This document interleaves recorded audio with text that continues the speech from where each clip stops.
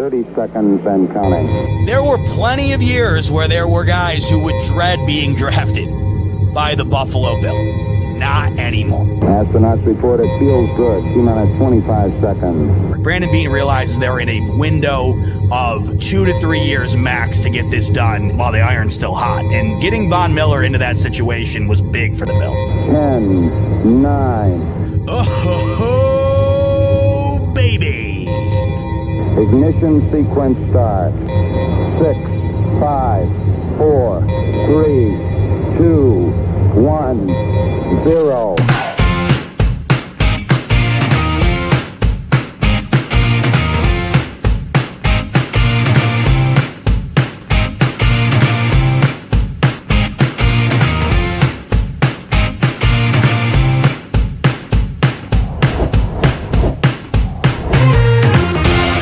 Great interview, guys.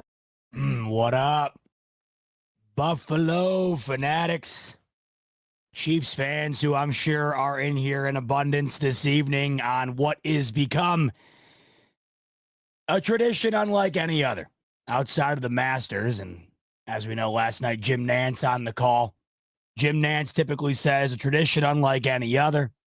This has become a tradition unlike any other. And that is what Chiefs fans have coined as the Crycast.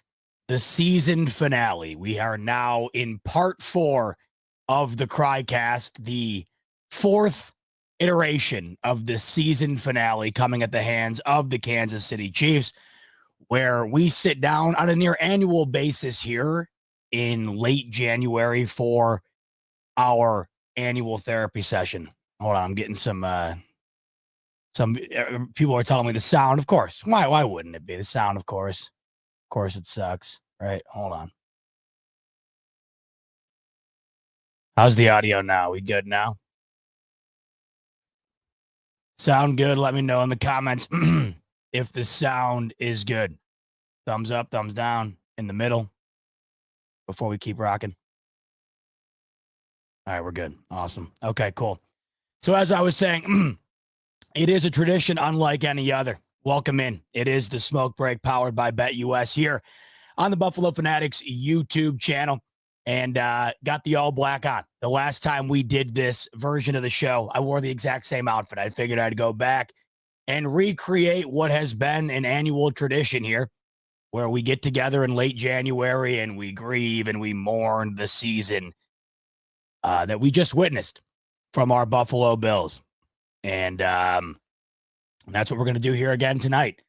Like I just said, this has become a tradition unlike any other. It has become routine at this point.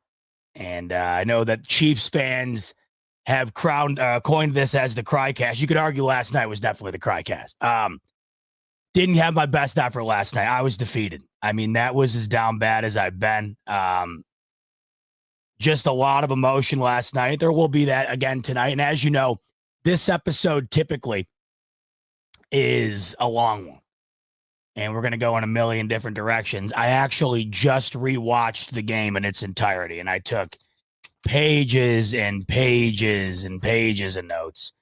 So we'll have a lot to talk about tonight. Get comfortable. We'll dive into all of it. We'll dive into, once again, yet another heartbreaking loss. Thanks again to everyone who tuned in last night. Man, we had nearly 6,000 of you in there during the entire show, which was great. And like I said, I mean, I can't give a big enough shout out to Rico. He carried, man. I was just dead inside. And I know we were getting into some disagreements in the chat. Unfortunately, this is what happens when the season comes to a close the way that it does. And I had yet to do a show after a Chiefs game, or a Chiefs loss rather, like that.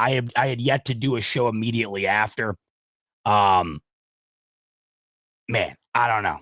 It was just tough. I'm glad you guys were with us, though. I'm glad you guys were with us last night. Good or bad or indifferent. This is the beauty of. I'm glad you're with me here tonight.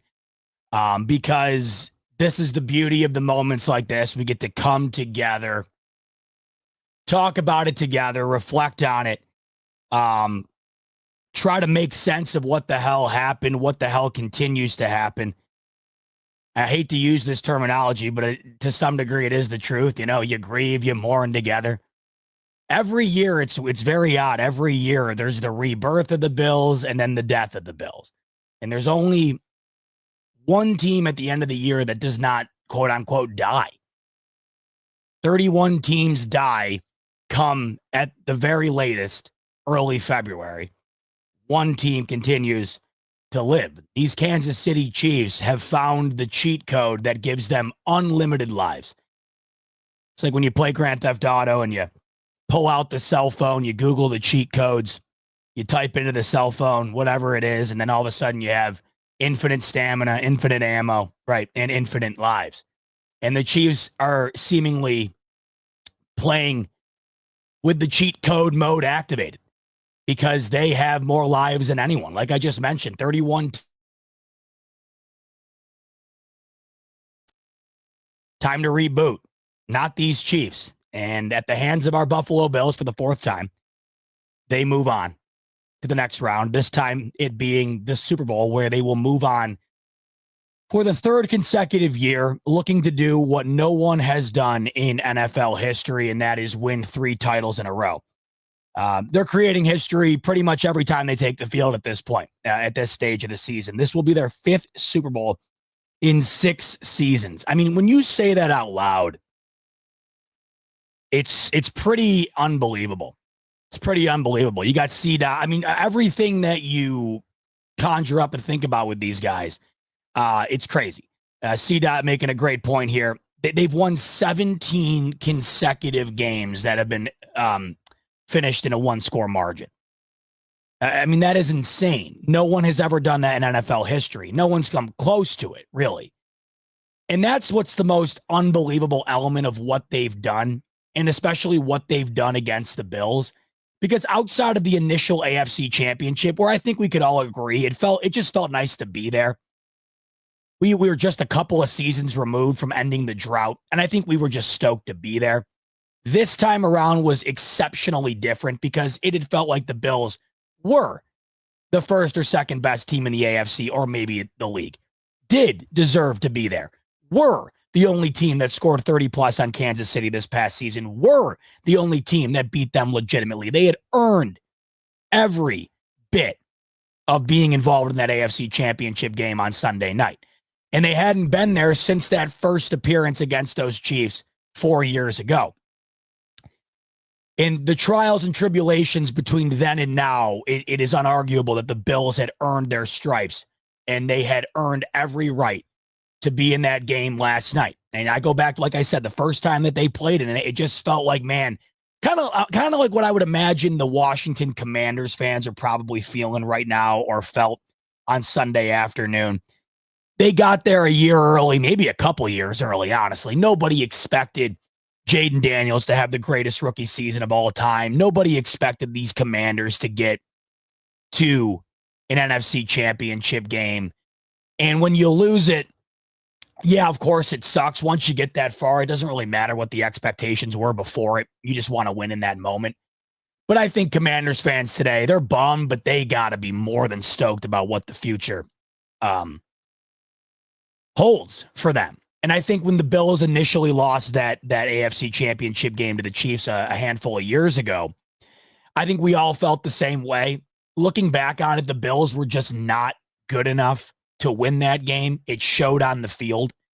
They just were not on the same level as Kansas City. And even if they were somehow able to have found a way to win that game, I mean, we saw what Tampa Bay did to a Kansas City team that destroyed the Bills in the AFC championship. So either way, the Bills were destined to get rolled at some point. They were a year or two out or away. But as we've seen over the last couple of years here, the Bills are on the exact same level as the Chiefs in most major categories. And frankly, up and down the line for the most part, this is the cream of the crop right here. And in terms of the amount of wins over the last half decade or so, it's Chiefs and it's Bills.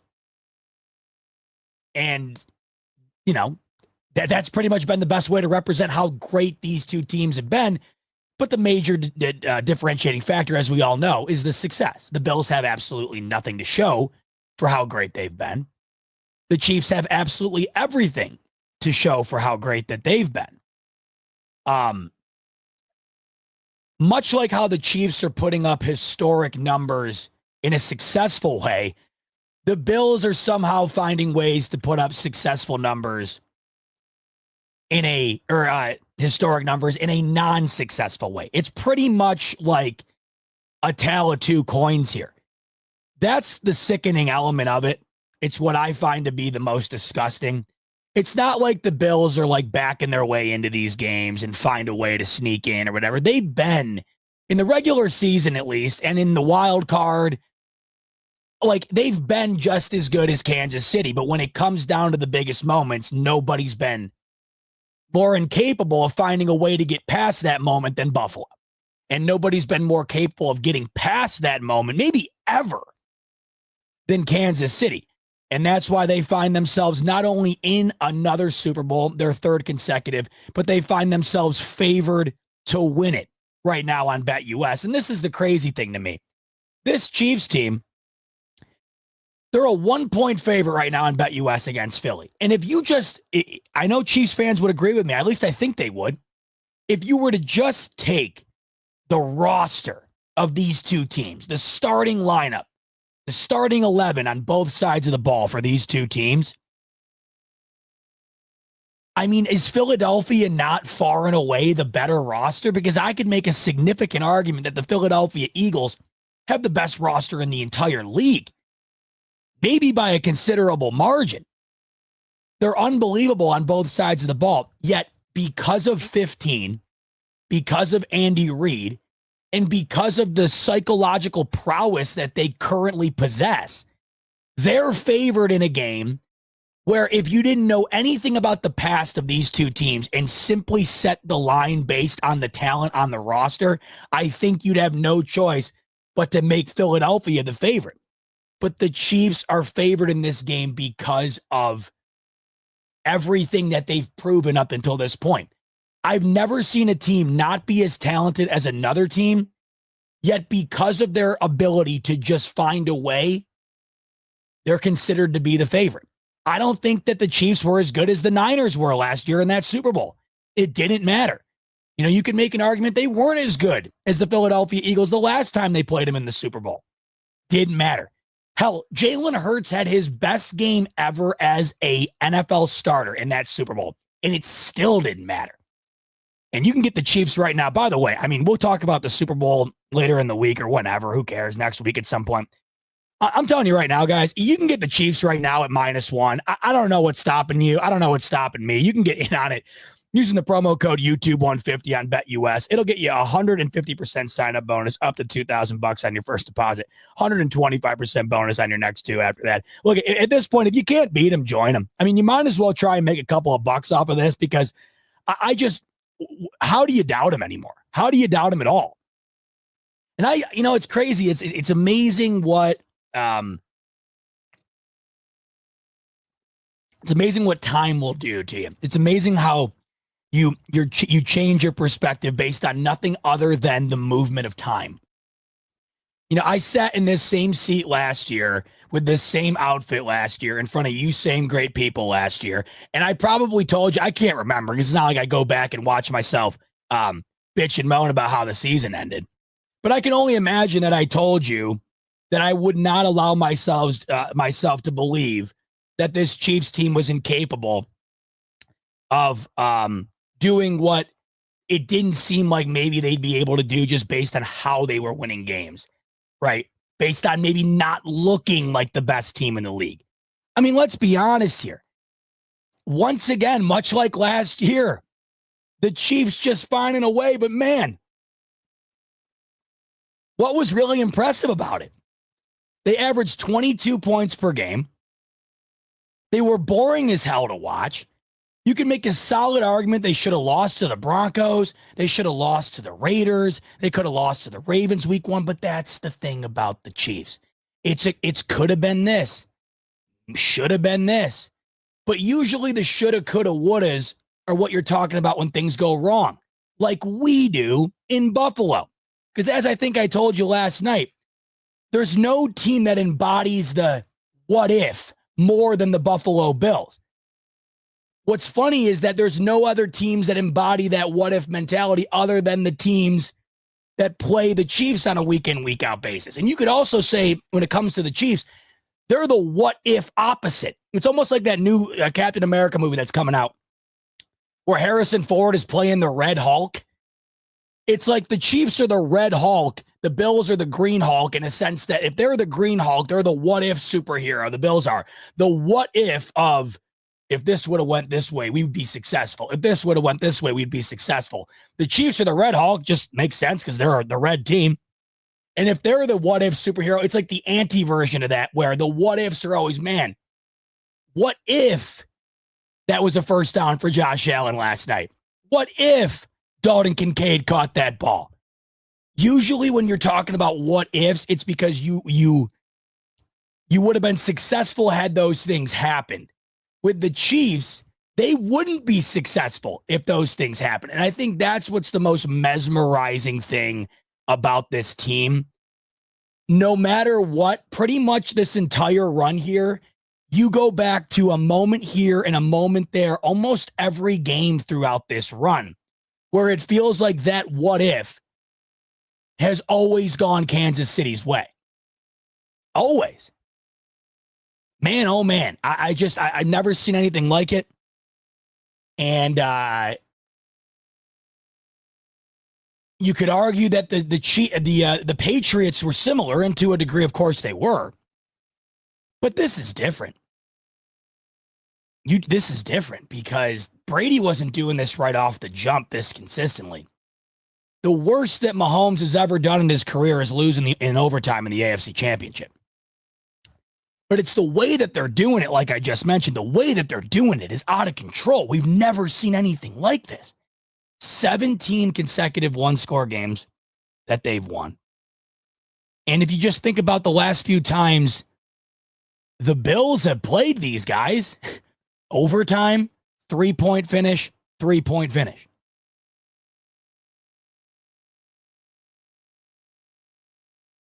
I mean, even think about the Super Bowls they've won. Overtime last year against the Niners, right down to the wire against the Eagles, losing in the fourth quarter the first time that they played the Niners.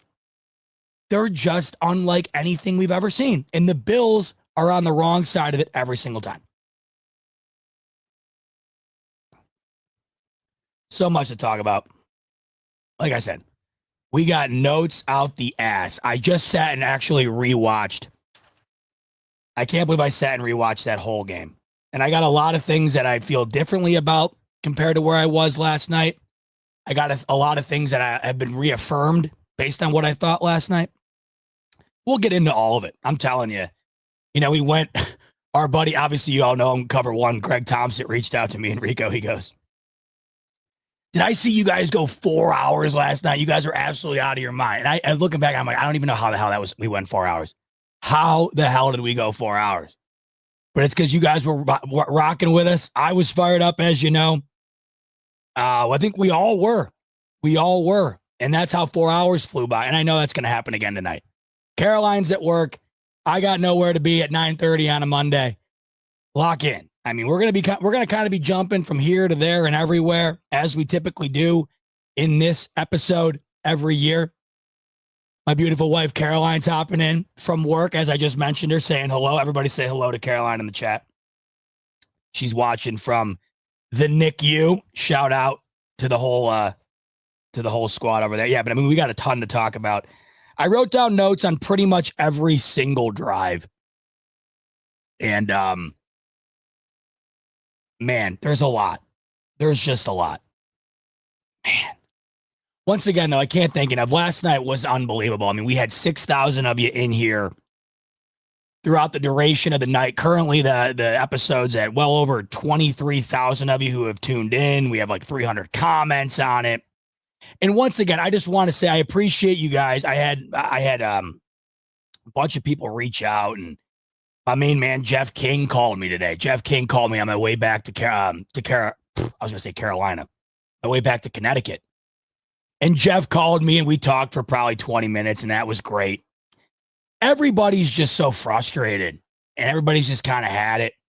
And when this has happened this many times, like that's what last night boils into. Like I had said at the top of the show there, I wasn't expecting to be an absolute embarrassment of myself in the beginning of the show, having tears come down my face.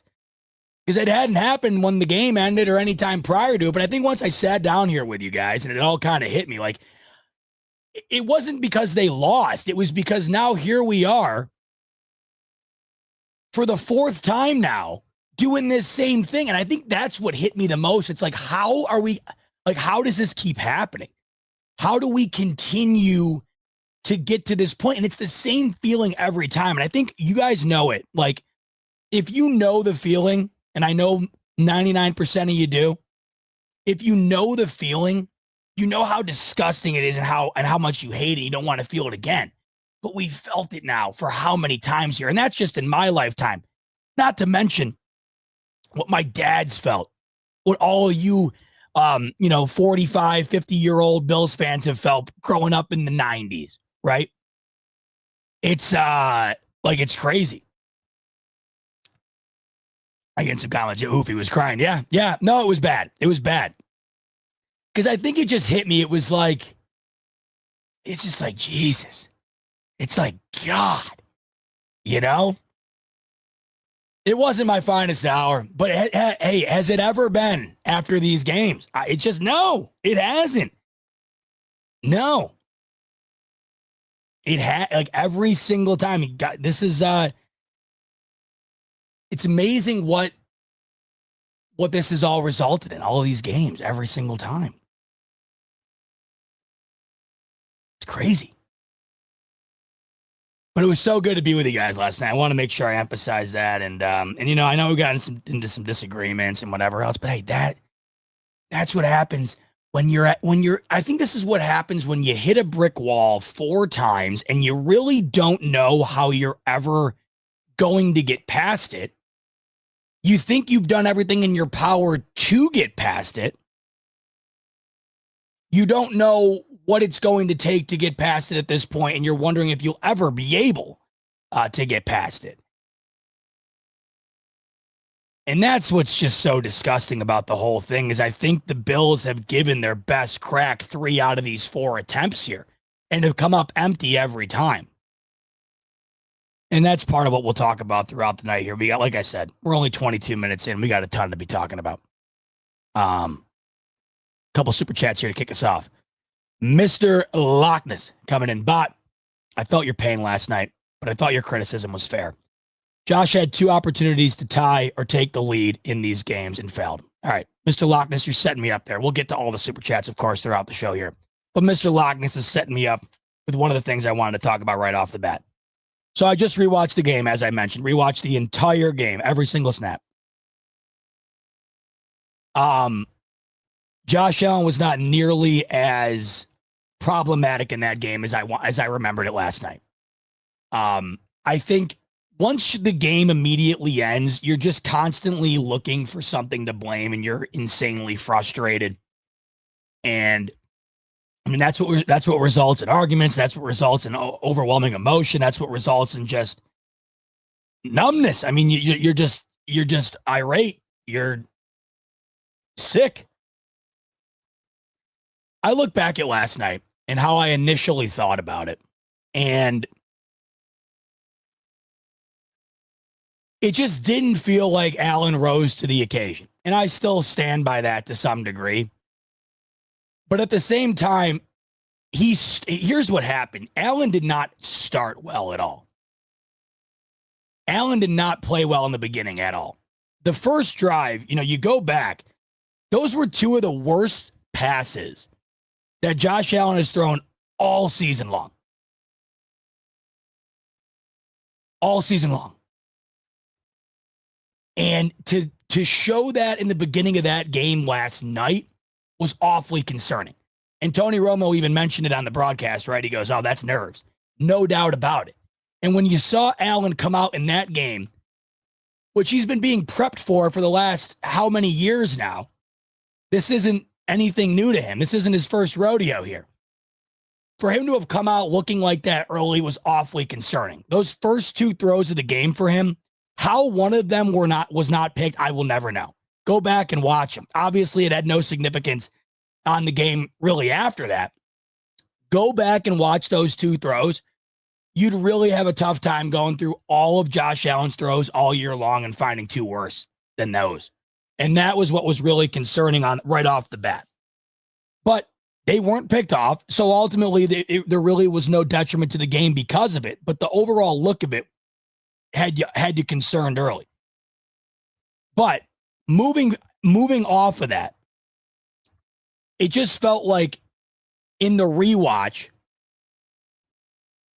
it was not nearly as well as I remember.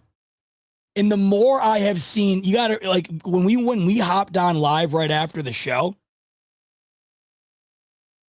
I had not seen all of the alternate angles of the of the Dalton Kincaid drop either.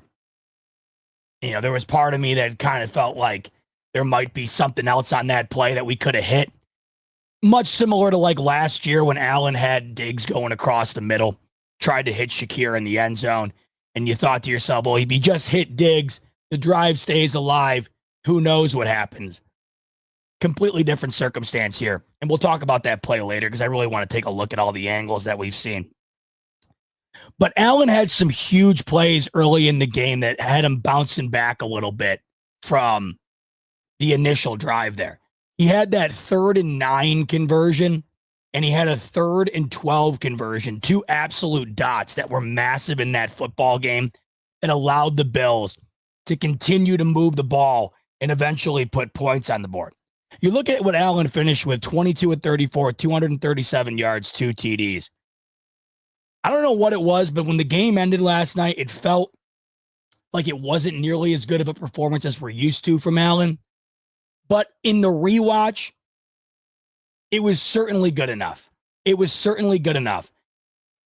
It was similar to some degree to Lamar Jackson of last week, where I thought Lamar was more than good enough in the second half to win that game for the Ravens. They just came up short. In the rewatch for me here, though, it really wasn't all that comparable. Allen was far better because he did not turn the ball over. And he started to get things going late first quarter, second quarter-ish. And he was pretty consistent from then on out. Whereas Lamar had a horrid first half and then really didn't get it going at all until the second half.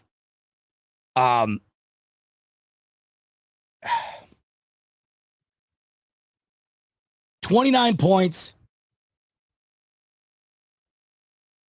I thought that going into that game, 27 points was the threshold to get to win the football game. They got to 29. And they made some plays in that game offensively that were massive, huge. That throw to Hollins before half was incredible. The catch was incredible. The toss was unbelievable. In watching it back, it just once again came down. I keep sitting and wanting to find different ways to explain away the loss other than it's just a moment here. It's just a moment there. But no, that's what it is. That is ultimately what it is. It's a moment here and a moment there. And this game was comprised of a couple of moments that really felt like if they just went one other way one time, 2 times maybe, there's a different outcome. But they all went the Chiefs' direction. I thought on the rewatch, I thought he was good enough to win the football game. Outside of that first drive and a couple of plays later on, like the one where he threw it up into double coverage to Coleman near the end zone, you could argue he thought that he knew the holding call was coming. That's why he threw it. So, okay, maybe you can explain away that one. other than the opening drive, he was pretty much dialed in. So in looking back on it, I still think there's a shared blame, like I had mentioned to you last night. I don't think it's an odd game in a sense that I think that you can really split the blame up all over the board. Whereas I think in a couple of these games in previous years here, you could really just put the entire blame on the defense, it felt like. On the rewatch, I will say the Lions' share of the blame goes to the defense yet again. If we're doing the pie chart analogy here, the bulk of the pie was the defense, unarguably. The only real... They only really had a couple of flashes. And you could argue in having Josh Allen, as I've said all year, it felt like you just need the D to give you a couple flashes because this offense is good enough to take advantage of those and win. But that just wasn't the case last night. The Chiefs' offense essentially could do whatever they wanted in the air against the Bills' D. They were doing it prior to Benford going out, and it got significantly worse when Benford went out. On the rewatch, a couple of things were very apparent. I think it was apparent on the initial watch, but when you went back and watched it again, it stood out even more. The inability to contain Patrick Mahomes was a massive problem the entire game. Mahomes was averaging 4 rushes a game throughout the season here, and he ran it for 11. And only a couple of them were designed runs. And on these runs, he was converting a first down, a first down, a first down.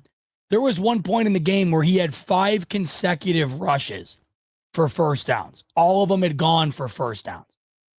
And he had 2 rushing TDs.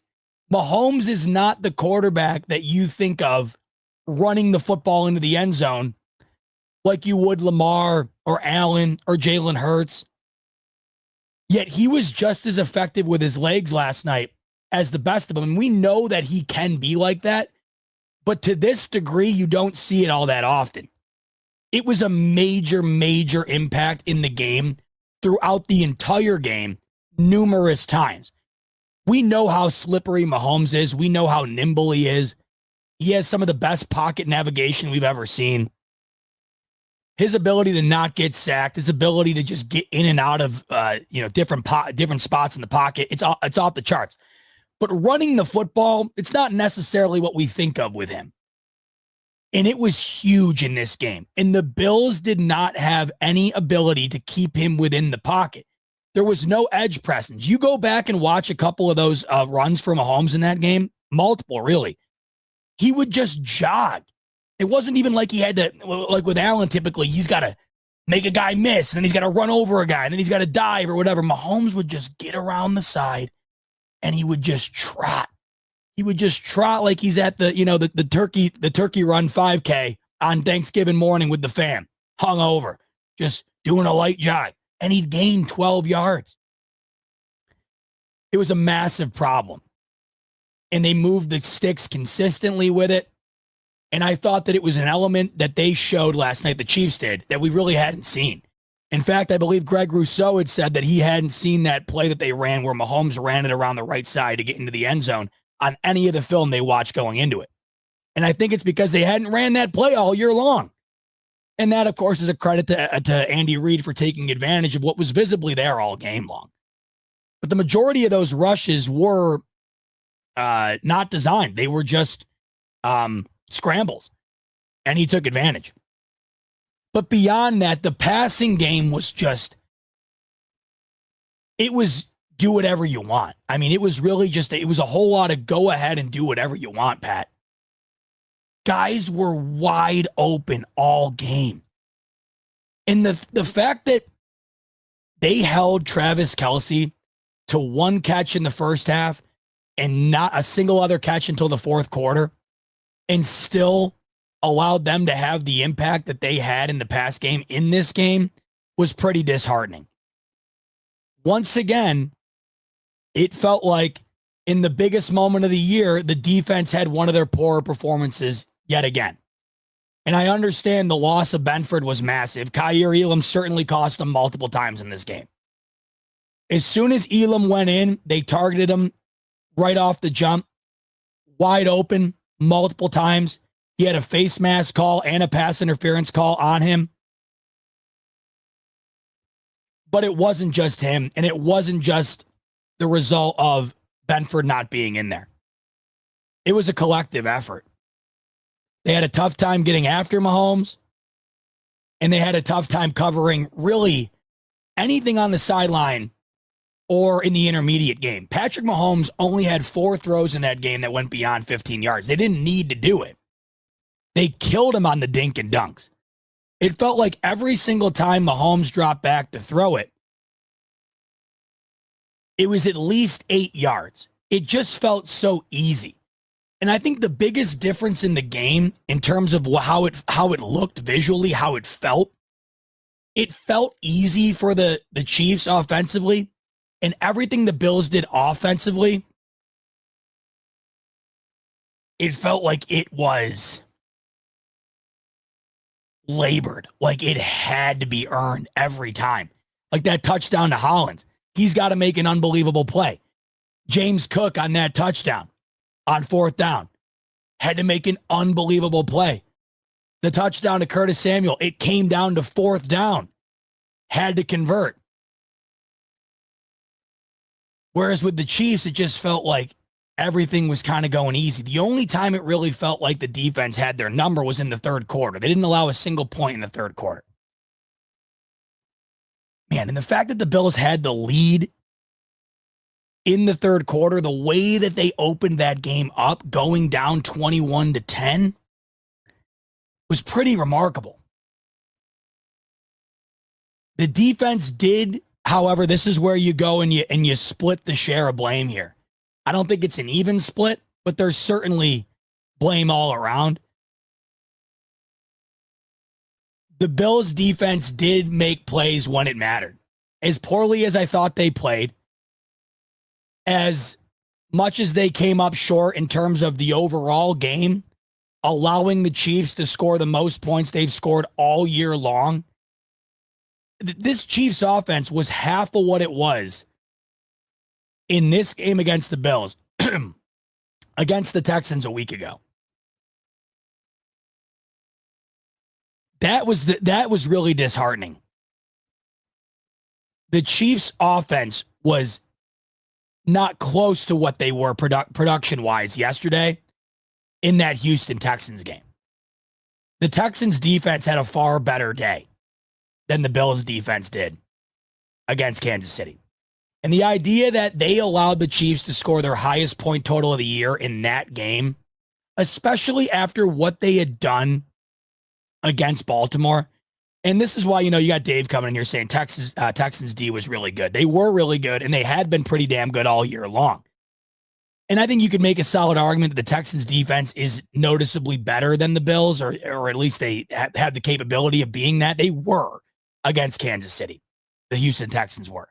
But the Bills defense was the difference maker against Baltimore. They were really the reason they won the football game. And that just wasn't as apparent in this game at all. It really wasn't. And even though they won the turnover battle, the Bills defense didn't force that turnover. That was an error on Mahomes and on the handoff. Flat out dropped it. What's insane is that the Bills are now the only team in the league this year to have lost in the playoffs when winning the turnover battle. Every other game this postseason, whoever won the turnover battle won the game. And in going back, had the Bills have not gotten that fumble recovery, this game probably wouldn't have come down to the wire like it did. The Chiefs' offense was like a hot knife through butter in that first half. And when they fumbled, they were moving the ball with ease. They went right down the field on their first drive, 90 yards, like it was nothing. They went 90 yards in 9 plays. That's 10 yards a play right off the bat. And they were doing the same thing that next drive. Had they not fumbled there, it really could have been blowout territory. And had the Bills not had that touchdown from Hollins right before half,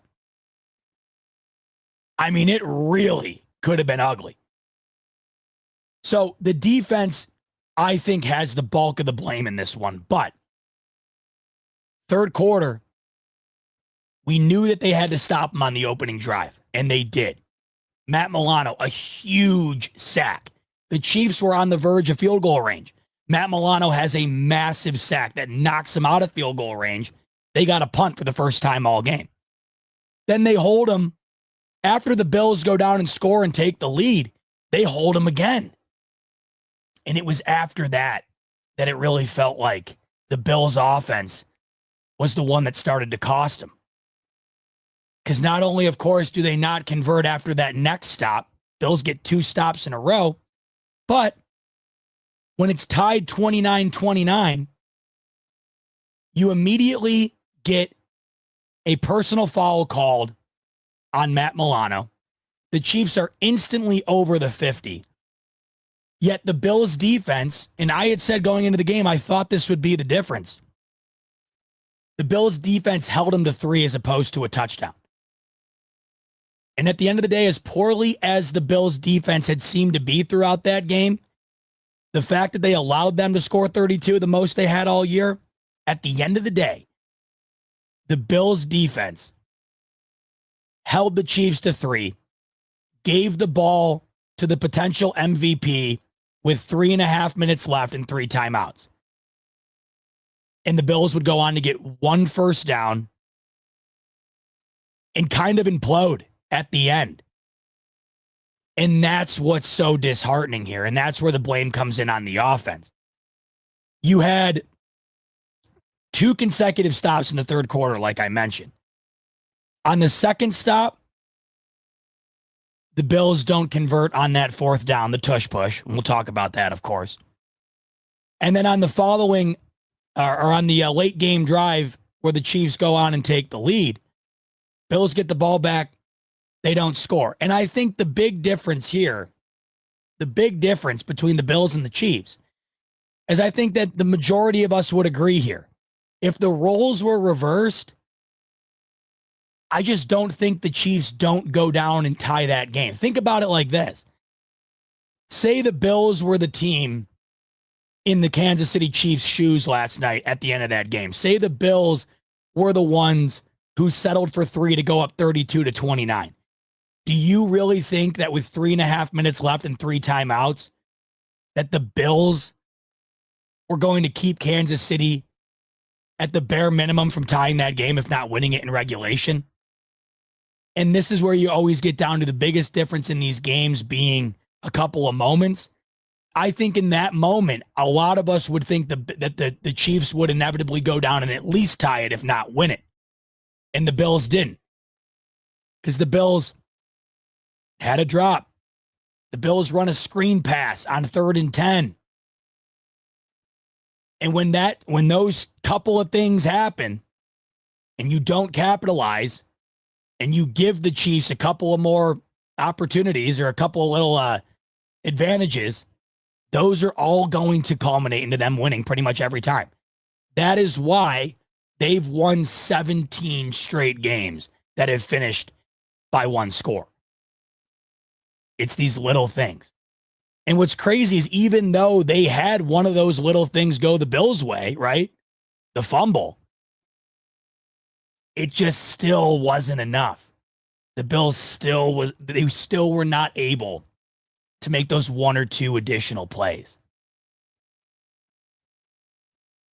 And that's where, to me, as bad as the defense played, the bulk share of the offensive blame, I feel like, comes from a couple of moments in the first half and really at the end of the game where they had a considerable chance to either go and put it away, going up by at least a touchdown, the drive, of course, where they don't get the 4th and an inch, or the final drive where they only get one first down, and that's on a Josh Allen scramble, and we know what happens from there. Let's get to some more super chats. Cass coming in. But I'm going to get this out of the way early, Cass says. Screw the chat and don't take the haters personally. There are some in here typing from their mom's basement and haven't touched grass in years. You do, you. Cass, appreciate it. And look, I got love for everybody. Like I said, last night, I think everybody is just so heated. Some people are on one side of the fence, some are on the other. And like I just got through talking about, I'll admit, last night, I think I was maybe a little too hard on Allen than I should have been. Because on the rewatch, it just felt like, man, he's never going, you can't expect him to be perfect. And I think that's what we've warped ourselves into. And I think that that's ultimately become the unfortunate reality of these Buffalo Bills. We have come to the conclusion that Josh Allen needs to be perfect in order to win these games. And that shouldn't be the case. And that's what I thought was the beauty about these Bills all year long, was that they didn't need to be that in order to win. How many times this year did the Bills win without Allen having to be Superman? So many times, including last week against the Baltimore Ravens. All Allen had to do was exactly what he did. The numbers weren't flashy. The plays weren't flashy. But he managed the game perfectly, didn't put the ball in harm's way, and capitalized on the moments that the Bills defense set up for him. It felt like going back and watching this game, that was pretty much what the Bills had done multiple times. There were just moments where they didn't come up. And there's part of me that's like, it shouldn't have to come down to Allen having to capitalize every single time he touches the ball. But there's another part of me that says, hey, look it, you had 2 drives late in the third quarter and in the fourth quarter to either put the game away or win it or tie it, and they didn't capitalize on either. And I think both things can be true here. You can feel for Allen in the sense that a lot of the time it feels like he has to be perfect, and that's not necessarily fair. But on the other side of things, you expect one of the best quarterbacks in the league to take advantage of the biggest moments that are allotted to him. And it wasn't just him, it was the offense collectively, but they didn't take advantage. They just didn't. And I thought that had to do with Joe Brady. I thought some of it had to do with Allen.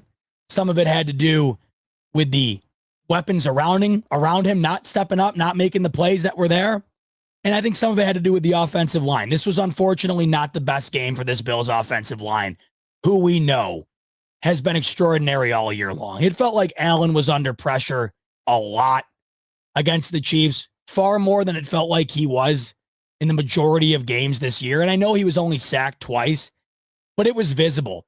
All game long, for the most part, it was visible. The Bills' offensive line was not having the days that we were used to have them having throughout the year.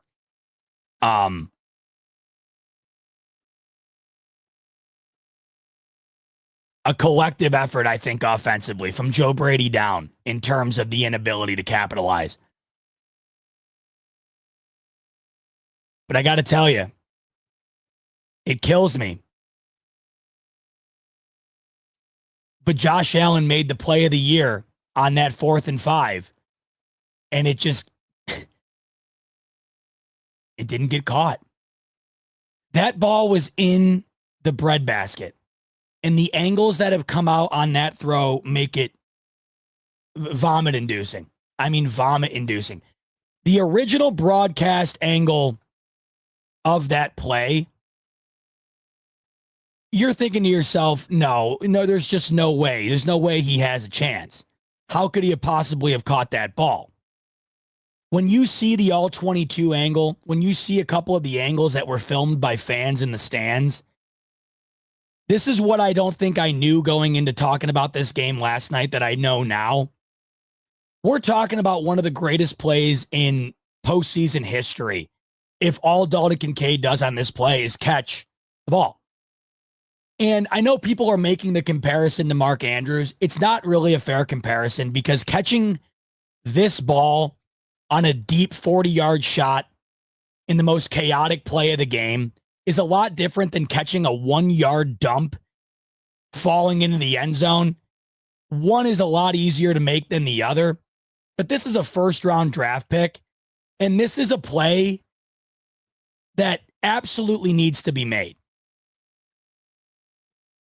You know, you go back to the Diggs drop last year. He has to make that play, but I think it was considerably more difficult. The Diggs catch, or the lack thereof, the attempt of catching that ball, than what this was for Kincaid. And I'm sure you've seen it by now, but let me just show you again. We'll watch it here together.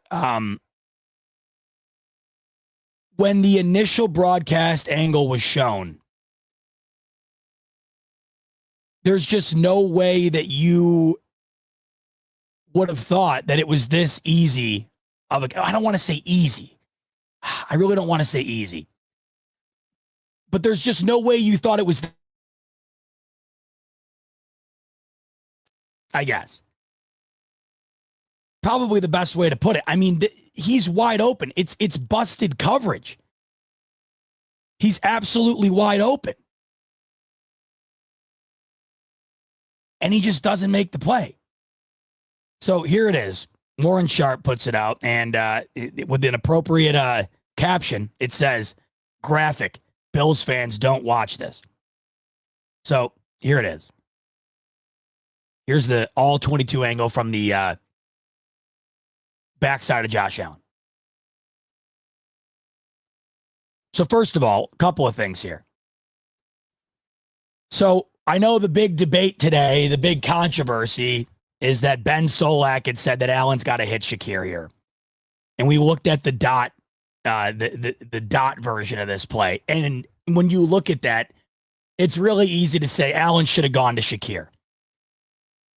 It's over. Unless Allen pitches it to Shakir right here, it's impossible. It is impossible to make that throw to Shakir. It's impossible. I mean, you can sit and say that Allen should have made that play all you want. This is not on Josh Allen. Here's Khalil Shakir in motion. And as we know, he swings out. They've feasted on this play before, where you bring Shakir in motion. Looks like he's going to the far side. He pivots, goes back in. But this was the chest to checkers type. It's the chest to checkers type strategy that often goes in the Chiefs' favor. You got to tip your cap to Steve Spagnuolo here. They show blitz in the middle of the field here. Don't send it. Then they send the corner blitz. And Allen already has this play pretty much set up to go to the right side. If he goes left here, he's probably going to get sacked. And there's coverage that you can't see in this clip currently, but there is coverage, obviously, over to the left side. If he were to give it to Shakir in the only opportune time that he had, there's not a shot in hell in any reality where Khalil Shakir converts a first down. Maybe he can get him the ball, sure, but Khalil Shakir is not taking this ball behind the line of scrimmage and getting the 7 yards post snap that he would need to convert the 5-yard first down. There's no way.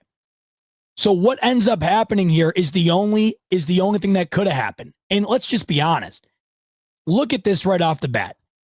So I'll just play it in real time. Here's the snap. 1, 2. We're barely at a 2-second count before this play is completely blown up.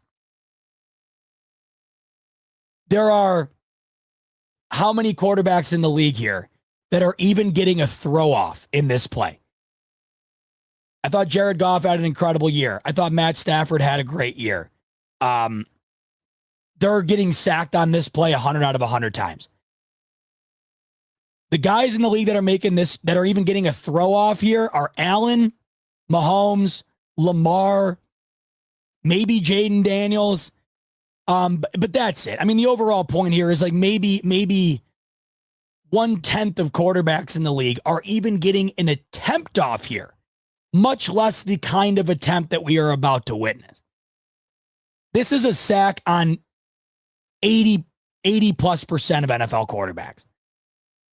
It's a beautifully designed blitz. I mean, there's just nobody here to even get a bump on the corner. And look at this move right here. Look at that move. The fact that he was even able to get this ball off, you got three guys in your face backpedaling. Now watch. Oh, my God. Look at this throw. I mean, when you factor in where this ball gets to and the chance that was there to be had on the other side of this throw with the blitz, oh, my God. Guys,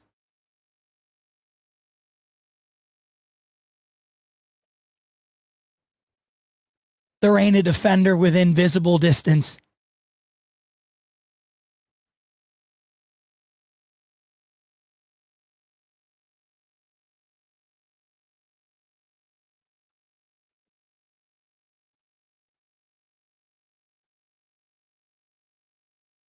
Look at, there's nobody there. There's nobody. Guys, you can't get more open at the professional level of this sport than this. It is impossible to get this open. And in this big of a moment, as awful as this play was, as awful as the start of this play was, if I were to show you this screenshot right here, say you just got out of a coma for the last year. You slipped into a coma the last time the Bills played the Chiefs in the divisional last year, and you didn't wake up until after this championship game ended. And I showed you this play, and I said, hey, would you take this play right here? Would you take this? Let me set the stage for you. This play right here comes down to the Bills either tying or winning the AFC championship and going to the Super Bowl. Would you sign up for this? 1,000 out of 1,000 times. As awful as this 3-second span of the play was, it still resulted in the best opportunity you could possibly have in this moment to make a play.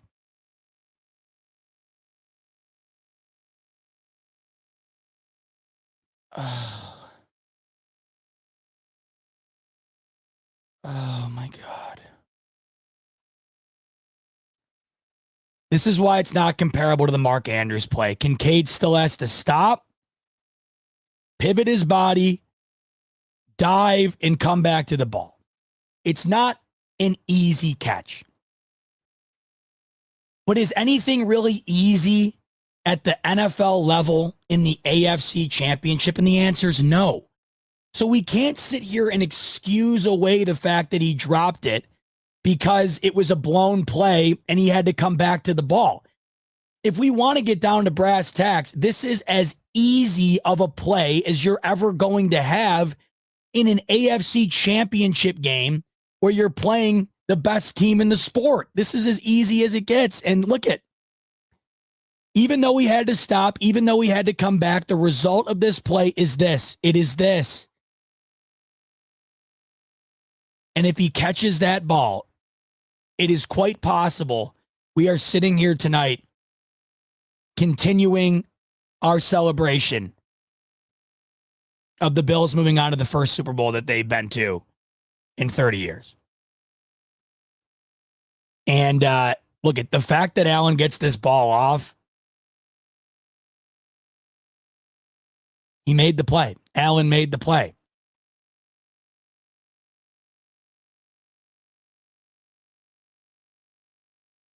I don't know how he didn't catch it.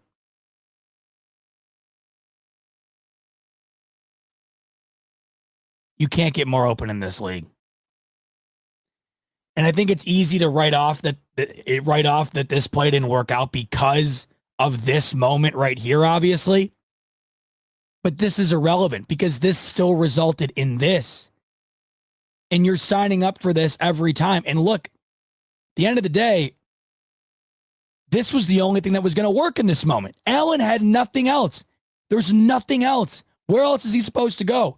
Either he shovels it off to Shakir and they get blown up behind the line and the game's over there, or he throws it out of bounds. I mean, this is all he had. And what he had was the best possible. I mean, he still was able to set his feet, get set up, and get in on that ball. I don't know how he didn't catch it.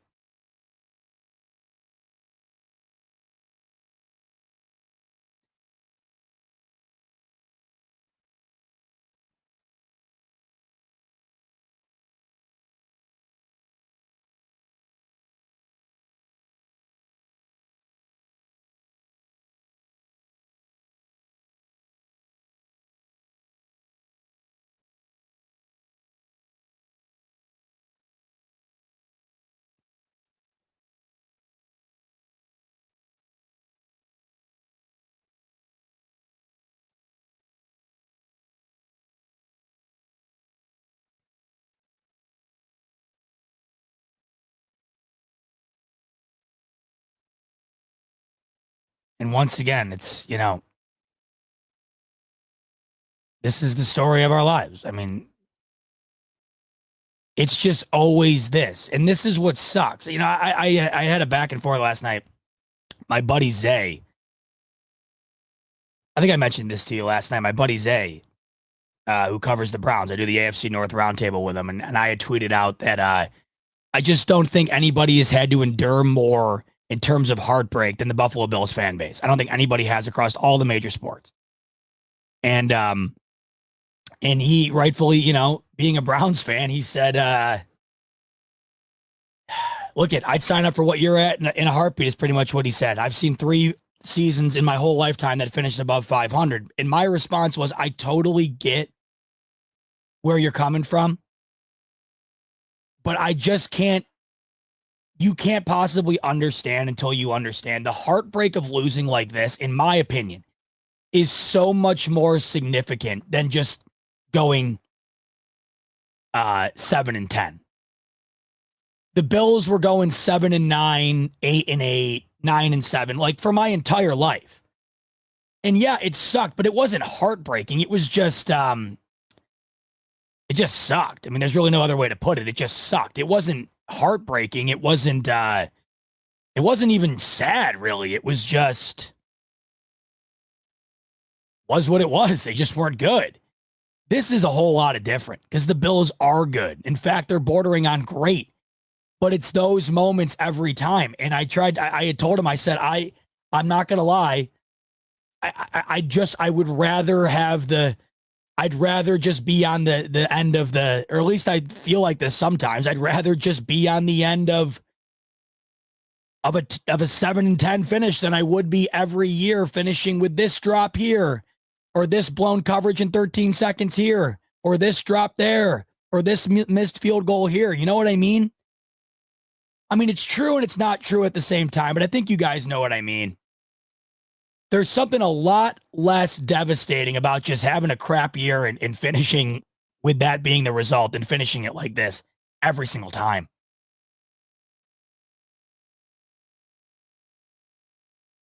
I mean, Jace, you're nailing it on the head here. Zbot not making the postseason isn't pain. That's just an expectation of sadness. Losing in the postseason with a 1-score game is unrivaled pain. Correct. And when you factor that in with all of the times it's happened, and then when you also add to the fact that it's happened against this same team 3 of the 4 times that they've lost to them in the postseason, and then you just see these obscure stats like this. Like, according to Opta Stats on Twitter, they tweeted this out earlier. The Bills are the first team in NFL history to win a playoff game in 5 straight seasons, but not reach the Super Bowl in any of them.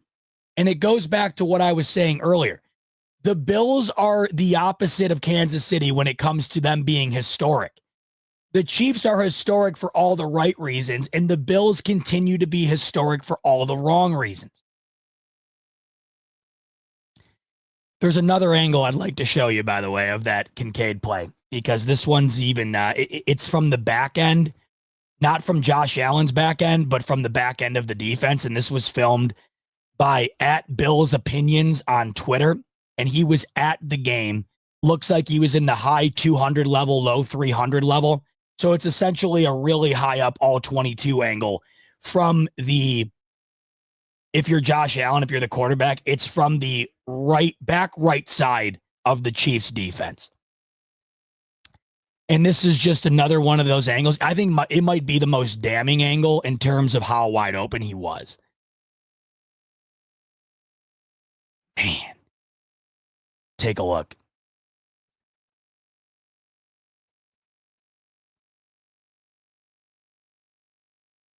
Oh my God. That's Kincaid right there. I mean, so the nearest defender here is quite literally 15 yards away. The nearest defender here is on the ground. And the nearest defender here is easily 7-ish yards away. He's as open as you could possibly imagine.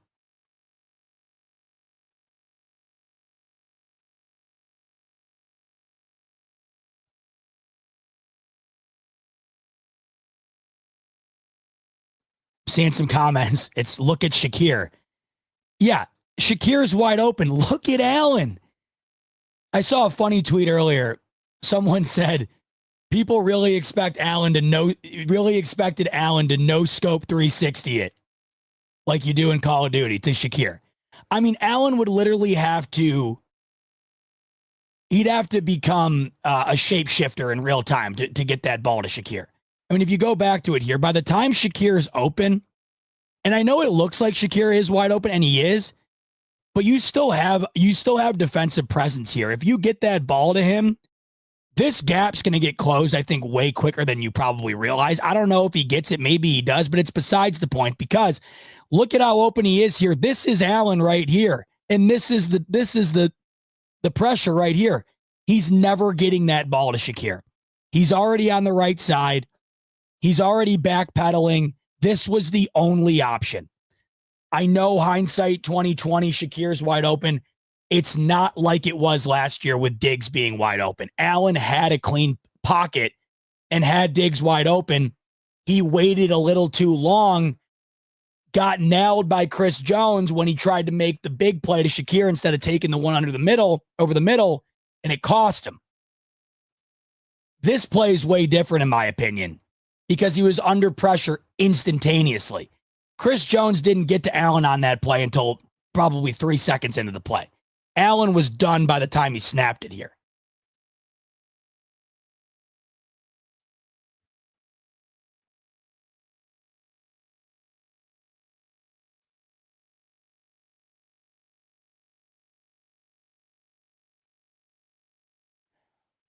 All right.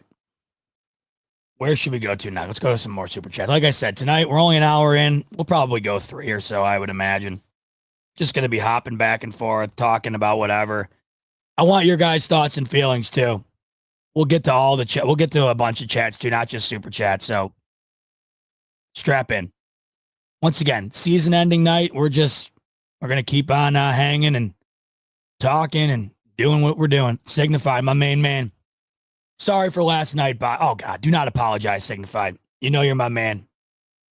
This is like I said last night. Like it's like fighting with with a sibling or whatever at times. It's like you still, like, even though you get into an argument or whatever, you're heated. Any argument had last night, back and forth, whatever, it's because all of us want the same thing. And some might have thought it could have went this way, or some might have thought it could have went this way because of this way or that way. At the end of the day, we all want the same thing. We're all beyond frustrated. And so don't apologize, Signify. I appreciate you though, brother. He goes, didn't mean to get so heated. I just felt rage after last night, man. You and me both. How you felt last night is now how I felt all day today. Yeah. So I had a 6-hour drive back to Connecticut, and I pretty much just sat. And I just sat there. I just sat there and thought about a lot of it, like everything.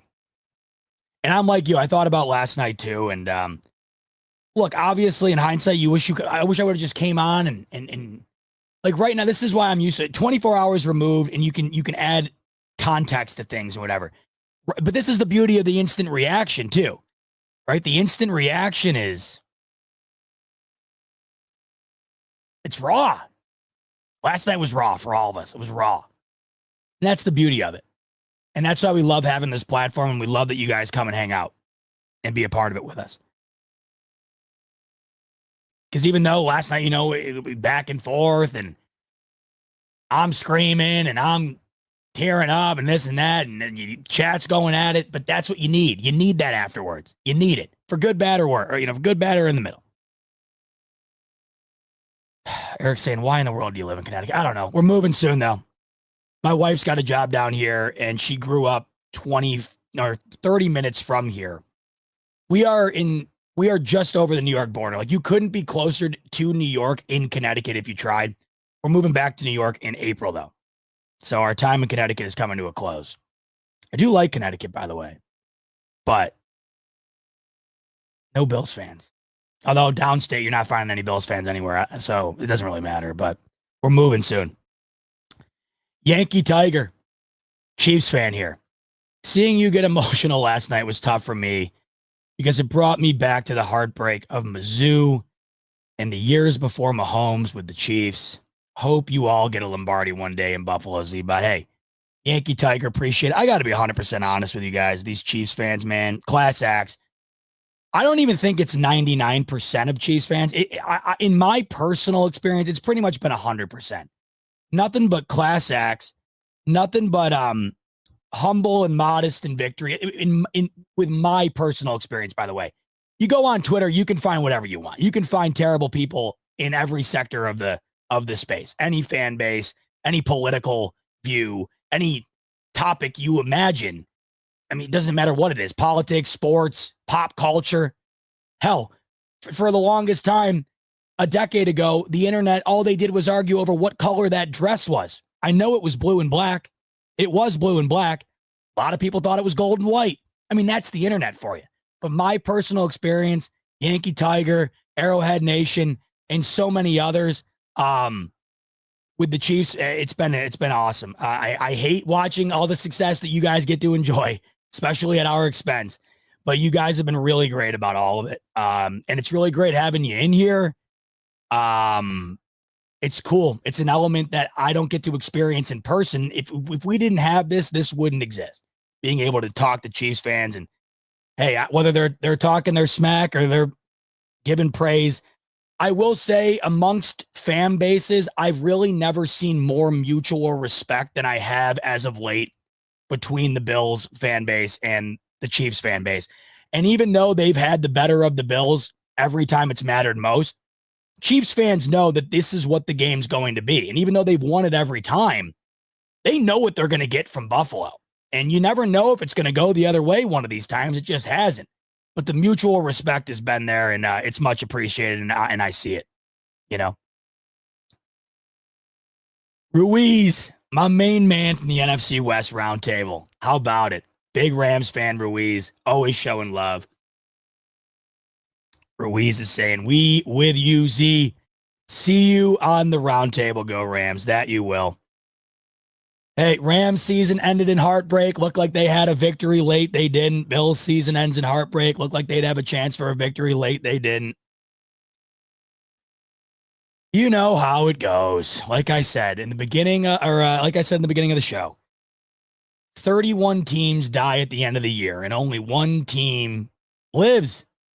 And the Chiefs have somehow found that cheat code, endless lives. And, your Rams, they died. Our Bills died. I mean, it's just.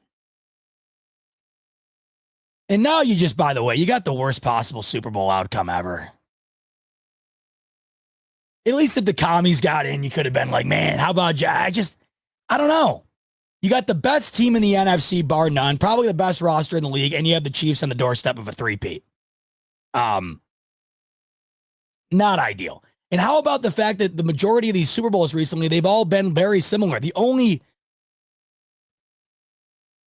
Super Bowl that we really had like a complete divergence of the norm was that random Bengals and Rams Super Bowl. You know? Speaking of the Super Bowl, by the way, I showed you earlier, show you again. Hey, get in on it while you can. I'm telling you right now, the Chiefs, 1-point favorite on BetUS in the Super Bowl, over under a 49.5. Look at how close this game's projected to be. Right now on BetUS, both teams are projected a 24.5-point total.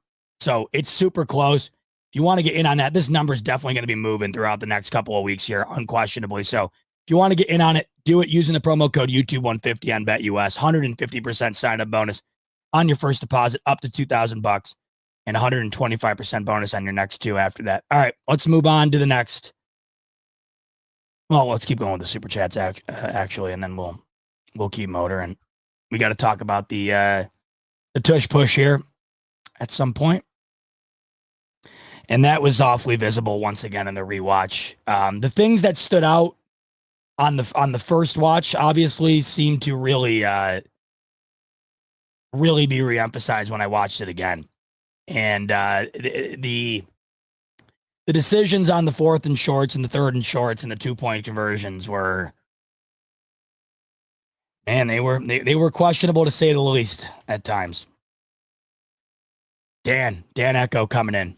Kincaid drop. Allen told line to slide wrong way, hence the pressure. Outcoached. Spags is a genius. Notice KC all wearing white gloves. Harder to call holding on our white jerseys. Belichick level IQ. Yeah, I mean, tip the cap to Spagnuolo. Guys is worthy a Hall of Fame induction at the coordinator position as anybody ever has. And I don't think anybody's ever gotten in as a coordinator. I don't know how you tell the story of the Kansas City Chiefs dynasty without having to mention Steve Spagnuolo. And I think that's Hall of Fame material. I don't know if you can't tell the story of one of the sport's major dynasties without somebody, then that's the most surefire way to argue that person should be a Hall of Famer. And I think Steve Spagnuolo is. And what did he do? He didn't show that blitz all game until the biggest play of the game, and it worked to perfection. It worked to perfection. And he's done this all throughout his career. He did it last year in the Super Bowl against the Kansas City Chiefs, or against the San Francisco 49ers. The blitz packages that they sent at Brock Purdy were off the charts. And it was the biggest differentiating factor, I thought, in that football game. The defense in big moments getting after Purdy. Stockton coming in. Stafford was our only hope to stop Kermit. Damn, yeah. I mean, I don't know. We'll see. Saquon's been playing some of the best football at the running back position we've seen since Adrian Peterson. Really some of the best running back I've seen my whole life. We'll see what happens. We'll see what happens. Right now, I could really care. I don't know. I just don't care, but I think Philly's got a shot. All these teams have had shots. I mean, there's no way the game's not going to be close. We know it's going to be close. Every one of these Chiefs games is close. It's just in all likelihood they're going to pull it out. But we know Philly's got a shot. Jacob coming in. Josh Allen played good, but he did not bring a killer instinct to this game. He was nervous and jittery the first half. He played good, but not hard enough. And this is kind of where I was last night, and I'm still there to some degree. It was not the Superman Josh Allen we were hoping we were going to get. He did still make some unbelievable plays. The touchdown to Hollins was massive. Incredible play. A couple of third down conversions he had were off the charts. But this is what is tough to quantify. Like I said, when I rewatched the game, the play from Allen was considerably better than I thought it was once the game ended. The first half was certainly way rougher than the second in terms of the majority of it. But outside of the first drive, he really was pretty damn good for the majority of the football game. It's what you're saying that I do resonate with, and I'm having a tough time quantifying it and like explaining it. But it didn't seem like there was that. And I think we're constantly chasing the dragon here. I think that might be what the issue is. When Allen plays a game like he did in the 13-second game, or when he plays a game like he did against the Rams earlier in the year, or the Lions or whatever, and he doesn't do that again, then it just automatically feels like it wasn't great. And this is unfortunately the cost of being great. Exceptionally great. When you're not exceptionally great every time, even though you're still really damn good, it just feels like you came up short. Allen was good enough to win that game. He had an opportunity to win that game. And at the end of the day, it was him versus an incredible blitz by Steve Spagnuolo and that Chiefs D. He made the play, and Kincaid did not finish it. Allen certainly left some plays out on the field, but he certainly made some plays too. And I think that if there's a way to define the game, he was good enough to win it. I thought he was good enough to win it last year. He was good enough to win it in the 13-second. He was good enough to win it in this game. At the end of the day, the Bills didn't have the one or two extra moments in them. And I think what you're saying is I'm sitting here and I'm trying to think of a way to put that into a definition of the idea that he didn't bring that killer instinct. It was just the vibe, and either you felt it or you didn't. And maybe it was me putting too much emphasis on how it looked early, how nervous it looked. But I just felt like it was a lot like that from top to bottom. It felt like at moments Joe Brady didn't have his best stuff in critical spots. The offensive line didn't have their best stuff in critical spots. Allen might not have had his best stuff in critical spots. And they also did not have that reliable guy. And here's where I've been struggling with this whole idea, by the way. They haven't had the reliable guy all year in terms of the target. Other than Khalil Shakir, they did not have the guy that was the difference maker. And I have a tough time sitting here after this game. I saw some people wanting to put the blame on Brandon Beane for this. I have a tough time doing that when this Bills offense was historically good this year. This was one of the best Bills offenses in franchise history. So to all of a sudden completely erase what they achieved without that killer guy because they didn't have the guy in this particular game that felt like could be a difference maker, much like Xavier Worthy felt like he was in this game. I get it. They certainly could have used it. But I'll also make the argument to counter that Mac Hollins was that guy in this game. Mac Hollins had two of the biggest plays of the year for the Bills in this game. Probably the two biggest plays he's had his entire career. And even though we don't look at Mac Hollins like we would Xavier Worthy, who's supposed to be the future of the Bill or the Chiefs wide receiver room, Xavier Worthy had 6 catches, 85 yards, and a touchdown. Mac Hollins had 3 catches, 73 yards, and a touchdown. He was nearly as impactful. And you don't consider him to be nearly that type of guy. But what I think is the real separator here is how great James Cook was. The Chiefs did not have it on offense running the football in this game. You go back and watch, and the Bills did a pretty good job of taking away the run game other than Mahomes. That's what killed him. But those weren't designed runs. Those were all, for the most part, scrambles. The Bills did a pretty good job of taking away the off-tackle runs for the Chiefs. James Cook was incredible in this game. Incredible. He averaged 6.5 yards a carry, 85 yards, and the 2 touchdowns weren't just handed off to Cook and go in the end zone. Those were 2 spectacular touchdowns. The first one he had, it looked like he was dead to rights behind the line of scrimmage. He somehow made it all the way to the sideline and all the way up into the end zone. It was incredible. And then, of course, the 4th down touchdown, the IQ, the awareness to extend the ball out and do it before his knee hit, it was crazy. He had 2 massive plays, ran the ball as good as he has all year, and he's been running the ball exceptionally well the last 2 years. James Cook, is there not a fair argument right now? Maybe the most underrated back in the league? Certainly on a short list of them. And they only gave him the ball 13 times. They did not run the ball with him at all in the first half. And you notice the Bills offense in the second half, when they really started to flex their muscle a bit and feel like they were going to have a chance to win the game, it was when they were running the football. And that drive in the third quarter they had where they just pounded the rock, that was the best drive of the entire day. And that, of course, was capped off with that touchdown I just mentioned where he extends the ball and gets in. But it wasn't just him on the ground. It was in the pass game, too. He was their second leading receiver. James Cook had more yards through the air in this game than Khalil Shakir did. He finished only behind Mac Hollins in yards. I think one of the bigger disheartening things here that a lot of people probably notice and what will be talked about was obviously the massive gap in terms of utilization and production of the 2 wide receivers drafted by these 2 teams. And I go back to what I said draft night, what I said after draft night, and what I've said up until now, and I got a lot of flack for it, even though I had a lot of people agreeing with me. I had a lot of people disagreeing. I'm still of the belief that Xavier Worthy wasn't passed on by Buffalo because they didn't think he was talented or good enough. And even though that's the narrative that's kind of being thrown around and they're using that for motivation, they missed out on me, that's their loss. Okay, that's fine.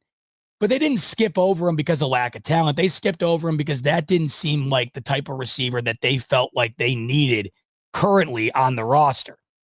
Khalil Shakir, I think, does a lot of what they would have done with Xavier Worthy. And it just felt like after they lost the deep threat in Diggs and Davis, they had to replace that with somebody. And Coleman was supposed to be that. And it really hasn't been there. And in the biggest game of the season, you have the two wide receivers that were drafted right around the same time of the draft. And of course, the icing on the inedible cake is what I tweeted. One of the biggest differences in the game here was the production of Xavier Worthy. He hadn't been that great all year. And they took away Travis Kelce last week against the Texans. Patrick Mahomes had 170 yards, and 117 of them came from Travis Kelce. And in this game, Travis Kelce had 2 catches for 19 yards, 1 in each half. He was pretty much non-existent, non-factor. Xavier Worthy was the X factor. And they had guys doing stuff in this game that really hadn't done a whole lot all year. Juju Smith-Schuster had 2 massive plays. Hollywood Brown, right off the bat, he caught their first 2 balls. Xavier Worthy, though, he was the difference maker in this game. He seemed to be the go-to target for Mahomes. He had the touchdown early. I think one of the more disheartening parts of this game is you look at the gap in utilization and production of the 2 wide receivers drafted by these 2 teams this past draft. They're not even really trying to get the ball to Keon Coleman. And you could tell last night, major emphasis by Andy Reid and these Chiefs to get the ball in the hands of Xavier Worthy. And they capitalized on it. They were getting him open all night. And that's why he led the team in catches. He led the team in yards. And he was the only receiver to catch a touchdown. And if we're being fair, Xavier Worthy last night, the guy that the Chiefs picked with the Bills pick, what do you know, was the most impactful wide receiver weapon in the football game. It's the truth. And this is what I said at the time. And even though I had people pushing back on me, no, you have to make the trade. Why not get as much as you can out of the pick if you aren't going to use it yourself? You know, who cares if it's the Chiefs? Somebody, you know, they would have got him regardless or whatever. And I had always said, I don't care what you're getting in return unless it's an offer that can't be refused. I'm talking an offer that would make 0 sense for the Chiefs to make. You don't make a move with your most bitter rival in the middle of you two being in an arms race for this conference. The Bills and the Chiefs have been arguably the 2 best teams in this conference for some time now. And I was immediately under the impression that making that move was the wrong one. Not because of the player, but because of the move in general. You just don't allow Kansas City to do anything on your dime because it's always going to come back to you. And I got to go back and find the clip because I know I said it.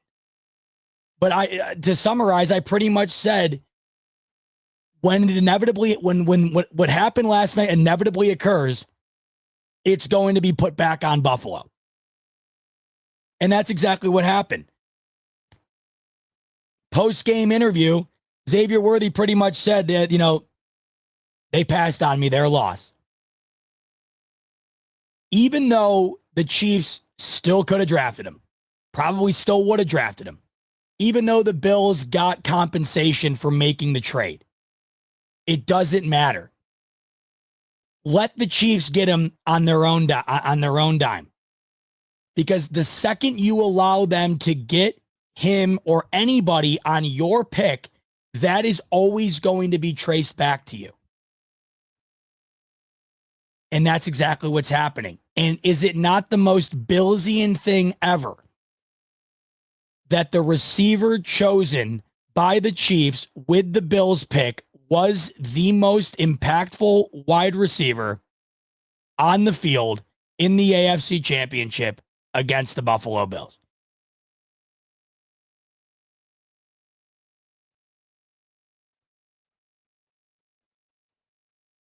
And last night, Xavier Worthy 6 for 85 and a touchdown, and Keon Coleman 1 catch, 12 yards. And once again, it's not even a diss on Coleman or whatever. They've been scoring points in bunches without getting Coleman involved. But here's the reality.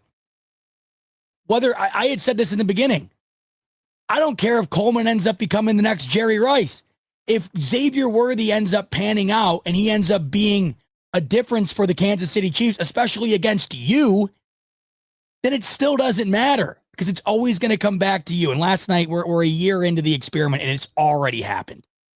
And like Sarah's saying, never help your enemy. You know, I had said at the time, I wouldn't give the Chiefs a water bottle if they were crawling through the desert. That's kind of the analogy I used. And it just felt like you were making a deal with the devil, helping them out in any capacity. Even though you benefited from it, right? You get picks out of it. You can't do it. And last night you saw the reason why. Stockton coming back in. Kincaid makes that catch. It's a wrap. Bottom line. Yeah, so the Bills get the ball back with 3:33. And if he had made that catch, they're obviously already in field goal territory. The Chiefs they didn't have all 3 timeouts. The Bills at minimum could have killed the clock. You're set up beautifully. At the very least, you get to tie the game, but you're in an exceptional position to win the game in regulation, which they haven't really been able to do.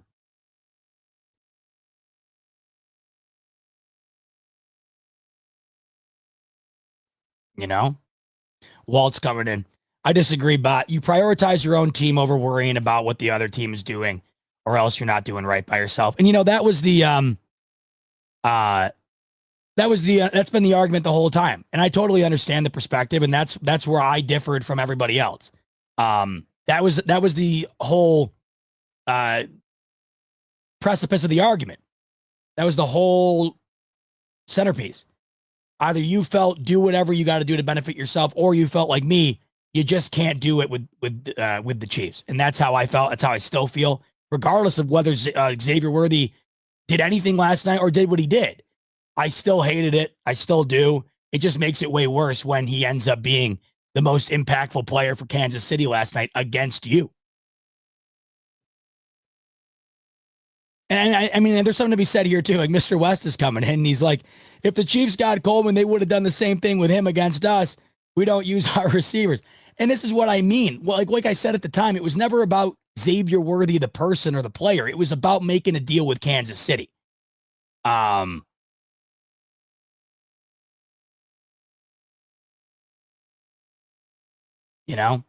Didn't matter who it was, because you're probably right. Coleman probably is the dagger for us last night if they took him. I just don't think it would have mattered who they took.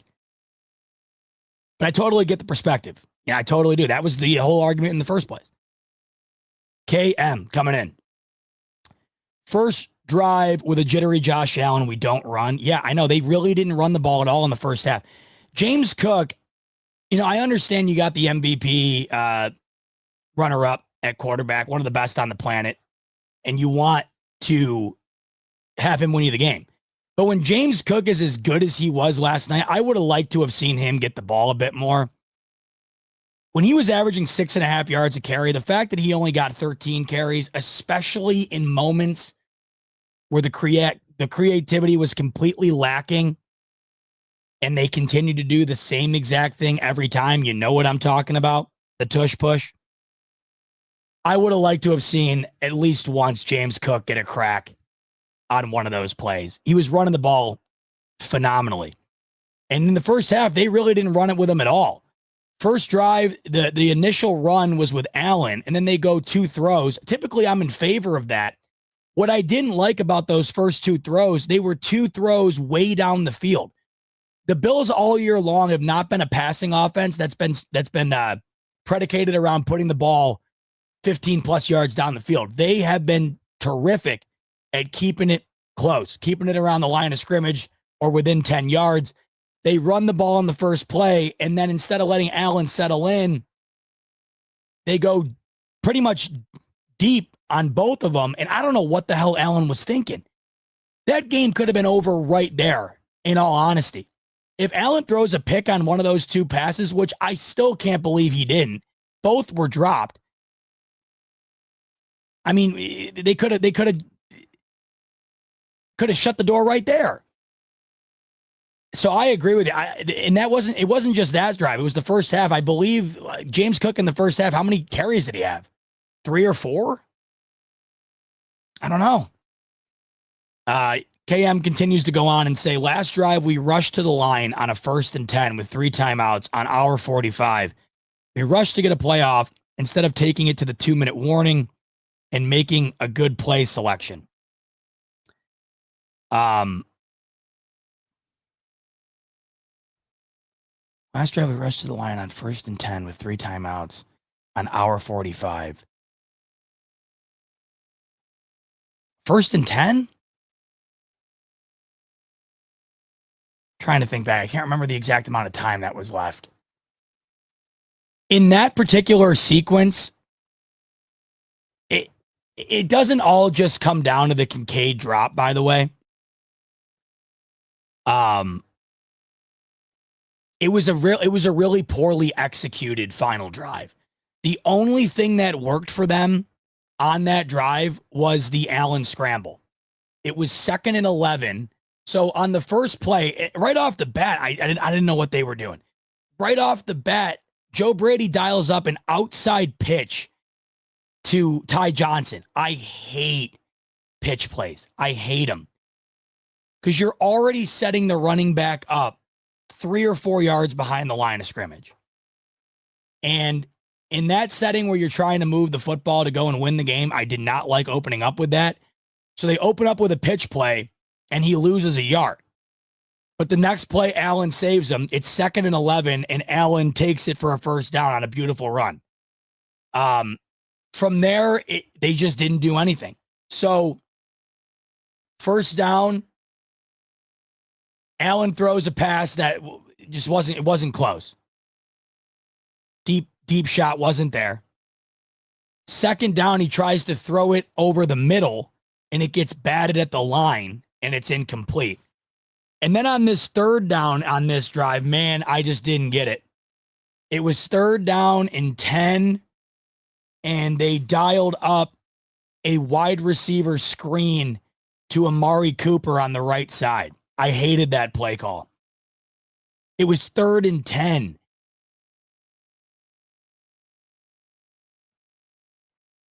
Chop it. I'm not talking about the first 2 plays of the game. I'm talking about the first 2 plays of the. I'm talking about 2 of the plays on the final drive.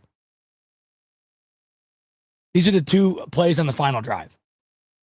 It was 1st and 10. Allen goes deep, incomplete, tries to go over the middle, tipped. And then this 3rd down play call, I just did not understand it at all. And James Cook didn't touch the ball once, by the way, on that final drive. You know, there was some moments in the game where they had some beautiful plays schemed up for Cook. I remember that one play they had where Allen rolls right, and he's got Cook wide open on that dump route, and Cook ran it for what? Probably 25 yards or whatever. Man, I did not understand going with a screen, especially to Amari Cooper. Out of all the guys you'd run a screen to, I don't think it would be Amari Cooper that I'd dial it up to. But I just wouldn't dial up a screen in general in that situation. And it made it, I mean, they got 5 yards, 4th and 5, and then that's what it all came down to. And it was there, though. I mean, at the end of the day, as poor as I thought the play calling was, there was a lack of execution. And on the biggest play, it was there and it was dropped. Bartek saying, Zbot, I think Cook got banged up on the touchdown because it makes no sense why he barely got the ball after. I don't know. I mean, we didn't hear anything, did we? I just think they wanted it to go through Allen at the end. But what was interesting to me is the most success they had on offense all day was running the football. I mean, in the second half, when they opened up with that drive, after getting the initial stop, they pounded the rock. And James Cook was on fire. And they had 3.5 minutes and 3 timeouts. They did not have to throw the ball every single snap. But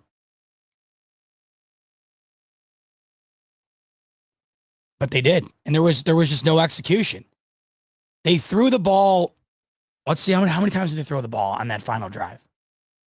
So you had the pitch play. You had the Allen scramble for the first.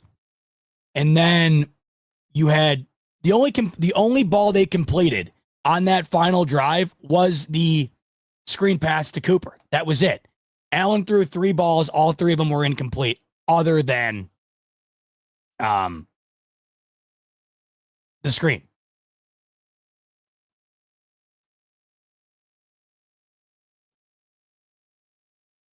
And I hated the screen there. You got to try to move the sticks or get near there. Season on the line, AFC Championship 3rd and 10 screen to Amari Cooper. I don't know. That's not what I would have done. J-Lo, yo, bot. Bills use all 3 downs too often, 3rd and 4th, and short too much. They were stopping the tush push. Need to be more urgent to move the sticks on 1st and 2nd down.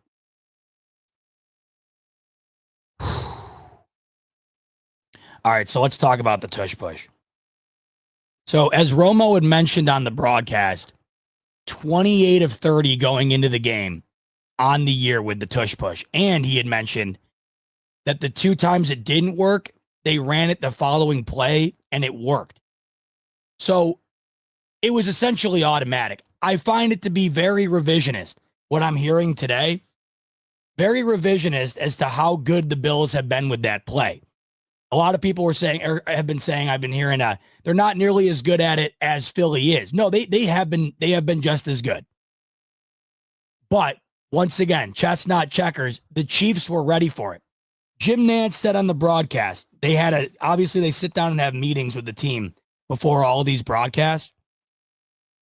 And on the initial, the first time the Bills went for 2, they ran the tush push. This was when the Bills scored right before half. Tyler Bass lines up, kicks the extra point, makes it, but the Chiefs are offside. Now the Bills get the ball at the 1, and they have an opportunity to make it 21-18 as opposed to 21-17. So they do it. And I agree wholeheartedly with the decision to do it. I mean, you get the ball on the 1-yard line, and you can make it a 3-point game. You got to take it. So they run the tush push and they don't get it. And Jim Nantz says at the time, I wrote it down here. Jim Nantz said that they had spoken with the team, with the Chiefs, in one of those meetings. Where is it here?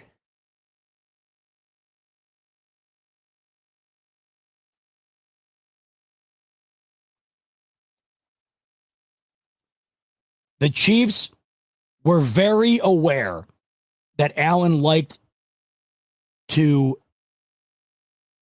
break it to the left. He liked to, what the hell did I'm like writing gibberish here. Oh, sneak. The Chiefs were very aware that Allen liked to sneak it off to the left side. So they knew, I've referenced this before, but you go back to the Patriots Seahawks Super Bowl. And they knew that they had practiced defending that play, that little slip pass play that they ran and Malcolm Butler picked off. And I don't think any other team is preparing for that like the Patriots did, right? They were ready for it, and that's why Malcolm Butler picked the ball off and won the game for the Patriots. Nobody had really given much of a damn about this tush push against the Bills all year long. They just figured Allen is a giant. This offensive line's terrific. It's 1 yard. I don't really know how we're going to stop it. This was as big of a this play was really as big of a topic in this game as anything. I would not have guessed that the tush push would have been one of the most pivotal parts of this football game. And what was really difficult about it was that it didn't work multiple times, and Joe Brady continued to do it. And this is what I didn't quite get. So they run it early in the game, if you remember. It was 4th down early in the game, and it worked. It was the first time that they had ran it, and it worked. And it was the only time all game that it worked when Allen simply ran it up the middle like he typically does. It worked one other time in the game, and I'm sure you guys remember. It worked one other time, and it was later in the football game when Allen dove over the line and fumbled it. That was 1,000% a fumble. I have no idea how he got it back. But the fact that he jumped over the line is the reason that he got it. And the reason he did that is because it wasn't working the traditional way. And what killed me was there were times throughout the game where they did show the ability to have another play in the arsenal to get that, to move the sticks. I go back to the drive where they went up 22-21. And Josh Allen had a beautiful RPO with James Cook. It was probably his best run of the game, if you remember. He fakes the handoff to Cook, keeps it, runs up the middle. It was like a 15-yard gain. They could have ran that. At the very minimum, I don't understand why Joe Brady didn't even attempt to just try to run it to the right side instead of the left. They did the same thing every time, expecting a different result. I had no problem going and running the tush push, but after it had not worked multiple times, wouldn't you think that would trigger in your mind, all right, maybe we got to try something else? And they didn't. And the Chiefs stopped it. What? How many times? 3 times? They stopped it on the 2-point conversion. And I think I'm missing one other one. But they stopped it, of course, on that 4th down and an inch where Kincaid was ruled short. And then they ultimately ruled Allen short on that 4th down. And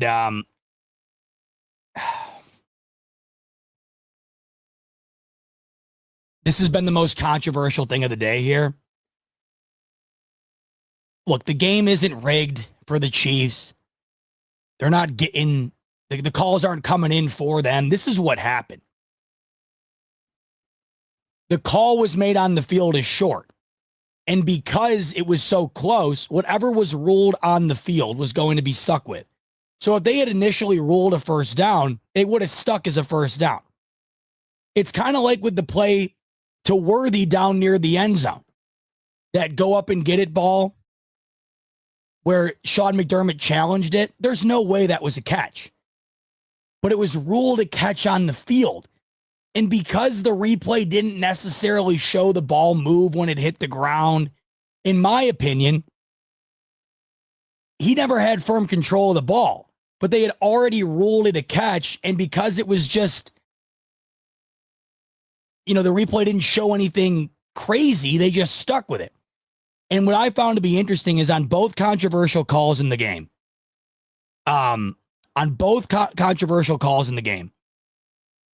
both were ruled on the field in favor of Kansas City.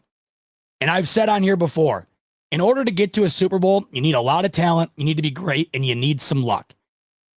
And the 2 plays that could have gone either way in this game, they both went the way of KC. And it's not like they went to the replay and overturned them to benefit KC. They were just ruled on the field in favor of KC. And when you go to the replay and there isn't a whole lot to differentiate what you saw in real time from the replay, you're not going to switch it. So the biggest one of them all was the sneak. And here's my take on this. It was awfully close, and I personally don't know if it was definitive, the replay, whether he got it or not. Now, what I found to be interesting was that you had one line judge come in and try to spot the ball as if it was a clear first down, and you had another line judge come in, clearly having the ball short. Why was the guy who had it short the one that they ultimately went with? I mean, we'll never know. And we've talked about this on here 10 million times. How there is not technology being utilized in these moments is insane. It is 2025, and they have trackers on the hockey puck to rule in offsides. They have trackers on the soccer balls, on the soccer field to rule in offsides. They have trackers on the tennis court and the ball to rule whether or not the ball was in play. The NFL is the most lucrative and most popular professional organization in the country by a very wide margin. And in 2025, you still have middle-aged men using sticks and chains and eyesight from 10 yards away on either side to determine the biggest plays in the football game. And when you say that out loud, it's insane. Whether it was a first down or not is besides the point. Because it's really up to the jurisdiction of a couple of guys just spotting it wherever they feel like it should be spotted. Whether it was a first or not a first, technically, we really will never know. Because it's up to the jurisdiction of a couple of guys watching 10 yards away in a scrum and then just being like, I think it was here. And to be 100% honest with you, wherever that ball gets spotted is pretty much, it's just a guess. It is a complete guess. They really don't know where that ball was.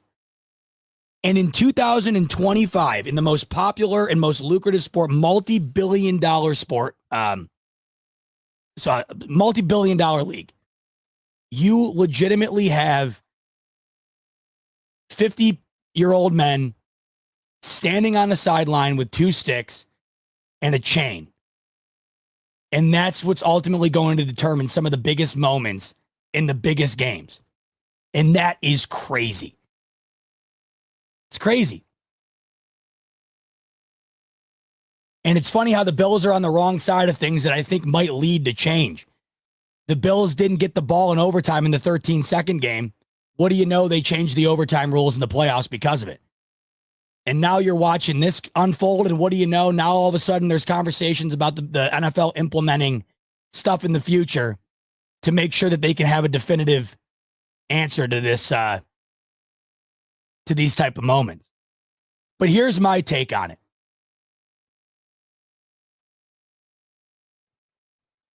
It was the wrong, I didn't like the play call.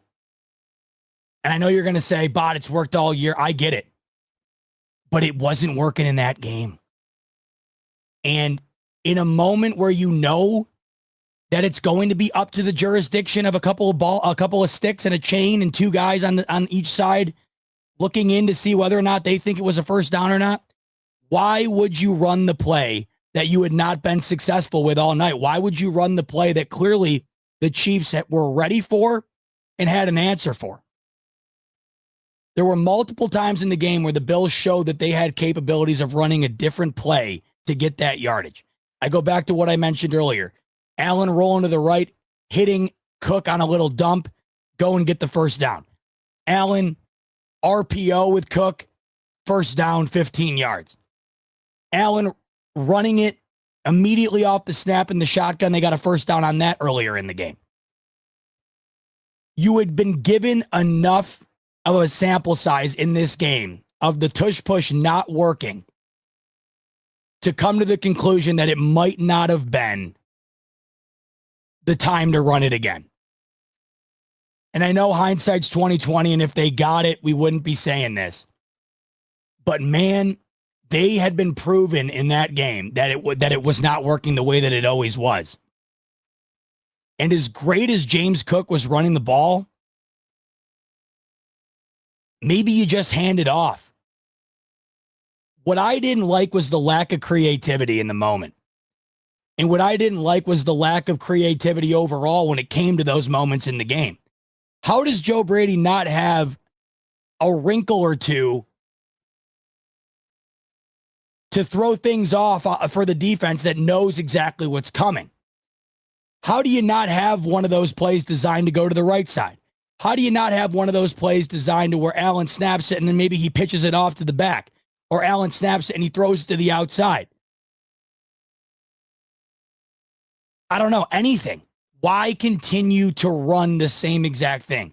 There was a blatant lack of creativity when it came to those moments. And I understand it was working all year long. I understand if it worked in this moment, we wouldn't be having this conversation. But like I mentioned earlier, the Bills went into that game 28-30 on it, and they had as many failed opportunities in that single game running that play as they had all year long. In that moment, maybe you want to run something differently. Because I can't lie, going back and watching that game, that to me felt like the dagger. I know that there was 12 and a half minutes left. I know that the Bills would eventually go down and tie the football game after the Chiefs immediately scored off of that failed attempt. I understand all that. But man, if the Bills had gotten a first down there, they were up 22-21. And the game is completely different if they go down there and get points. At the very minimum, they're continuing to take more time off the clock. But they had all the momentum at that point in the football game. And as great as James Cook was running the ball, James Cook was on fire in the second half. And he didn't get a touch.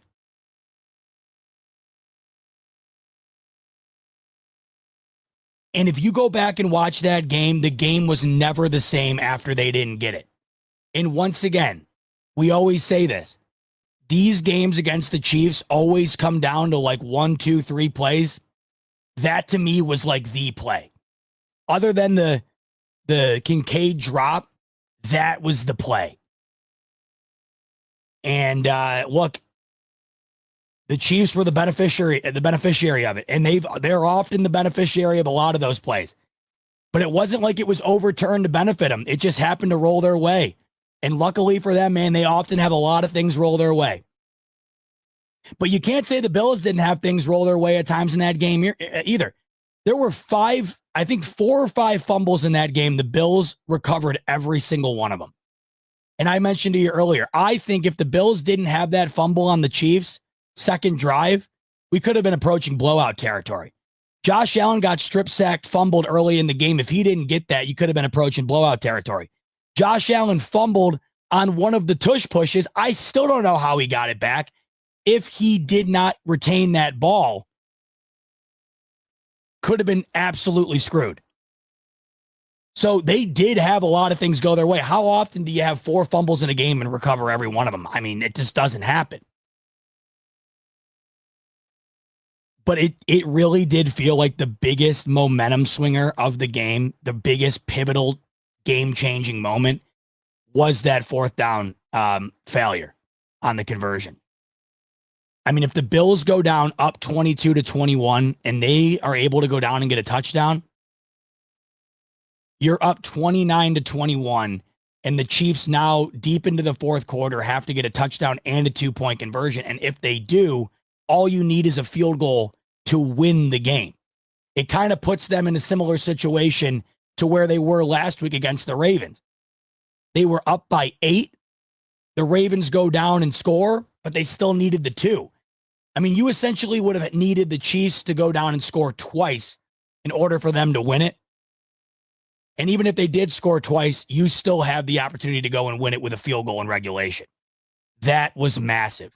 Because not only do you not get it, but you give the Chiefs excellent field position, and they scored pretty much instantaneously.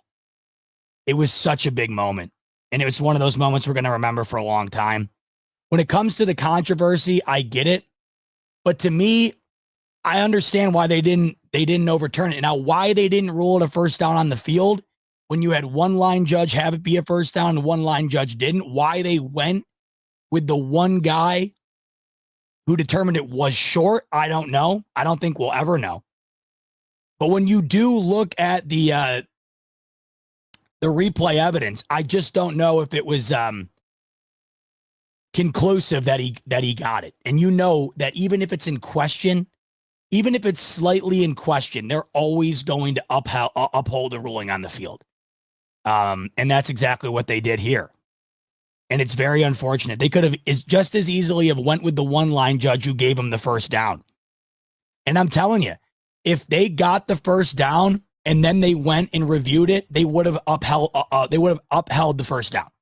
It all came down to what the ruling on the field was. They were never going to overturn it. They were always going to go with whatever they ruled.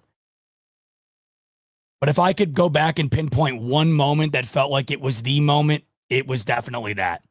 And I can't lie. I have more of a problem with the play call than I do the determination of how the play resulted. And I know it's revisionist history, and I know hindsight's 2020, but Brady had been shown throughout that game that it was not working the way that it had been all year long.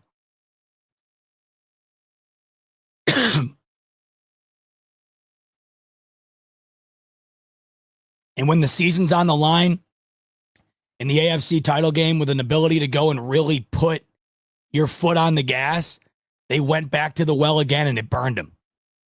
It burned them. It burned them on the 2-point conversion. It burned them on this one. They only converted one legitimate tush push all game, and it was early in the game. The only other one they converted is when Allen had to dive over the pile and he fumbled the damn ball. How lucky were they that they got the ball back? I still can't believe that they did. Brady was given the evidence to try something else there, and he didn't. And it was such a big moment in the game. Stockton coming in. In Dalton's arms, he's a pro receiver. Enough said. I can't disagree with it at all. I mean, this to me is the second moment. It's that moment right there that we just discussed, the tush push and the inability to convert. And it was the drop by Kincaid. I mean, he's a first-round draft pick. He's wide open. The ball is in his hands. Like we discussed earlier, you're never going to have an easier opportunity in that type of game, in that type of moment than what they had. I understand by definition it wasn't easy, but it's as easy as it's going to get in the NFL. In that moment, based on what had happened on the play, and he dropped it. And as we always say, the big moments in the game against the Chiefs, they've almost always gone the way of the Chiefs. And to me, the two biggest moments in the game, the fourth and short with the Bills having the lead, and the final drive of the game with the Bills' ability to go down and either tie it or win it, both of those moments were bungled by the Bills and went in the Chiefs' favor. Stockton coming in again. Allen needs out of AFC, trade to Rams. Oh, my God. No. Tell you what, though, man, I was talking with my buddies. Doesn't it feel like if just one of these other guys were in the NFC, they would be on an absolute all-time tear? I mean, I'm talking either Allen, Lamar, Burrow. Like, if even just one of them were in the NFC, they'd be going on a tear. I mentioned this on the postgame last night. It's just one of the Billsiest things ever that the best team of my lifetime just so happened to come along at the exact same time that the baton was handed from the Patriots to the Chiefs in terms of one dynasty overrolling into the next. The Bills are great, but the Chiefs are a dynasty. And the difference is marginal, but that marginal difference is all the difference. And it has been the difference in 4 playoff games. And it's been the difference for the Chiefs in every other one of these games for the most part, well beyond the Bills. The little things against the Niners in the Super Bowl, the little things against the Eagles in the Super Bowl. I mean, the Chiefs have lost 3 times in the playoffs. Twice to Brady, who we know the king of the little moments. It's Brady and Mahomes. And it's no secret why 2 of the 3 losses came to Tom Brady. And then the only other one that was able to find a way was Cincinnati. But that's it. 3 losses, that's it. And 2 of them were to the greatest of all time. Speaking of the Bengals, Lord of the Rings comes in. At least your mayor didn't embarrass your city by trash talking Mahomes before the game. Yeah, at least we have that. At least that can help us sleep a little bit better tonight, Lord of the Rings. I have to agree with you there. You can never give the Chiefs bulletin board material. I'll never forget when I heard that the mayor was calling Arrowhead Burrowhead, I immediately knew the Chiefs were going to win that game. Knew it. How could you not know it? You cannot give them anything else than what they already have. So I agree with you there. No doubt. Still can't believe that that happened. We got Donald coming in. It's game planning every year. That was the best Babbage and Brady could come up with. And constantly whiffing on first-round draft picks, Keon, etc. Yeah, I mean, Keon Coleman was non-existent in this game. Dalton Kincaid had a massive drop. Kyer Elam was a major liability in this game. I mean, James Cook, they nailed in the second round. He's been easily their second best player offensively. But yeah, the Bills draft picks offensively last night are really at the top of the draft, both offense and defense last night. The D-line, they made one big play, the D-line, and that was the Jordan Phillips sack on the Chiefs' final drive. That was where, was mentioning to you earlier, that to me was where the Bills' defense did make a play. Like they did step up when it was necessary to allow the offense to win it. And I had felt all year long, going into the postseason, knowing what this Bills defense was, far too reliant on turnovers and really a bend but not break defense. I had just felt that if the defense could bend and not break in a major moment and allow this incredible Bills offense the ball with a chance to win it, I would sign up for that. And as much as I put the blame of this loss on the defense, the Bills defense did step up. It was 1st and goal, and Jordan Phillips got a major sack. And that kept the Chiefs out of the end zone, forcing them to kick a field goal, and it allowed the Bills, with 3.5 minutes left, 3 timeouts, to go and win the game in regulation, or at the bare minimum, tie it. And they got 1 first down, and they had 3 incompletions on 4 pass attempts. As poor as the defense was, they did make plays. They did get a turnover.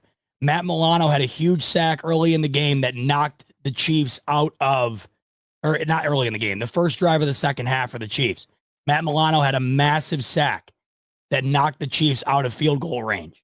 They forced the turnover, like I mentioned. That Jordan Phillips sack, the second stop, they had 2 consecutive stops in the third quarter that allowed the Bills offense to go and extend the lead. That was the drive that we just discussed, where they failed to convert the first down on 4th down on the tush push. As poor as the defense was,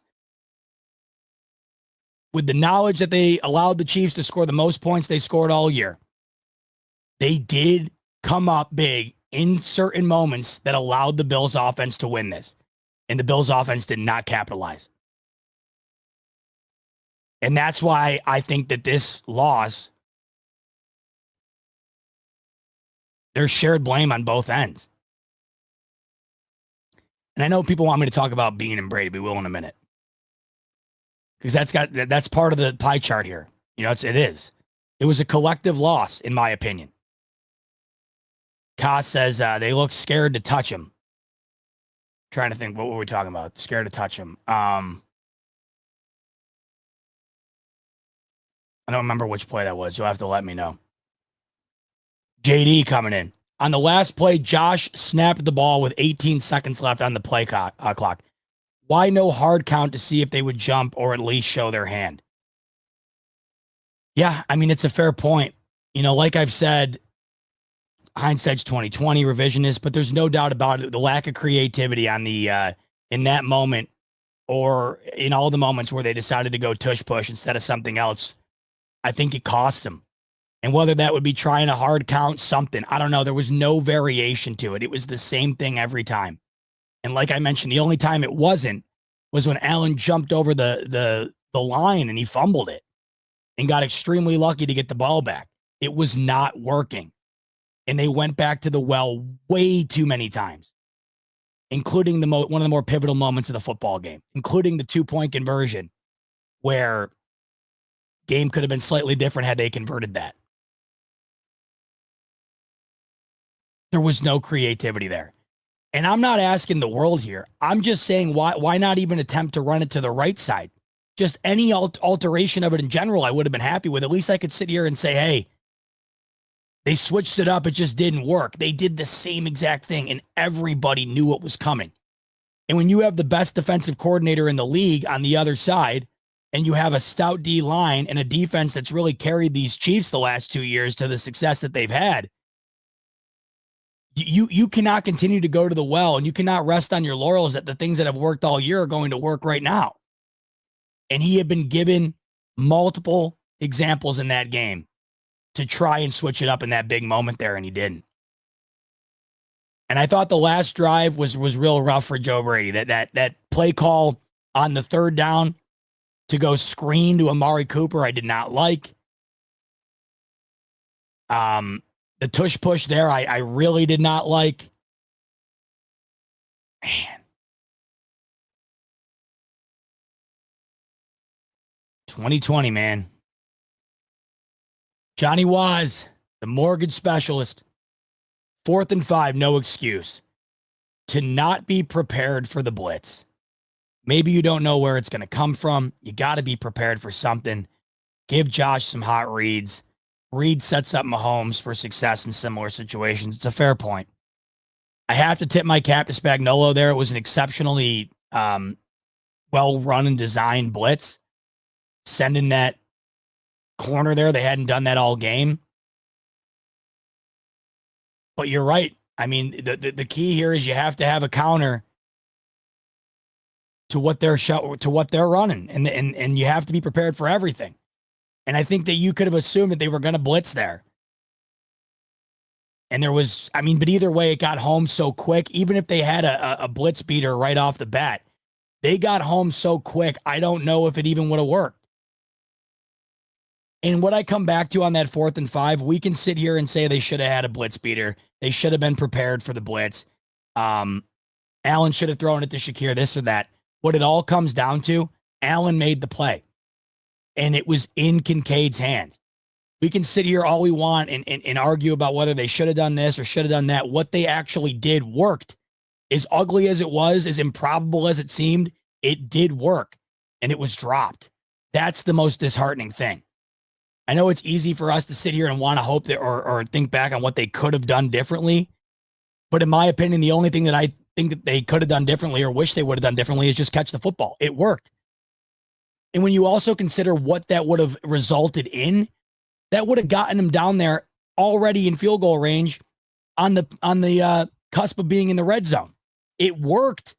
It worked. Allen made an all-time throw. As awful as the play was, as much as it was blown up, as little of an opportunity that it seemed that they had to convert there, it worked. Even though it felt and seemed and looked like it didn't, it did work, and Kincaid dropped it. That's what it all comes down to. I completely understand you wanting to think of what they could have done differently there. But to me, the one thing that they could have done differently was just catch the football. It worked. There's no other way to look at it, in my opinion.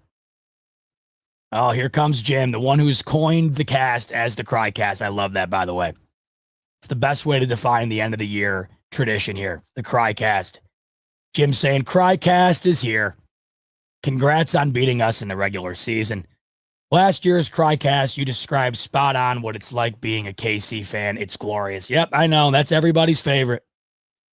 It's everybody's favorite. And here is the new iteration of it. Part 4, the Crycast Part 4. Jim, I'm glad you're enjoying it. Man, I wish I was. Glad you're enjoying it. At least you guys can get a kick out of it. You know? If you can't laugh at yourself, I suppose. But congrats to you, Jim. The Crycast is here. Maybe next year we just got to lose to the Chiefs in the regular season. Maybe that's what'll switch it up. I don't know. Try something different. Who knows? It's amazing the success that they've had in the regular season. It's amazing that Allen and these Bills have had more success against the Chiefs than anybody else, and they have still been unable to win one of these 4 outings. And my God, when you look at what the games have been, how close they've been, how good they've been for the majority of these games, it's just so crazy that not a single one of them has gone their way. Signified saying, no way. I'll take the feeling of being a Bills fan over being being a Sabres fan. The Sabres have made me hate the only sport I played growing up. Yeah, this is a callback to what I was saying earlier, that I think it's easier to probably be a Browns fan right now than it is a Bills fan. I got to stand by it, though. I just think it's way easier to accept the reality that your team's not good than it is to accept the reality that your team is good, that they are this close, yet they can never, ever get over the hump. They've never been able to. They never have. They currently can't. And this is the most disheartening thing. There really is no reason to think that they can. When you're this close this many times and can't do it, what is the reason behind convincing yourself that they can? And that is the most disheartening part of it.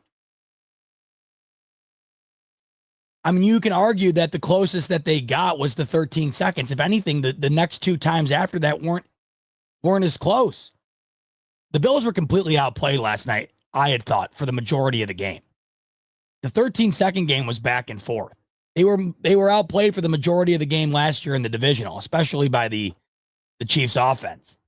That to me is the most disheartening part about this. They've never been able to get over the hump their entire existence. They still currently can't. And when you really think about it, the idea of them doing it, the more you continue to not do it, the more it starts to seem like you're never going to be able to do it. I know last year we had said, based on how the Chiefs were playing all year long, knowing that some of these guys were no longer going to be on the team, we had a feeling Diggs was going to leave at some point, right? We had a feeling that this could be the end of Poyer and Hyde. We had those feelings. We knew Davis's contract was going to be up. We knew we were going to be losing guys. And it felt like the way that the Chiefs were playing, they had never played on the road in the playoffs. That game was finally in Buffalo, the only one of the 4 that was in Buffalo. We had said last year, if not now, when? And it didn't happen. And then you're going into this year. No one expected the Bills to be this good. They were. They got all the way to the title game again. And then it's, man, if not this year, then when? The Chiefs still seem beatable.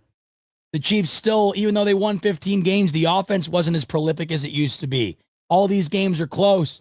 Josh Allen is going to be right in the MVP conversation at the end of it here. Going to finish second. Bills' offense was historic this year. If not now, when? And it still didn't work. And when you think about all these things, it's hard to imagine what is going to be the thing that does end up working. Because you got to remember, the Chiefs are right now still one of the youngest teams in the league. And they got to this point again with only averaging 22 points a game, with winning 17 consecutive one-score games. They're only going to get better themselves. Last night, their best player offensively outside of Mahomes was a rookie. They're only going to continue to get better, as are the Bills, but it just makes you wonder. It's not like this seems to be as good as Kansas City can be. I think it seems inevitable that they can be better and will be better, and that's what makes you sick. These guys are going nowhere, and you have no reason to think that they will anytime soon. There is absolutely no definitive argument that the reign of the Kansas City Chiefs is coming to an end anytime soon. The worst outcome that they have experienced since Mahomes has become the quarterback is a loss in overtime in the AFC Championship. That's it. There is absolutely no argument in existence that the Chiefs are coming to a close on what they're doing here. They're on their way to do what no one's ever done in the history of the sport, win 3 consecutive. Whether they win or lose, I guarantee you they will be the favorite yet again next year to win the Super Bowl when the market opens up and the odds come out. And as you sit here right now, is there any reason to believe that they couldn't put together a 4-peat? They could be the first team ever since Buffalo. They could be the only other team outside of Buffalo to go to 4 straight, except the difference would be the Bills lost 4 straight. The Chiefs could very well be one the one to win 4 straight. And how often have we said that, even though the Bills lost those 4 Super Bowls, how incredible was it that they made 4 straight? And I've said it before, and I know I've heard millions of other people say it. It'll never happen again. I don't think it would shock anybody. I mean, you might hate the idea of it. You might think it's impossible to happen. I don't see why they don't have the best chance again next year to do it.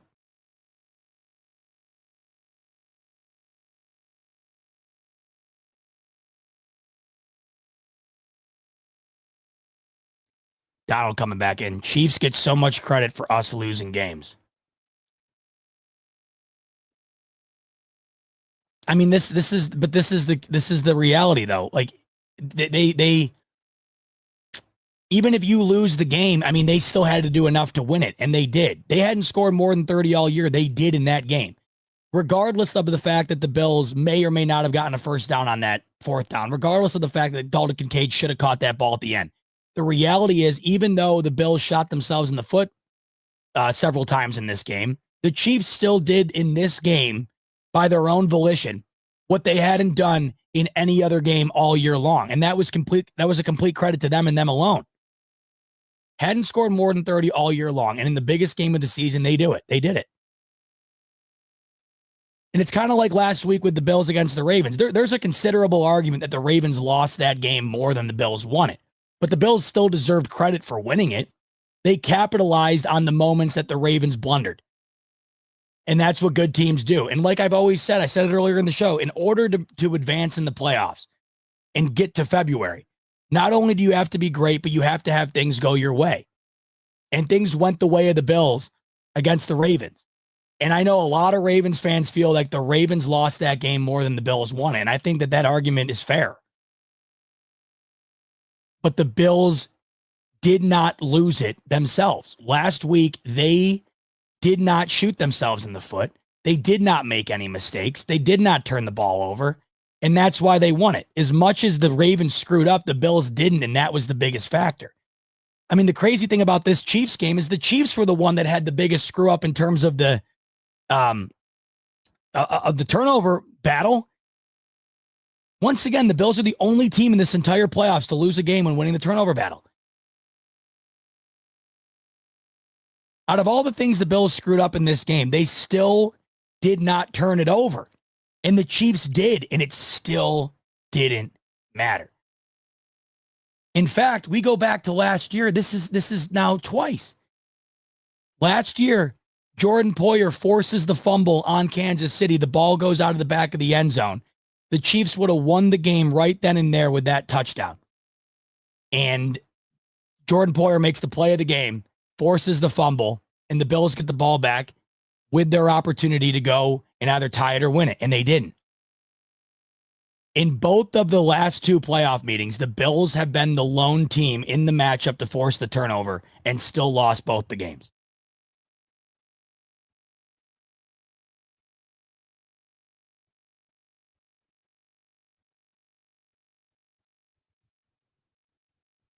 Can you capitalize? I mean, think about it. The Bills forced that turnover in the divisional last year. They had a chance to go down the field and either tie the game in regulation or take the lead. They couldn't do it. And then this year, they're the only team in the game to force the turnover. They have the ball in their hands at the end with an opportunity to go down and tie the game or win it in regulation, and they couldn't do it 2 years in a row.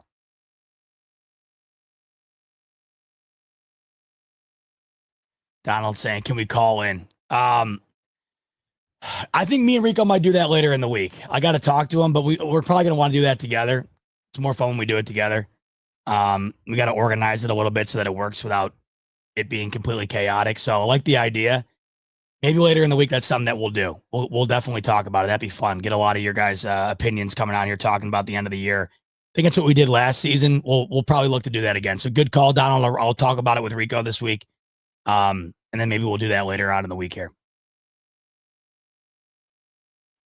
Todd Tobin, how about we roll to the left or tush push to the right every now and then? Yeah. That Kincaid pass. Oh, so that's the other thing we didn't really even touch on third down. So yeah, prior to the sneak, I don't know. I rewatched the play multiple times.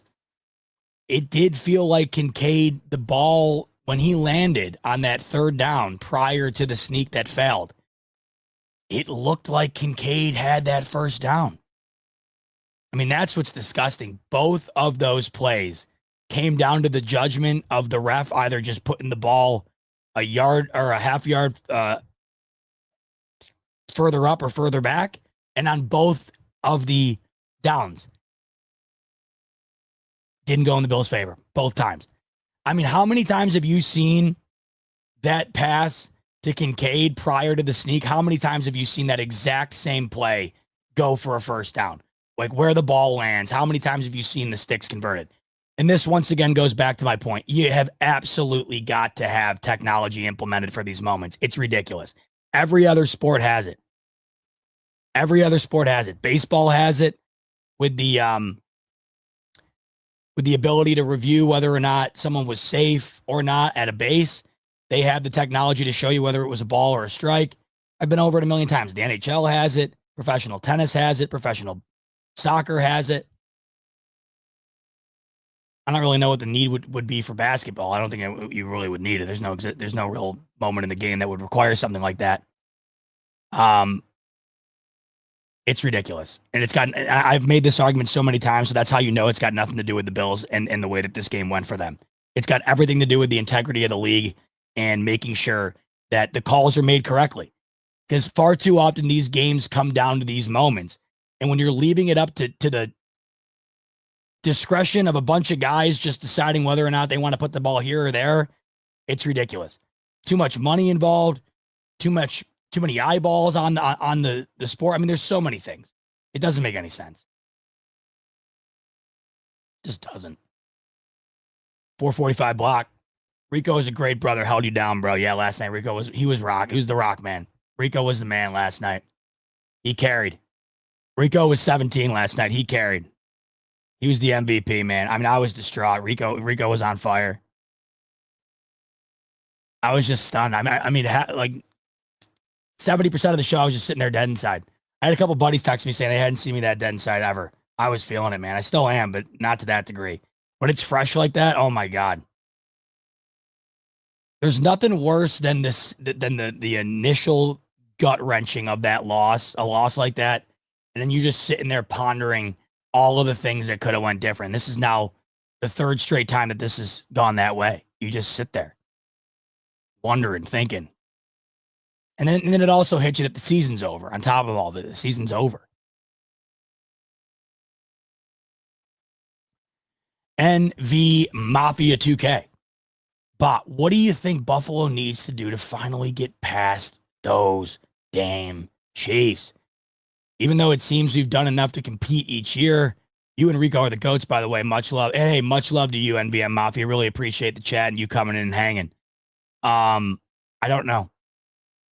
This is what I said earlier. This is the most disheartening thing. I don't have an answer. Nobody has an answer. The Ravens are asking themselves this. I bet you 2 weeks from tonight, the Eagles will be asking themselves this. I don't think the Eagles beat them. Could they? Sure. Will they? I don't know. I wouldn't put money on it. I mean, once again, even though I find the Eagles to be the better roster up and down, unquestionably, the Chiefs are still favored to win the Super Bowl. So it's going to come to no surprise when they do. And I think we're going to be sitting here 2 weeks from tonight having the same conversation we've had the last 2 years. Niners are going to be asking themselves the same question. Ravens last year, Eagles 2 years ago. I think Eagles again the next coming weeks here. By the way, you can get in on that game. You can get the Chiefs right now as a 1-point favorite. And the way history's been, I mean, that's as good of a opportunities you're going to have. It's up right now on BetUS. YouTube 150 is the promo code. That gets you a 150% sign-up bonus up to $2,000 on your first deposit. 125% bonus on your next two after that. I mean, that's how I feel like we're going to be discussing this in 2 weeks. Eagles are going to be saying the same thing we always say. What do you think they got to do? It's like I go back to what Josh Allen said last year. And it's really this simple. Got to find a way to make one more play than they do. Or we got to find a way to score one more point than they do. You can't have the couple of moments in the game squandered. You can't squander that fourth down conversion. You can't drop that ball, Kincaid. So, like, to answer your question here, I go back to last year. Diggs, you can't drop that ball. Allen, you got to hit Diggs over the middle on that crosser before the field goal attempt. Or you got to get the ball out quicker before Jones gets around the corner, and you got to get it to Shakir. Or Dion, you got to make the block on Chris Jones to allow Allen to get that ball off in time. In time. I mean, this is what they have to do. I don't think it's anything that they can do significantly to all of a sudden completely rewrite the script. They've had just as good of a team as Kansas City, if not maybe a little bit better, depending on the week. We know this to be true. They were the only team this year, the Bills, to beat the Chiefs legitimately and to score 30 points on them. They were the only team to score 30 points on the Chiefs since 2022. We know that they're capable of doing it. So to answer this is what the most frustrating part of this whole experiment is that every time this happens, everyone's saying, well, maybe they should fire McDermott. Maybe they should fire Bean. Maybe they should, go and make a blockbuster move, get a T. Higgins or whoever. And maybe they should go get another. I mean, quite obviously, they're going to need to go and get another receiver. I think that's certainly in the cards. You're not going to go into this next year again relying on an aging Amari Cooper who you barely used, relying on a now second-year receiver in Keon Coleman who you barely used. You're not going to rely on Mac Hollins, journeyman in his career, to continue to have as exceptional of a year as he did. I mean, Mac Hollins outpunched his weight class all year long. It was incredible. I'd love to bring him back. I think he's just an absolute, he's a guy you just want on your team. But the Bills obviously need to go out and add. They need to get better on defense too, ASAP. They need to add to the D-line. They need to add to the secondary badly. I mean, there's a lot of things that we know that they have to do, but at the end of the day, regardless of acquisitions or draft picks or what have you, it really comes down to execution. This is now 3 consecutive games against these Chiefs in the postseason where they've lost by 1 score. It's come down to pretty much the final play of the game, and they've lost all 3 of them. And I don't think, in my opinion, that these gigantic acquisitions or draft picks are going to be the difference, because we've seen it not be the difference. The Bills have Diggs and Davis and Jordan Poyer and Micah Hyde. That wasn't the difference. The Bills don't have them, but they do have a quote unquote their first overall pick in the draft at wide receiver. They do have an offense that was perhaps the best in the league, if not one of the best in the league. That didn't work. They do score more than 30 points in the 13-second game, and Allen has one of the greatest performances we've ever seen. That didn't work. So what's going to work? I don't know. And I think anybody who has that answer, I mean, they could make a lot of money. But nobody does have that answer. The only person who's had that answer is Zach Taylor and Joe Burrow on one Sunday and Tom Brady twice. And the Bengals have only gone like this ever since, and Tom Brady's retired. So the answer is simple. Catch the ball. Convert the first down. Score 1 more point than they do. Man. K-Living. Felt we didn't use the running backs enough in general, especially in the pass game. Ty Johnson and Ray Davis made big plays all year, and it seemed like we forgot about them these last 2 games. I will say one thing I did like about this game is that they did get the ball in the hands of James Cook in the pass game a bit more than they have. I was wondering why that hadn't been more of an emphasis as of late. He ended up being their second leading receiver. You're right though. Ray Davis only 2 carries. Ty Johnson had a couple of opportunities. He had 6 carries. My biggest complaint when it comes to the running backs, though, was the idea of James Cook running the ball the way that he was, averaging 6.5 yards a carry, 2 unbelievable touchdowns, and they only gave him 13 carries. It felt like James Cook should have been given a couple more moments in this game. And when you go back to questioning the creativity of Joe Brady in those short yardage moments, when you go back and question what they could have done differently, maybe all they would have had to have done is hand the ball to James Cook or Ty Johnson Instead of running that tush push, maybe run the ball off the right side tackle, which they hadn't done. I don't know. Maybe it was just as simple as that. I did not love the lack of touches for James Cook in a game that he really was extraordinary in. Buffalo will. Buff Will is saying, even if we made the Super Bowl, we weren't beating the Eagles. They would have put 50 on us. Like I said last night, I don't know if they would have beaten the Eagles. I think the Eagles, top to bottom, are the best roster in the league. Saquon Barkley right now is playing some of the best football I've ever seen. I mean, when's the last time that you can think of a running back that is guaranteed to have at least one or two game-altering plays every single time they touch the field, no matter what? It's unbelievable. I mean, they're quite literally dominating games without their quarterback really having to do much of anything. The only thing that would have made me think a little differently is that the other team doing the same was the Baltimore Ravens. Not only did they have the second best running back, who is narrowly behind Saquon, they had a running back similar to Saquon, right around 2,000 yards. The big difference, though, Lamar Jackson is 10 times the quarterback that Jalen Hurts is, and the Bills beat that team. So that's what would have had me hopeful.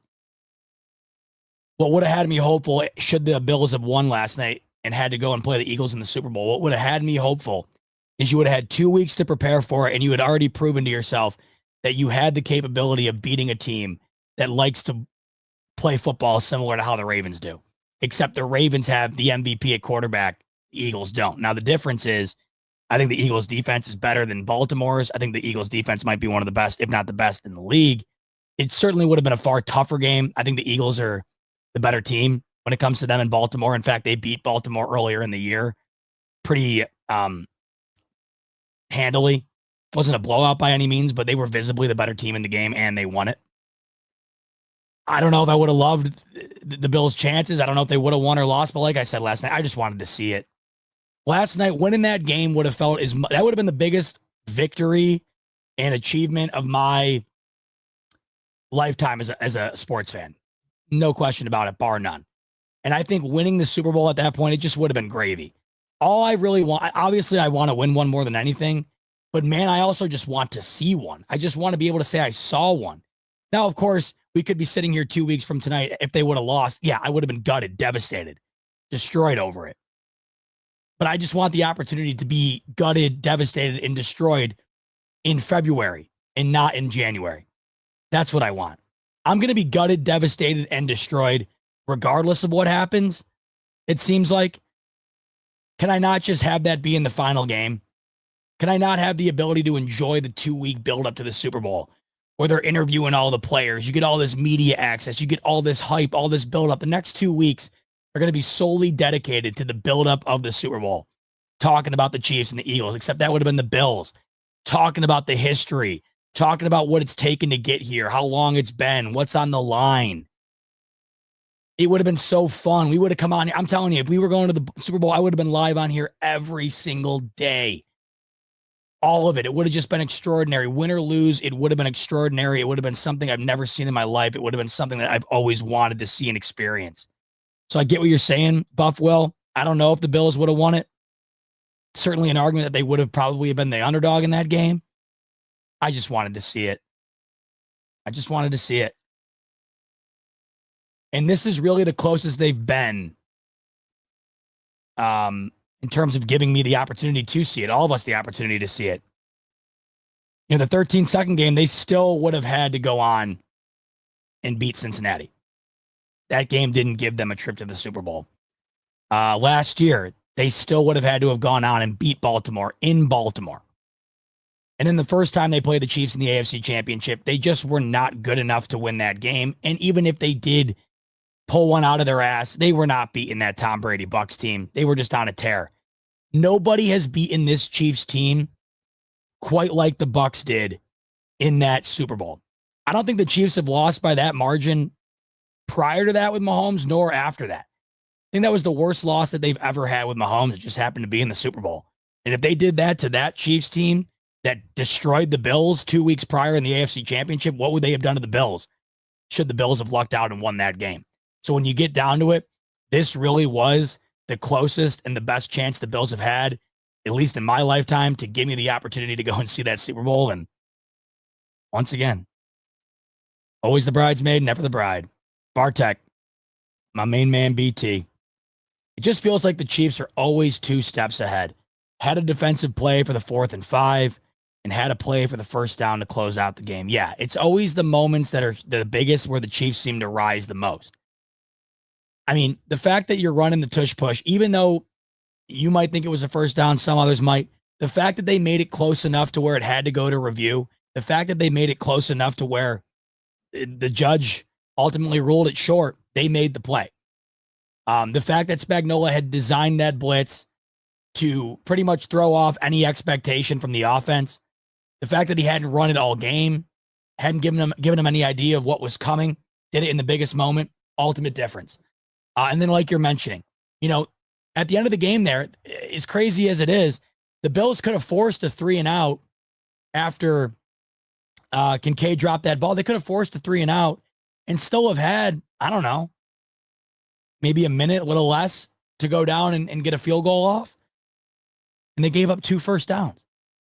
The drive prior where the Bills could have gone down and tied it or won it, they got 1 first down and didn't execute. Chiefs did. Beautiful play to Samaje Perine. Gets him out on an island, 1-on-1.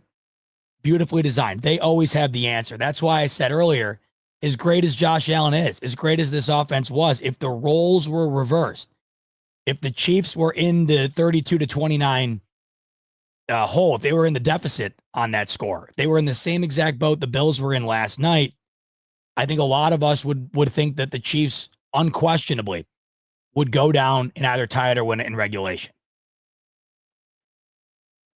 In reality, they really did that last night. It was 29-29. And even though they had to settle for the field goal, they still went all the way down the field and got the field goal, and that was the difference. The Bills had a chance to go and extend the lead when they were up 22-21. They didn't. They had a chance to go and tie or take the lead at the end, and they didn't. The Chiefs were in a tie ball game. They had a chance to take the lead. They did. They got the ball at the end. They had a chance to end the football game with a first down. They did. There's your ball game. Bills offense had 2 attempts, could not convert. Chiefs offense had 2 attempts, converted on both.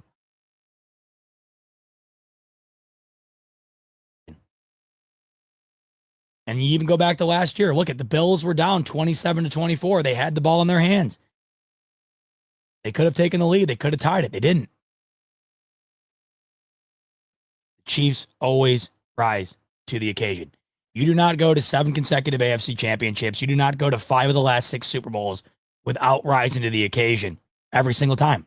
It's exactly what they've done in an unprecedented way. PVC fam, good to see you in here, brother. Confused how you don't throw everything at this game. Whole world knows you're running the sneak and short yardage, yet no rollout. I know.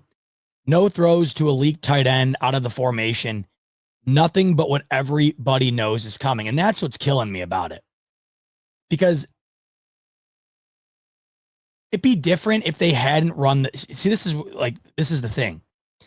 It'd be different if that 4th and 1 that they didn't get, that had to be reviewed and whatever. It'd be different if that was like the only time they ran the tush push all game and it didn't work. We'd be sitting here, we'd be like, well, what else would you run? What else would you expect? Like you had to do it. It's worked all year. Nobody would have an issue with it. But when it failed multiple times in the game already, that's where the issue arises.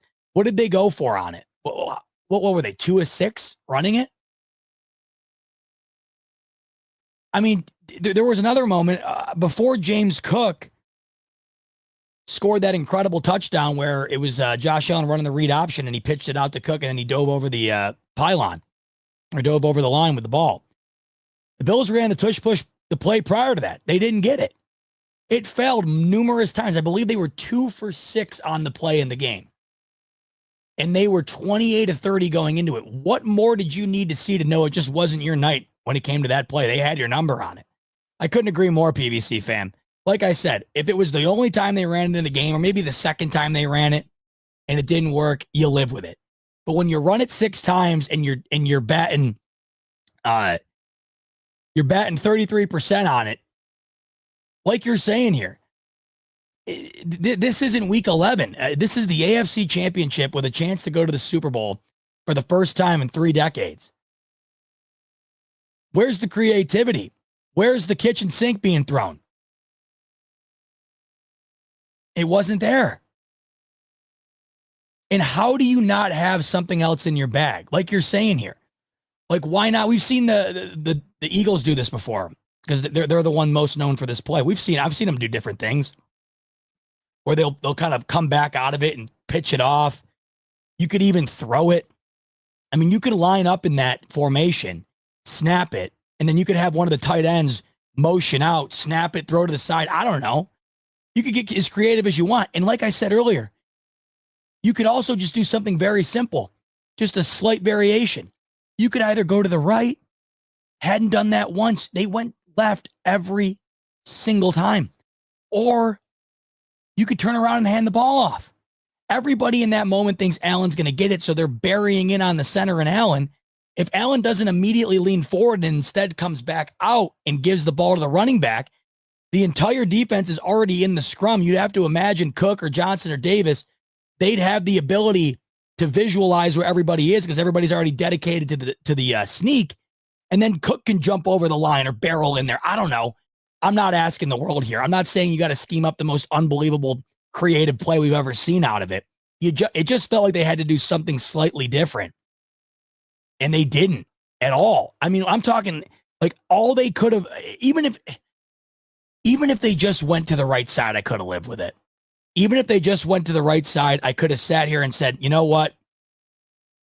Wasn't working on the left. At least they tried something different and it didn't work. I could live with it more than I could right now. That's what sucks the most. You were given every reason to believe that that was not the right play call there. It did not work 4 out of the 6 times you ran it.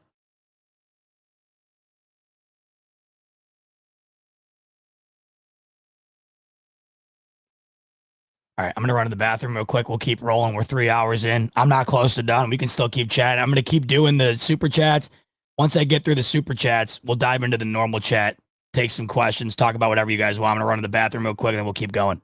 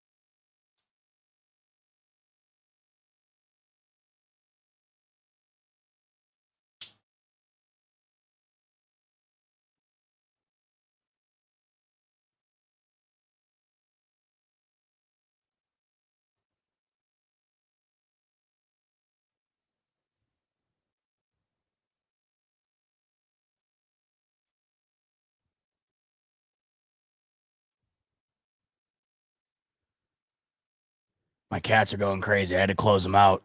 And as soon as I open the door, now they're going nuts. Sometimes they're good and they hang. But before I kicked this one off, they were going nuts, so I knew I had to close them out. Let's see. J-Dub saying, bye. You should have some Depends on for this sad tradition. Yeah, I know. We always know it's going to last long. So maybe next year. Maybe next year we'll have the Depends going. Maybe we can get them to sponsor the smoke break. We'll see. Hillslayer, what kind of chair is this? It is a Lazy Boy. Actually, this was my Christmas gift from Caroline. I had the worst chair ever when we moved in here. It was terrible. It was a piece of crap. And then I got a new one. It's sitting over here. I got it off of Amazon. The reviews were good. So I went with it. Such a piece of crap. Fell apart. Like a couple months into having it, the armrest fell off. It was terrible. And I kept it for like easily a year and a half. Like easily. And it was awful. Like such a piece of crap. Falling apart. And I needed one so bad, but I just never pulled the trigger. And finally, Caroline got me one. I love this one. It's a Lazy Boy. I don't know what like the model is or whatever, but it's really nice. It reclines and stuff, but it's like a gigantic pillow. Really nice compared to my last one. You know, it's funny. Like you'll go out to dinner and stuff, and you'll spend money on the stupidest stuff. Like you'll go out to dinner and you spend $100 on dinner, and you won't bat an eye. But then when it comes to like buying stuff of quality that you know will last you a long time, you're like, maybe I'll take the cheap route. Which is so stupid. Yeah, Richie's asking if it was a gaming chair. Yeah, it was a gaming chair. It was trash. But I went based on the reviews. I mean, usually the Amazon reviews don't steer me wrong. But I think maybe I was just utilizing it more than I should. But anyway, like you want to if you're ever going to put money into something like that you're going to use a lot, you should just rip the Band-Aid off and do it, even though it sucks. Like, you know, you don't want to ever spend more money than you want or you have to.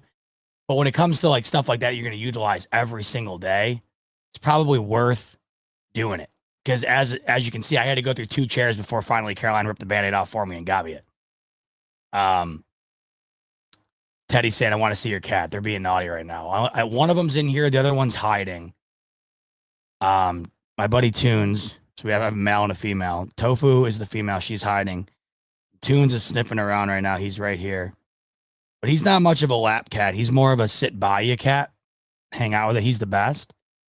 But he won't like hop up here. Tofu would, but then she'd also start crawling all over the place and knocking everything over. That's why I had the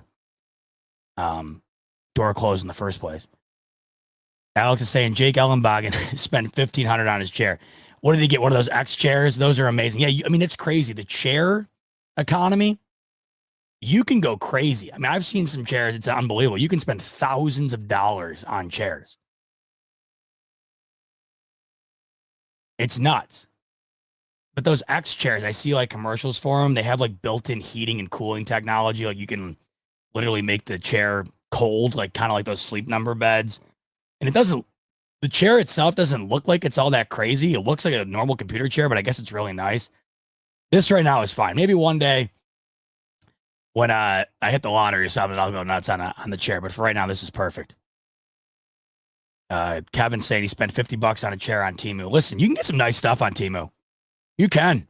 One of my brother-in-laws has, my sister-in-law, she got her bed on Temu. You would never know. Thing's awesome. It's like one of those low rising beds that's like really close to the ground. Thing's awesome. Came here ASAP. She spent you know how crazy expensive beds can be. Beds can be like $3,000, $4,000 higher. And she probably paid $100, $200 for it all in. Thing's awesome. It's crazy.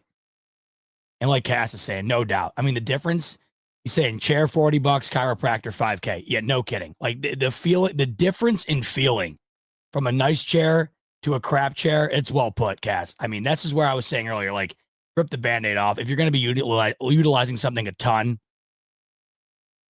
just rip the Band-Aid off, put the money in on it.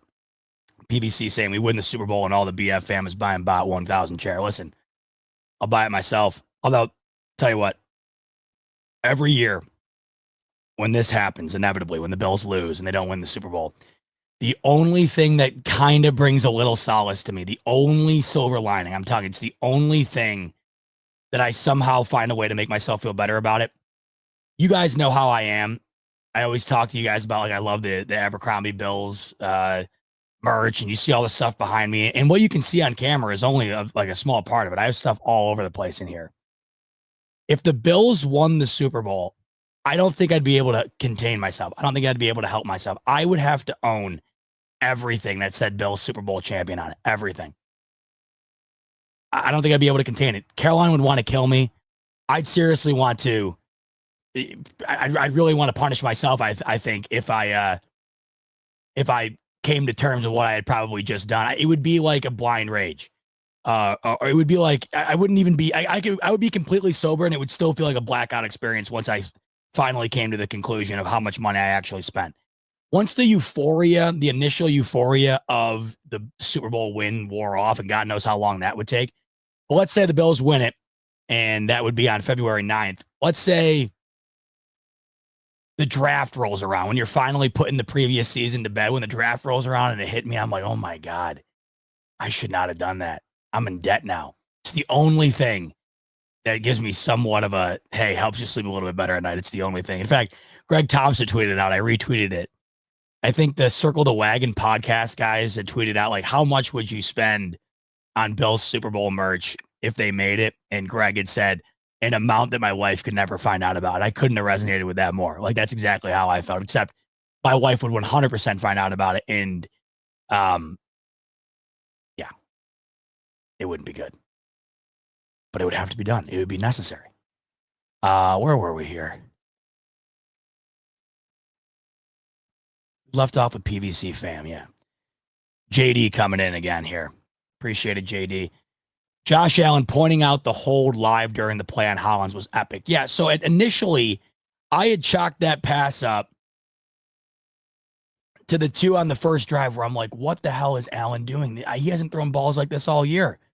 I mean, really, ever since the Texans game where he had unquestionably his worst game of the year, I hadn't seen him put the ball in harm's way like that all year. That's why it was so concerning. And he did it the first 2 drives. And then that drive, he does it again. And I'm thinking to myself, what the hell is going on? In fact, even Tony Romo on the broadcast, he's like, I don't know what Josh is doing. But then they made a note that it seemed that Josh pointed in that direction. He saw the hold, and that's why he threw it. So I'll give him the benefit of the doubt, because I would hope to God he wouldn't be throwing it up like he did in the double coverage, a 50-50 ball. It had to have been the reason. Outside of that first drive, Allen went back to what we've seen from him all year. I mean, he really wasn't putting the ball in harm's way. Once again, he did enough to win that football game. Josh Allen did.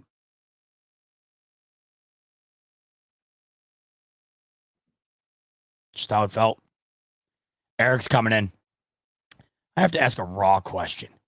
Do you think the Bills will ever get over the hump and get a ring in Josh Allen's career? I don't know.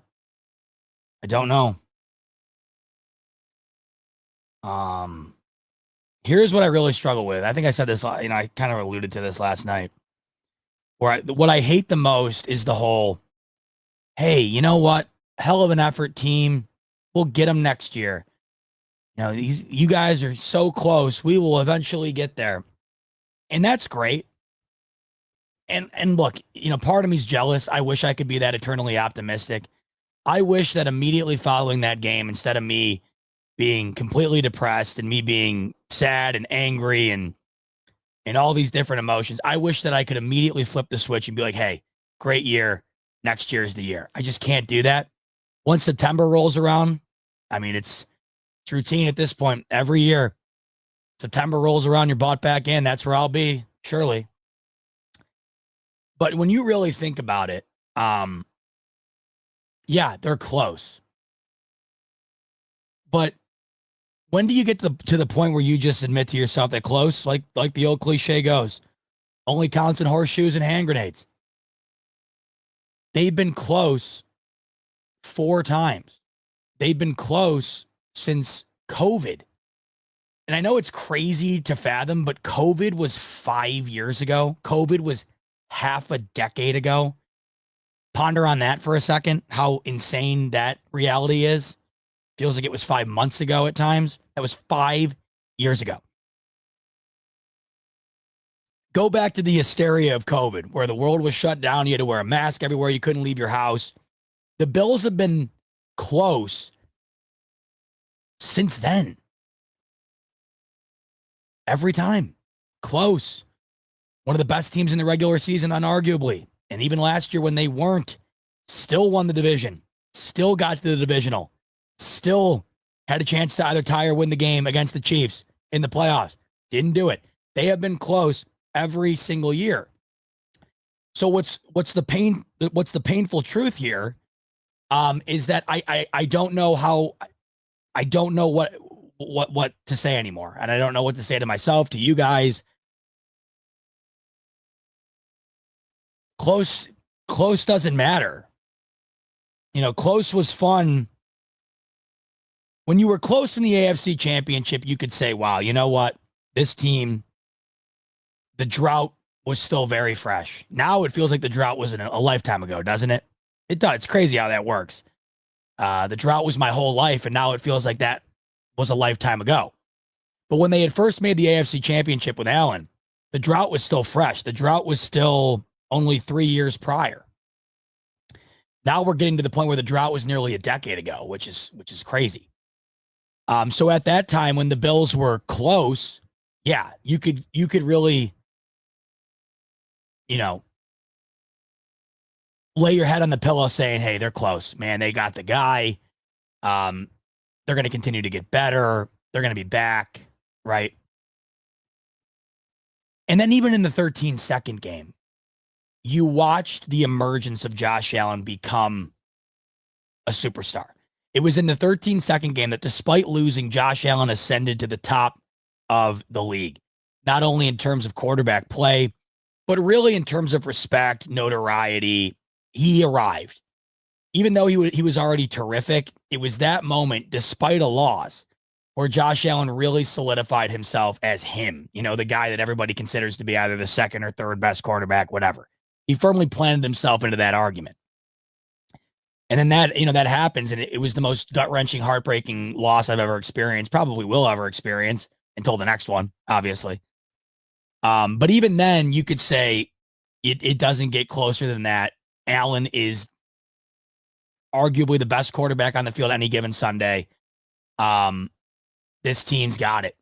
You know, they're going to keep rolling. And then ever since then, the allure and the solace that you take in the closeness really starts to lose its luster when it happens again and again and again. So you could kind of take comfort in the idea of being close the first couple of times. But then when you have a 13-win season and it goes all up in smoke in one awful outing against the Bengals, man, what's happening here? Then last year, you have a really, really rough regular season, but you overcome it. And then you get the Chiefs right where you want them, at home for the first time in this rivalry in the playoffs. For the first time in Mahomes' career, he's got to go on the road in the playoffs. That was Mahomes' first ever road playoff game. You got him right where you want him. You got the ball in your hands at the end of the game to tie or win it. And you don't capitalize. And then this year, you have an unbelievable year when nobody expected it. Incredible season. 14 wins, historic offense. Josh Allen leading the MVP voting for a large portion of the year. You beat the Ravens. Nobody thought you'd do that. You get to the title game the first time in 4 years. You lose by 3 again. And it kind of goes back to the question that was asked earlier. What do they have to do? And nobody has that answer. They've done a variety of different things. And we've thrown around different ideas. And at the end of the day, it comes back to the same thing I said earlier. They got to make one more play. They got to score one more point. They got to catch the ball. They got to move the sticks on 4th down. They got to make the kick. They got to not run prevent defense on 13-second moments. I mean, list goes on and on and on and on and on. So, you know, Eric, this is the question I think we all deal with in bounce around our head the second this happened. This is kind of like where I was last night emotionally. It's because of this question right here. When the Chiefs get that first down and it's officially set in stone that the Bills are going to lose this game, then this is when this question immediately hits you. I am currently witnessing the best iteration of this team in my lifetime.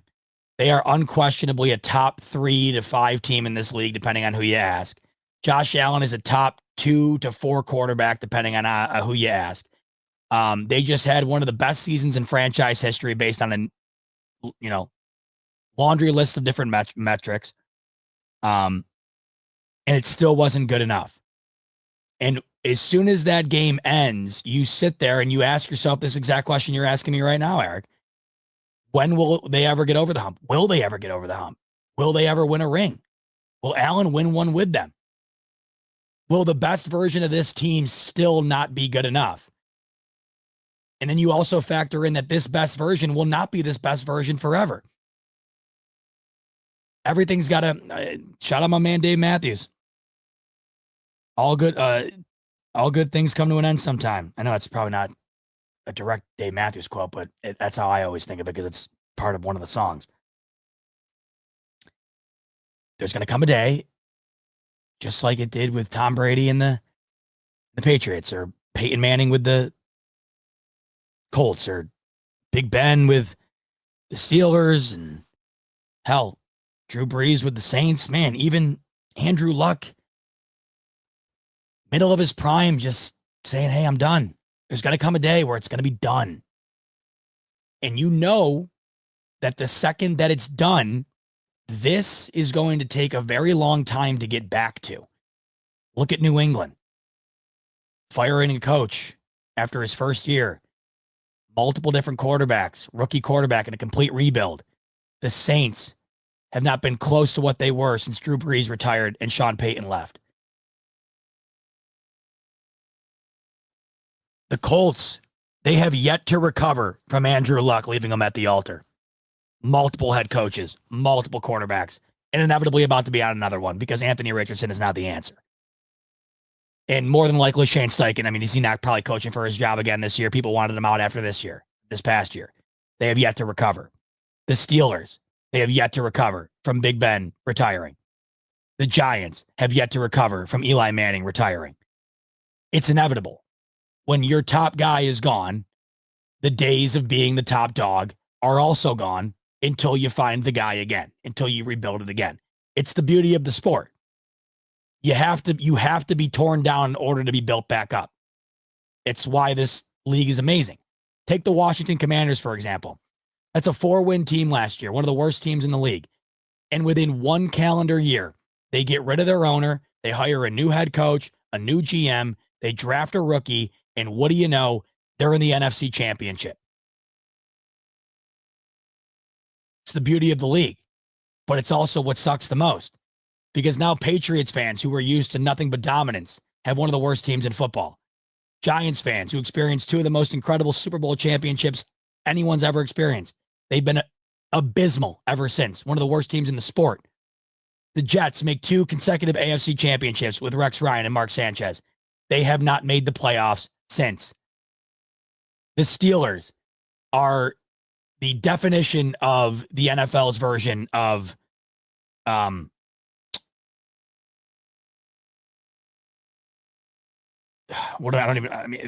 literally like, they're the biggest fool's gold out there. Every year it's the same. 10, 11, 12 wins. Really solid in the regular season. Really look like they could be something. And it completely collapses every December, every January. The Saints, they are still the only team right now to have not hired a head coach. No one wants to coach the Saints. The Saints are in an abyss of mediocrity right now. So the point here is that you know that even the best of the best teams of my lifetime have all been reset and have yet to find a way to get back to the top ever since that reset has happened. And you know that, I know it's going to be a while from now, and you're hoping it's at least a decade or more until that comes around. We got time. But unfortunately, every year that passes here where the can't get over the hump or we're close results and yet another 3-point loss in the divisional or the AFC championship, the amount of time that you think you have, well, it starts to decrease. Then it starts to decrease even more, and it decreases. And all of a sudden, like I just mentioned to you, you blink, COVID was 5 years ago. You blink. Don't you remember where you were? Don't you remember the night in 2018, April 2018? Don't you remember where you were, what you were doing, and how you were feeling when the Bills drafted Josh Allen?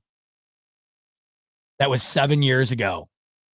He's going on his 8th year in this league. You blinking, man. Things happen quick here. Quick. In football, it's kind of like dog years, because every year that passes, it's not just like 1 year passes like a normal calendar year passes. When an NFL year passes, the team changes. The other teams that you're competing with change. They get better. You obviously age. Your quarterback ages. Your roster ages. You don't know if you're going to get back to where you were.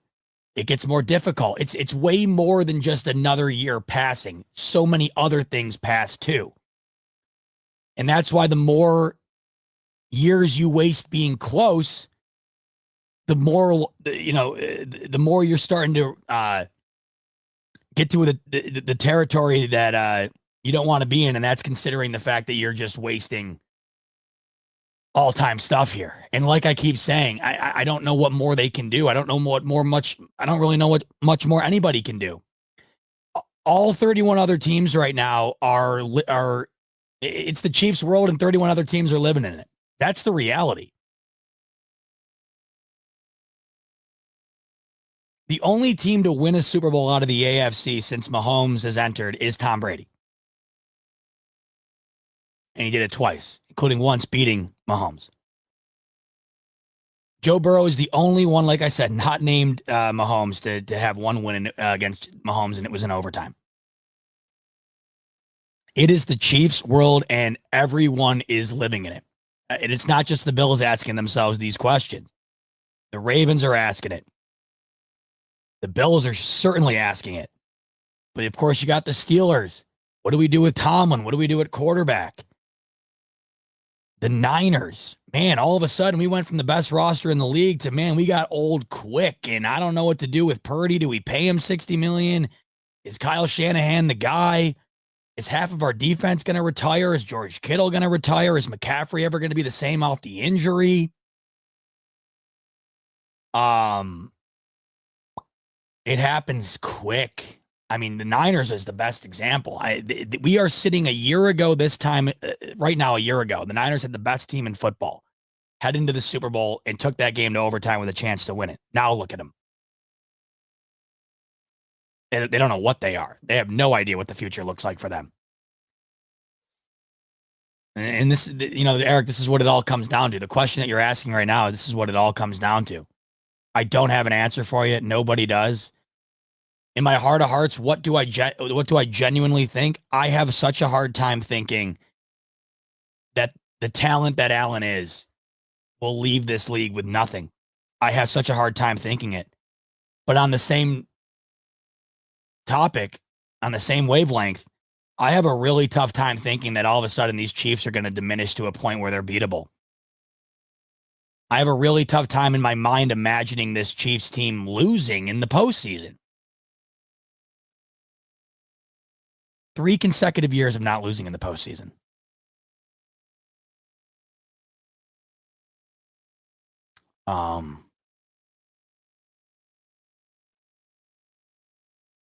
It's a hell of a question.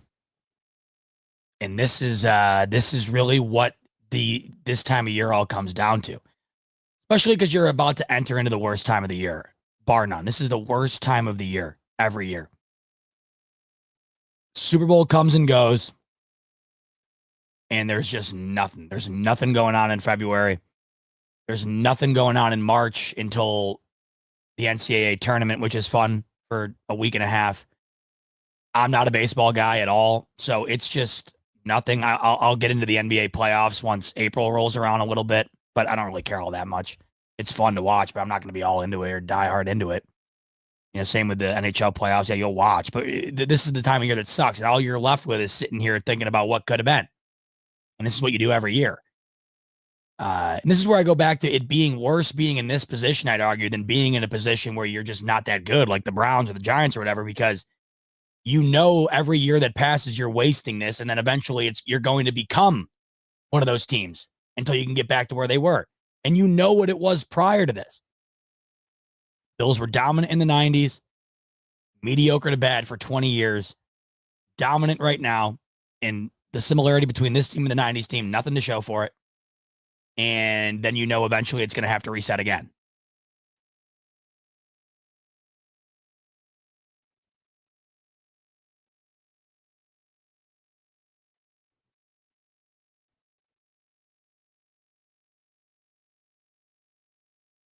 I'm so sick and tired of being close. And here's the thing. I don't think that are they still close, or are they drifting further away from how close they were? I mean, I think you could argue, once again, the closest that it felt like they were. Now, I guess, I don't know. This was the closest they were because this was the AFC Championship. It felt like the closest they were was the 13-second game, but it's so easy to forget that they still would have had to beat the Bengals, who they've, of course, had their struggles against. This was the closest, but the result is ultimately the same. And all you can hope is you continue to get another crack and another crack and another crack. But that's the other thing you have to consider. It's easy to think, yeah, they'll be back here with another chance next year. Hopefully it's different. Chargers are only getting better. Houston's only going to get better. Denver's only going to get better. I mean, you name it. It's never going to be as easy. New England, they're not there yet, but they're going to get better. So I'm seeing, so we'll talk about McDermott a little bit. I know people wanted to talk about that. And I saw in here, Aaron saying, dude, they are there. And the only thing stopping them is coaching. That's it. I mean, see, this is where I struggle because I thought McDermott had one of his best years as a coach this year. I thought McDermott was incredible this year. I thought McDermott was coach of the year caliber type stuff this year. They came out flat in this game again. And what sucks about that is they came out the opposite of that against Baltimore. McDermott had those guys ready to go. I had said that I thought it was a masterclass from McDermott against those Ravens. He had that defense ready to go. He had that team in totality ready to go, motivated, fired up right from the beginning of the game all the way to the end. And I think he helped will a defense that really wasn't good enough to stop that Ravens offense based on how we had thought the two to stack up against one another. And he got him to do it. I mean, he had him ready for it. And they came out flat in this game yet again. I don't know who that's on. Is it on Allen for throwing two really bad passes on the first drive and going 3 and out? Is it on Joe Brady for not scheming up a couple throws early on to get Allen settled in? Is it on Brady for not running the ball with Cook early on? Defensively, is it on McDermott for allowing the Chiefs to just waltz down the field on their opening drive and get in the end zone and take the lead? Or is it on the personnel of the defense overall for not being able to do anything?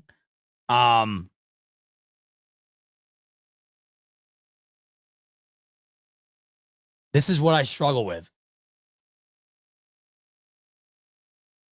I think McDermott's a really, really, really good coach. But Andy Reid is a Hall of Fame great coach. I think Joe Brady's a really, really, really good offensive coordinator. Steve Spagnuolo is a great coordinator, a Hall of Fame coordinator. And this once again comes down to what I talk about all the time. The difference is so marginal, not only on the field, but also when it comes to these coaching decisions often, a lot of the time. But that marginal difference is ultimately all the difference. It's all the difference. And if you were to fire McDermott today, where's the upgrade? I love Pete Carroll. I'm super happy for him that he got another job. There's a reason why Pete Carroll just got hired. The candidates were gone. Ben Johnson's hired. Right? Ben Johnson's hired. Mike Vrabel's hired.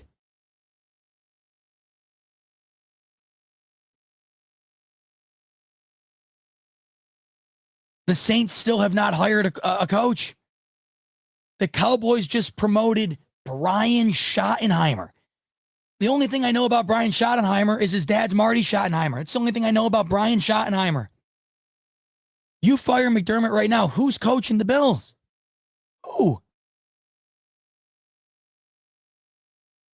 And Durr's asking, humor us. Do you think Dable was Bills head coach last night? Are we winning the game? I don't know.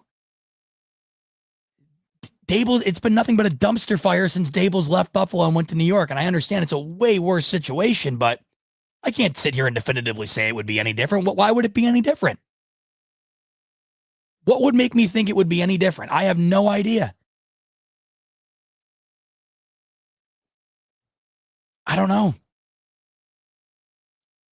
But what I do know is that McDermott's been pretty damn incredible.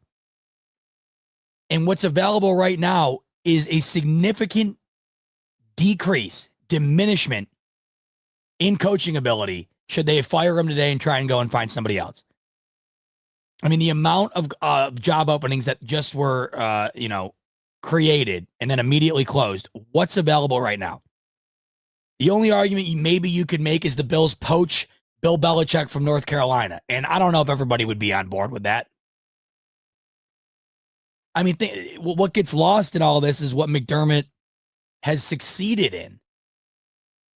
He's only judged on his failures.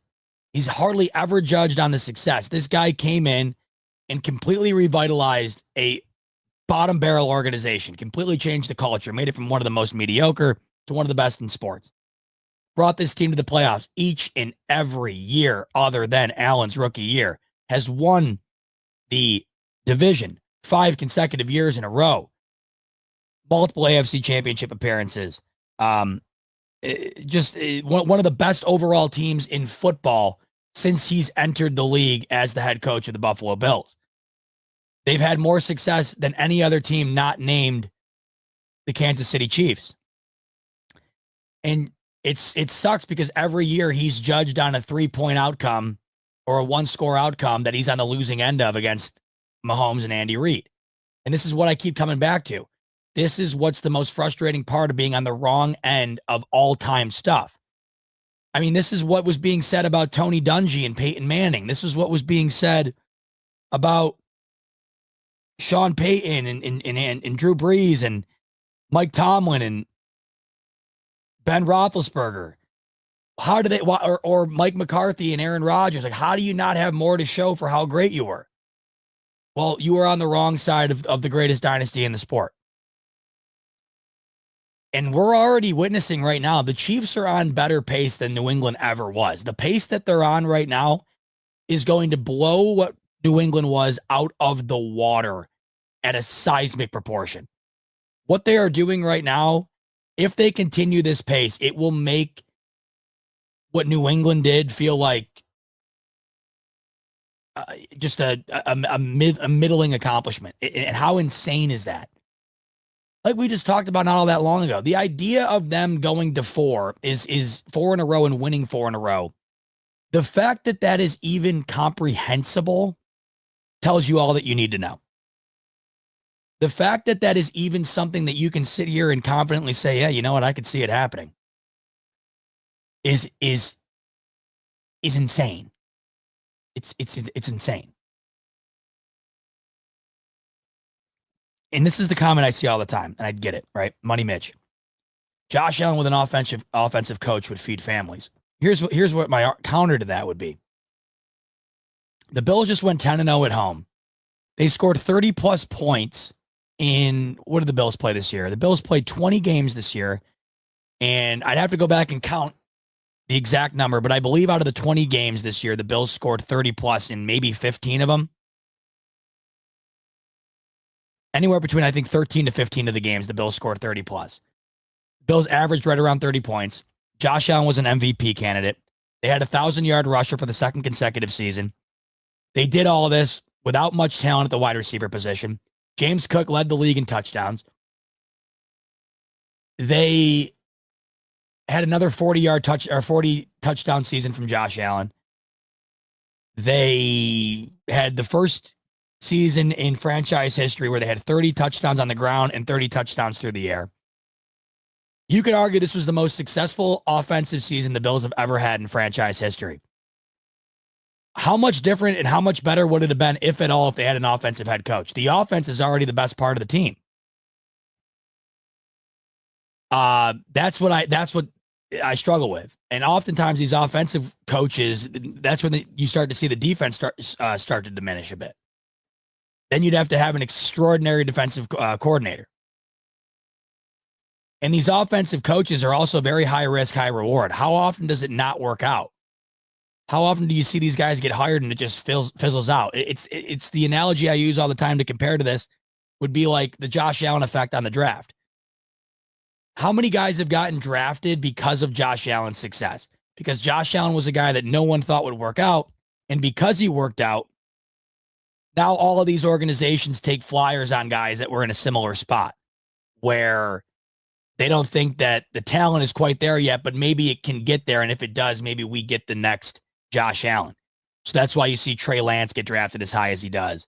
That's why you see Daniel Jones get drafted as high as he does and get a contract extension. That's why you see Anthony Richardson get drafted as high as he does. List goes on and on. Same thing with these coaches. You see the success of Sean McVay. You see the success of Kyle Shanahan, Kevin O'Connell. And that's why you see these guys take flyers on guys like Nathaniel Hackett that burns out brightly. You're going to see it here with Ben Johnson. Either he's going to get all the praise in the world for Caleb Williams' success, or he's going to get all the blame in the world for the lack thereof. And right now, the offensive wizard, who is it out there? They're gone. Ben Johnson was the guy. Bobby Slowick was supposed to be the guy. He went from being a head coach candidate to getting fired as an offensive coordinator. There isn't an offensive wizard out there right now. There just isn't. And I think you're lying to yourself if you can't appreciate what Sean McDermott did for this team this year and how great they were this year and how great he was this year, how great this team was this year. And to once again define the entire year based on the loss, I get it. And because it's what it all comes down to. And NPR making a great point. Cliff Kingsbury is another great point. Had an exceptional year as coordinator for Washington. How did it work out for him as head coach in Arizona? Not good. Not good. The amount of times we've seen these coordinators, I mean, it's going to have, I think Mike McDaniel's going to get fired this year after the upcoming season with Miami. If Miami does not make the playoffs again with that roster, Mike McDaniel's gone. I could see a future where if the Bengals miss the playoffs again, I could see Zach Taylor being gone. So these coordinators, Robert Saleh, now look at him. All of a sudden he's back to where he started. He's a D coordinator now once again for San Francisco. You look at Steve Spagnuolo. He was not good as a head coach. Argument he's a Hall of Fame coordinator. Some guys are just coordinators. Other guys are not head coaches. And I just don't know. I always go back to this every time this question's posed. Should we fire Sean McDermott? Should the Bills move on? If you want them to, then what's your solution? And right now, more than ever, there is not a solution. There's not an adequate solution. There's no way you can sit here and tell me that you have an idea in mind for the Bills to be better tomorrow by firing McDermott and adding, I don't even know who would you tell me? I mean, who's your guy? Rex Ryan? Take him off the ESPN set? You try to dangle the cheese for Belichick, I guess, but that's not the offensive guy that everybody wants. I mean, NPR, I'm seeing you say Mike McCarthy here, but Mike McCarthy had a decent end of the year for Dallas, and that's why he almost saved his job. But Mike McCarthy, I don't know, won one Super Bowl with an exceptional Green Bay team with one of the best quarterbacks of all time. I mean, I'd love to see it. If he came and did that with Buffalo, it'd be great. But I'm not putting all my chips in the middle of the table for Mike McCarthy. How is that an upgrade from McDermott? McDermott's had far more success over the last decade than Mike McCarthy has.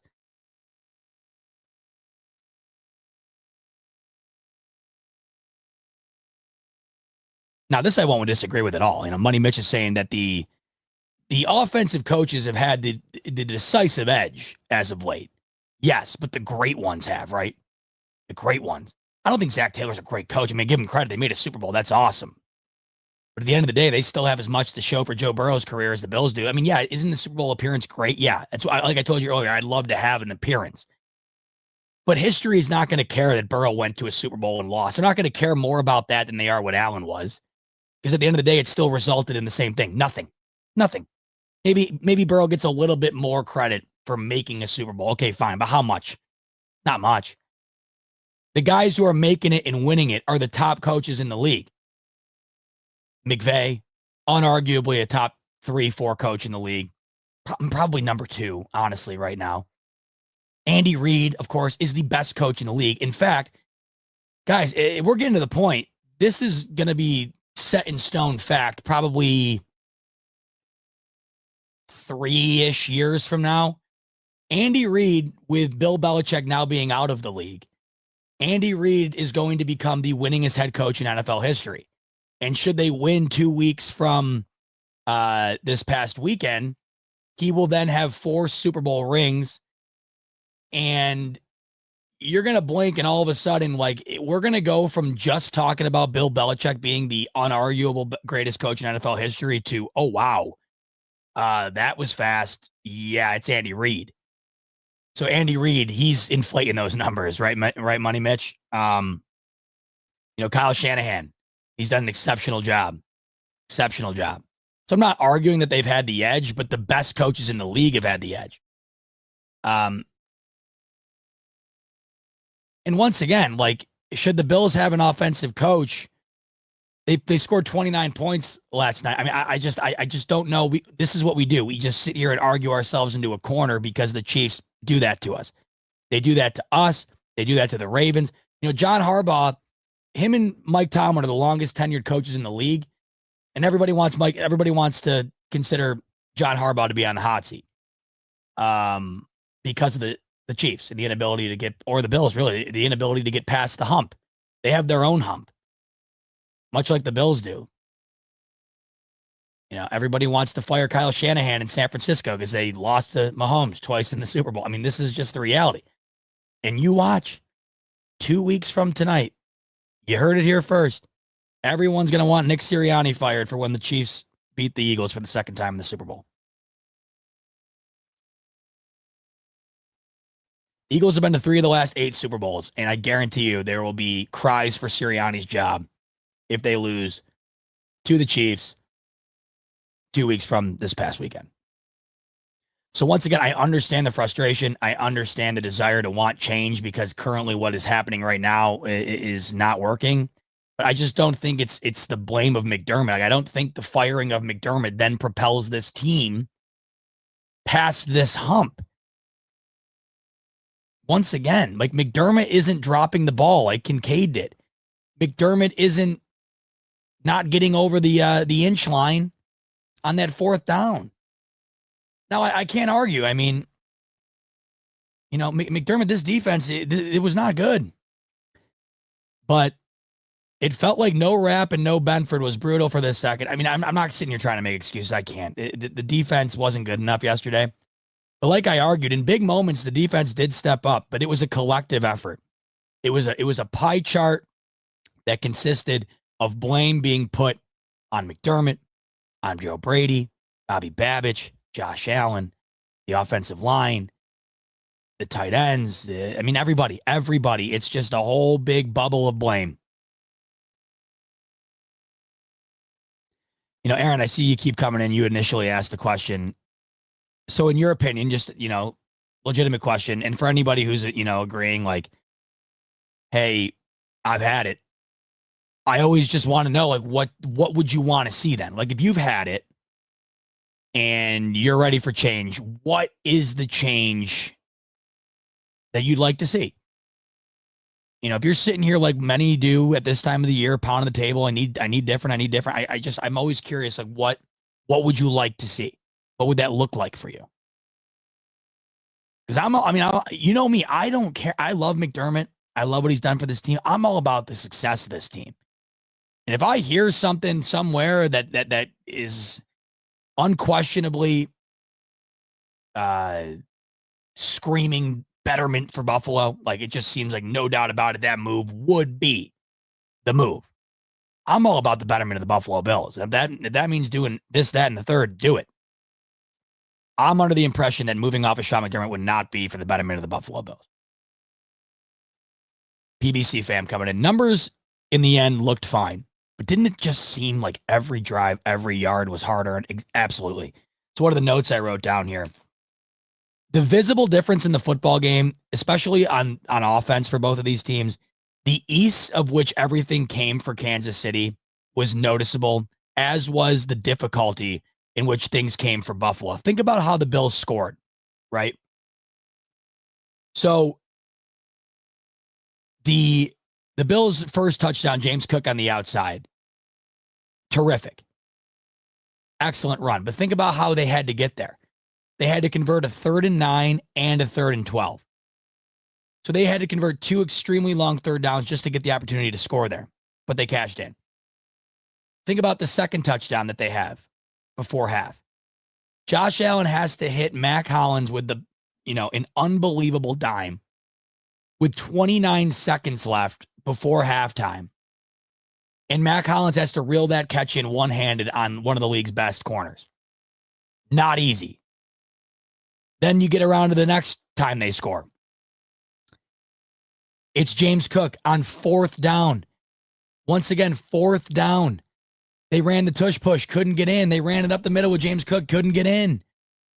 4th down, and James Cook was 1 inch of his knee being on the ground prior to that ball going over the line from that touchdown, not counting. Extremely difficult, but they got it. The Curtis Samuel touchdown. Once again, 4th down. Right on the goal line. It took them 4 tries to get in. Everything was difficult. Everything. No doubt about it. Meanwhile, for Kansas City, it felt like I couldn't believe that I couldn't understand why they kept trying to run the ball. Running was clearly not going to be their strong suit last night. The only argument I can make for them continuing to try to run the ball, besides the Mahomes scrambles, was just to establish play action or just continue to keep things open in the pass game. I don't know. Because running the ball to them just seemed like wasted downs. Passing the ball for them was automatic. Guys were just wide open. And it felt like every single throw at the absolute bare bones minimum resulted in 7 or 8 yards, no matter what. Everything was so easy. The Bills only had a couple of plays in that game that felt genuinely easy. It was visible. The difficulty level between both sides was visible. Scotty coming in, Scotty V. Instead of throwing up a wild throw to your tight end, why not hand it off to your dynamic running back, Cook? He's been dicing through the whole Chiefs defense. You would think, and that would have won it. Listen, Scotty, I'm all for differentiating ideas on what the Bills should have done there on 4th and 5. The one thing they absolutely could not have done was hand it off to James Cook there. As much as I would have loved to have seen James Cook touch the ball more in that game, 13 carries to me, the way he was running the ball was far too low. You cannot hand the ball off to James Cook on 4th and 5. If they get it, you're sitting there saying, I can't believe they just ran that. They're lucky it worked. If they don't get it, they're getting crucified. You have got to allow Josh Allen to try to make a play on 4th and 5. You have to. If you run it on 4th and 5 and don't get it, I understand. I love the willingness to think about what could have possibly worked, Scotty. But if you think about the idea of them running it on 4th and 5, taking it out of Josh Allen's hands and not getting it, imagine what we're talking about today. And imagine what you would have heard on television, radio, etc. today. It would have been all anybody was talking about. All anybody would have said would have been, and rightfully so, how in the living hell on 4th and 5, with a trip to the Super Bowl on the line, do you take the ball out of Josh Allen's hands on the final play when you need 5 yards? Once again, I go back to what I said earlier. We can argue that they should have done this and they should have done that. Should have threw it here. Should have ran it here. Kincaid dropped the ball. The play was there. Allen made a perfect throw under duress. based on the circumstances, could not have thrown it better. I don't know if anybody else in the league can make that throw as well as he did. Your first round tight end dropped it. Plain and simple. It's a lot easier, I know, for us to think about the other things that they could have done. The fact of the matter is, the reality of the situation is the guy dropped the ball. It's kind of like what I heard last week with Baltimore and Lamar. It was, I love Chris Sims. I think he's great, but he was saying that, wasn't a great throw by Lamar. I don't know. I mean, that's nitpicking, man. You're a potential Hall of Fame tight end. The ball is right in your hands. It was a lob pass. That's the type of throw that you throw to your 3-year-old kid. That's the type of throw that when your little kid is learning how to play baseball and you're getting him ready for his first year at T-ball, that's the type of throw you throw to him, getting him used to the game. I mean, we can sit here and make excuses all we want. First round tight end, balls in the breadbasket, game on the line. Doesn't get more wide open in the league. Don't get better chances than that in that type of moment. Drop the ball. Mitch, the lead robster. But you're one of my favorite people on this planet. Wow. I need Rico's bell right now. That is high praise, Mitch. I appreciate that, man. Mitch is saying, thanks for helping my scars heal by being with us. Pleasure's mine. You guys are helping my scars heal. By the way, this is the best part about this cry cast every year. You do feel better at the end of it, don't you? I know I'm already starting to feel a little bit better. Compared to where I was last night, this time last night, definitely a lot better. Mitch is saying, one of these days, we got to meet up at a game. Definitely. Rico and I talk about it all the time. This gets brought up all the time. We have to do it. We have to organize an event at a game, get everybody out for a tailgate. We have got to do it. I don't know why. I mean, we got to sit down and organize it. Hope maybe it would be great. We got to look into doing it this year. It's the last year at the Ralph. The ticket prices are going to start going through the roof at the new stadium. This is the time to do it. Hopefully, we can try to do it this year. This is the year to do it. Mitch is saying could always also go to the Penn State game at the shoe. Don't tempt me, Mitch. Don't tempt me. Although, do you think I want to sign up for a guaranteed loss? You think James Franklin's beating Ohio State on the road at the shoe? I don't think so. That one might have to be on you, Mitch, if I go to that one. Much love to BF, says Mitch. Hey, Mitch, much love to you. You have been riding with us all year long. We have so much love for you and everybody who's been with us all year long, especially in these big, depressing moments here. I know you guys say it's, I coming on here and talking about it helps you heal. You being on here with me helps me heal. It's mutual. The love is mutual. Couldn't appreciate you guys more. Johnny Waz back in. Last drive, Kincaid, third down play that 3 Bills saw it as a first down. Was that under 2 minutes? Booth should take a look, or McDermott challenge. I mean, I don't remember if it was. Let me see. See if I can find it. Either way, so say that they do challenge it, right, John? Once again, it goes back to what we were talking about.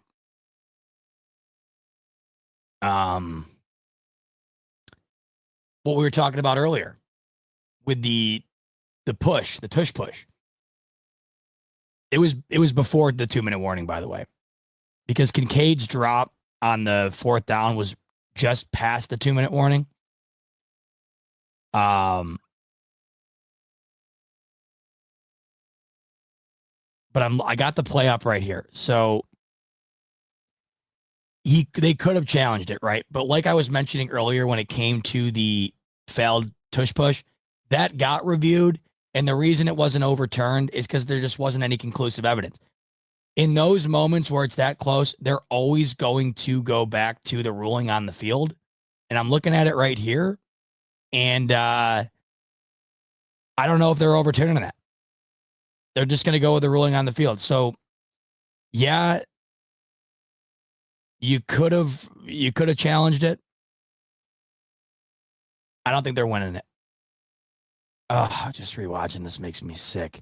By the way, I know there were so many things that happened in that game. This play wasn't near the 2-minute warning, by the way. This play occurred early in the fourth quarter. This was around the 13-minute mark of the fourth quarter. The Kincaid drop at the end was after the 2-minute warning, however, the deep ball drop.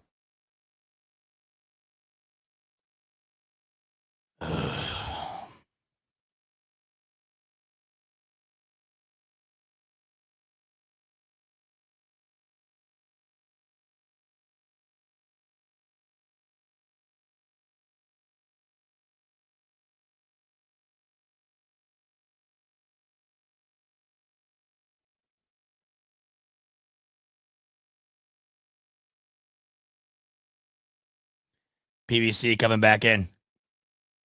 You said it before. This is more than just a football team to us. It's family. It's watching with our dads and experiencing it together. I didn't get to before my dad passed. Keep watching with yours. Keep doing it with everything you got, bro. Go Bills. No doubt, PBC. Well said.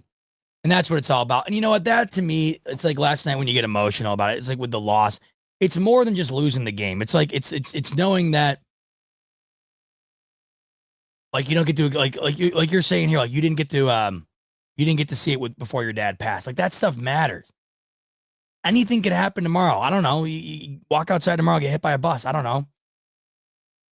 That's why, like, when you have the opportunity, you want it to happen so bad because I love that. I want it to happen with my dad. You know, I want it to happen in my lifetime.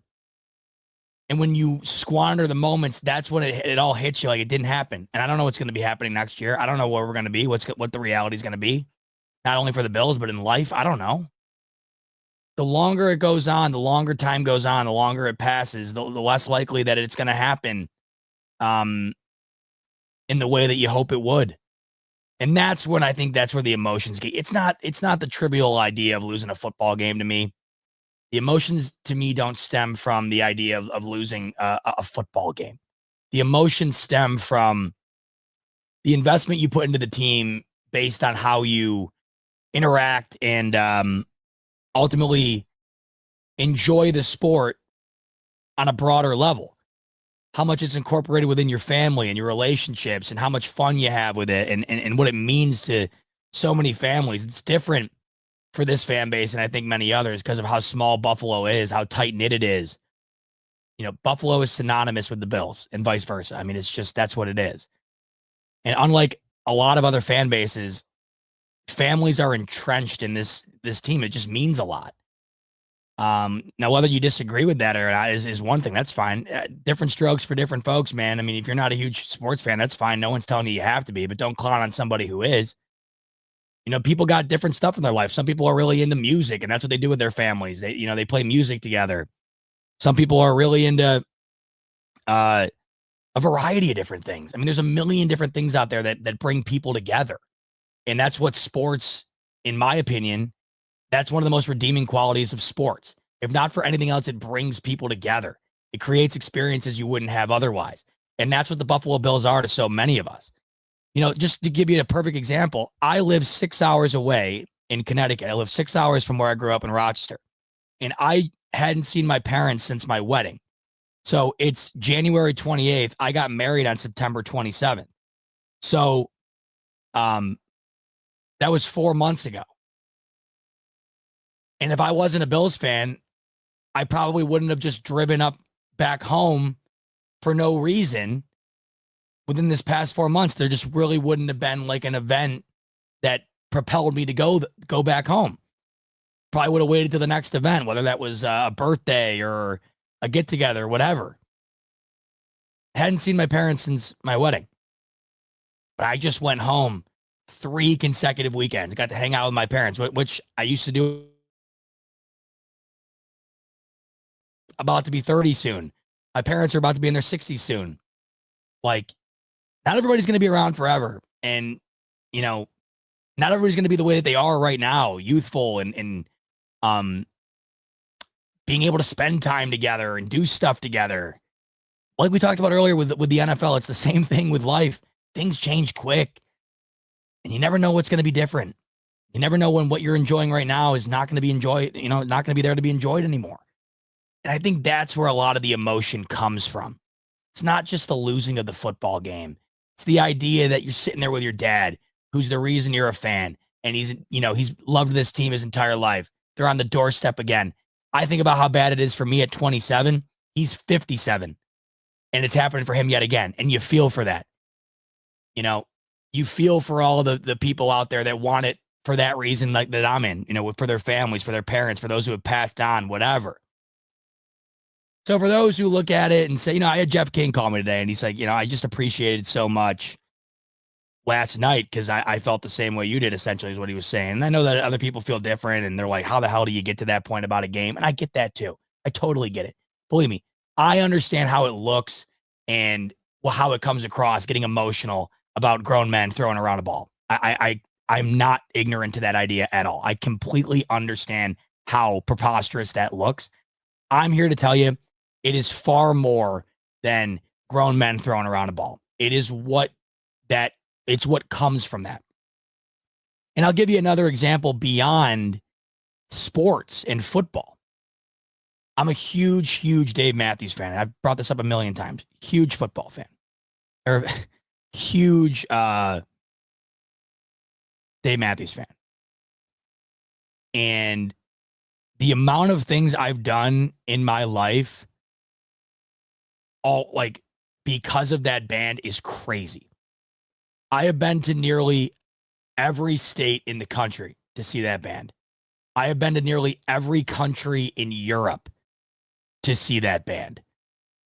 I have met some incredible people all over the world that I never would have ever met in a million lifetimes if it weren't for that band. I've done so many things in my life that I will look back on as fondly 50 years from now as I do on it today. Because they were the reason I went and did that stuff. I mean, I'll never forget, I was 22 years old, and me and two of my best buddies went and backpacked Europe for 2 weeks going and seeing the Dave Matthews Band. We went everywhere. You name it, we were there. Amsterdam, Poland, Sweden, Germany, all over the place. I'll never forget it. And we wouldn't have done that if it weren't for the band. Now, you know the amount of people I've met in my life who look at me as cross-eyed as they look at me when I'm going nuts about the Bills game because of the Dave Matthews situation? They all think that it's funny because if you don't know, then I get it. Like, they think every concert's the exact same. They think that the band plays the same exact songs every single night. And what's funny is, like, if you're a huge pop or rap fan, like if you go to a Taylor Swift concert or if you go to a Drake concert, if you go to the concert at Madison Square Garden tonight, and then you go to the concert at the Staples Center next week, the show is going to be the same. They're going to do the same set list. The theatrics are going to be the same. It's not the way it is with bands like Dave Matthews or Fish or, Grateful Dead. That's not the way it is. It's all different. That's why you keep going. I've always equated it to opening up a pack of trading cards. Every show you get is a different trading card or a different pack of trading cards with anywhere from 20 to 30 different cards within it. I mean, Dave Matthews' discography is damn near at 300 songs.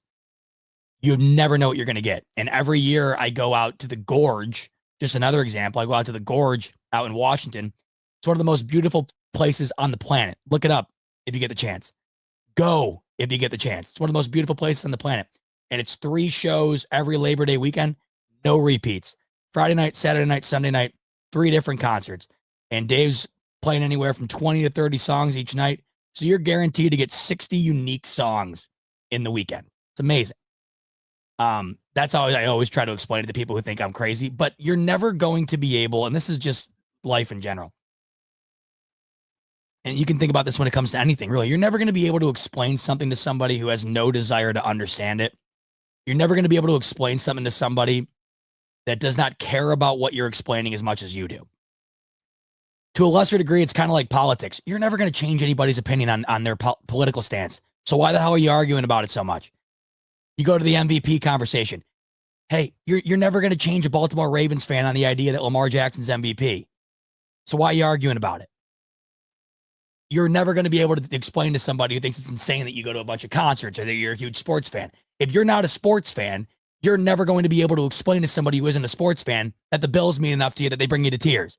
That the Bills mean enough to you that you drive 36 hours worth of drive time the last month to go and watch the game with your dad and your mom. That will make sense to nobody who that doesn't get it. It's the perfect example of either you get it or you don't. And I'm not expecting people that don't get it to care or to get it. And nor do I really expect them to respect it because they have no capability of doing it, and that's fine. And I think that we can feel that way about a lot of ways. I mean, I'm sure you guys all know, say you're not a religious person. You might find it like unfathomable that there are people who go to church 3-4 times a week. You might just think about that and you might be like, man, I couldn't imagine doing that. How do you do that? But for that person, that's their life. They love it. It means a ton to them. And I'm sure to them, their families all go to church together. They have a community of people that they spend time with. Everybody's got their thing. Everybody's got their thing. You know? And all I got to tell you, I always feel bad for people that don't have a thing. I always feel bad for the people who don't have a thing, especially the people who are overly judgmental about the people who do have a thing. I've often thought that those who are very judgmental about those who are really dedicated to something are like that because they're just kind of, it's kind of like a defense mechanism to the idea that they just really don't have anything in their life that they're super into or passionate about. I couldn't imagine my life not having things that I'm not overly passionate about. It would feel very, it would feel like a gigantic void would be there. When you imagine, and I'm not even just correlating this strictly to the Bills or whatever, but you imagine in your life not having a couple of things that you really care about beyond like everyday stuff. Obviously, your family means most. Your family means most. Your friends mean most. Your wife, your kids, your parents, your job. And this is what I'm about to say is not here. I'm not sitting here trying to discredit any of that. But don't you think that it would be really tough to not have anything beyond the standard day-to-day life? Don't you think it would be a really tough existence to not have anything outside of your job? To not have anything outside of just being in the house, like doing whatever? I don't know, man. I couldn't be like that. And it always blows my mind that there are so many people out there that just don't really care enough about anything to be passionate, have no hobbies, have no passions, have nothing that they're into or spend time on. I don't know, nothing. It doesn't need to be anything specific. It just needs to be something. There's so many people that aren't like that. I just feel like that. I don't know.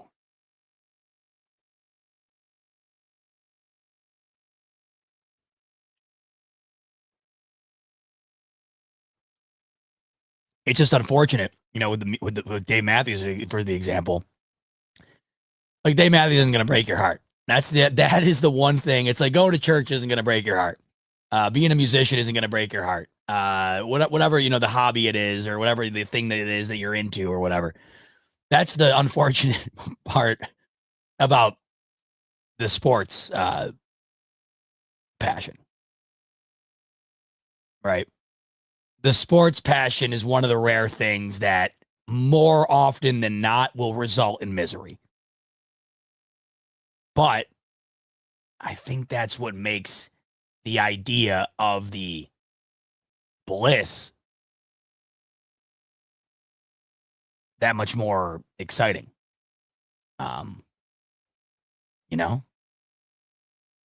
Nearly 4 hours in, by the way. We're about to hit the 4-hour mark.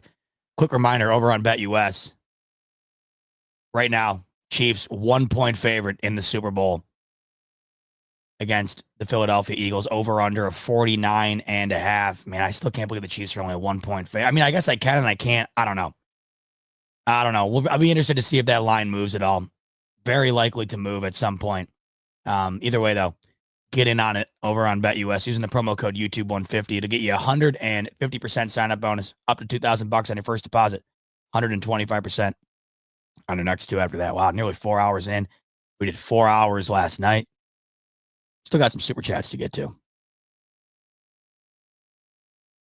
What's this Hammer saying? You got a job about? Yep. Got a job. About to be making a career change soon for the day job. I'll keep you posted. I don't want to let the cat out of the bag yet until I really start to dive into it, but that's something that's been on the horizon lately. A lot of changes going on over here. That's the one thing I'm about to embark on here soon, I think. Well, not that I think I know. It's just a matter of doing it. I'll keep you apprised as the wheels start turning on that. But I've been a video editor for a long, long time. I've been doing that for a long time. And I love it. I'm still going to keep doing it. I'll always keep doing it. But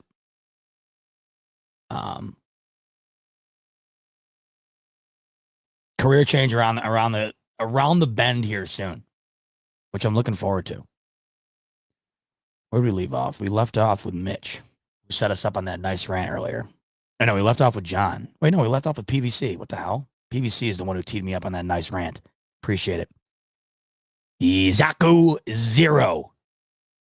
Love that. Bills are starting to feel like the Steelers. Oof.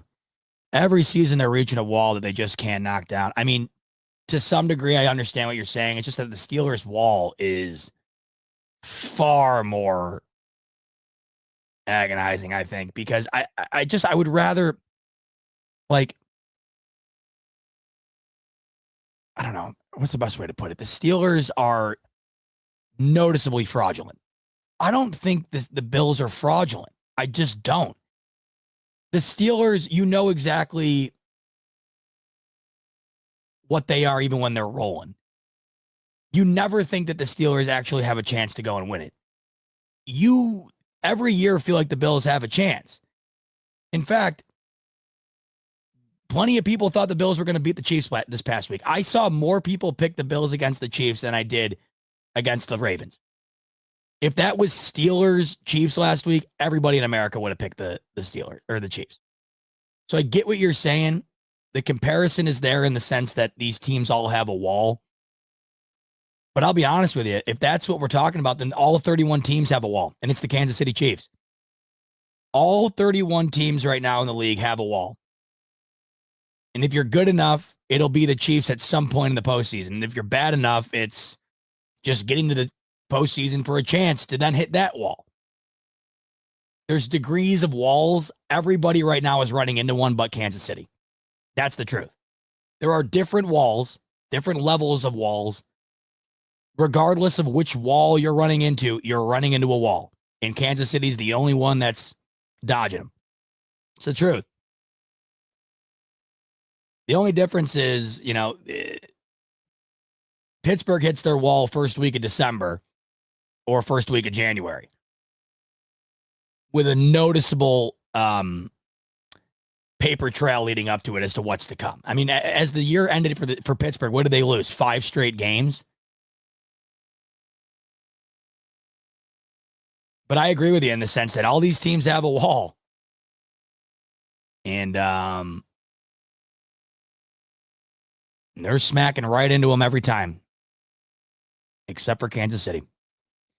BT. Worst part in all of this is we gave the Chiefs Mahomes. It's like shooting yourself in the foot and watching yourself bleed out. Billsiest thing ever. It's up there. I have a tough time.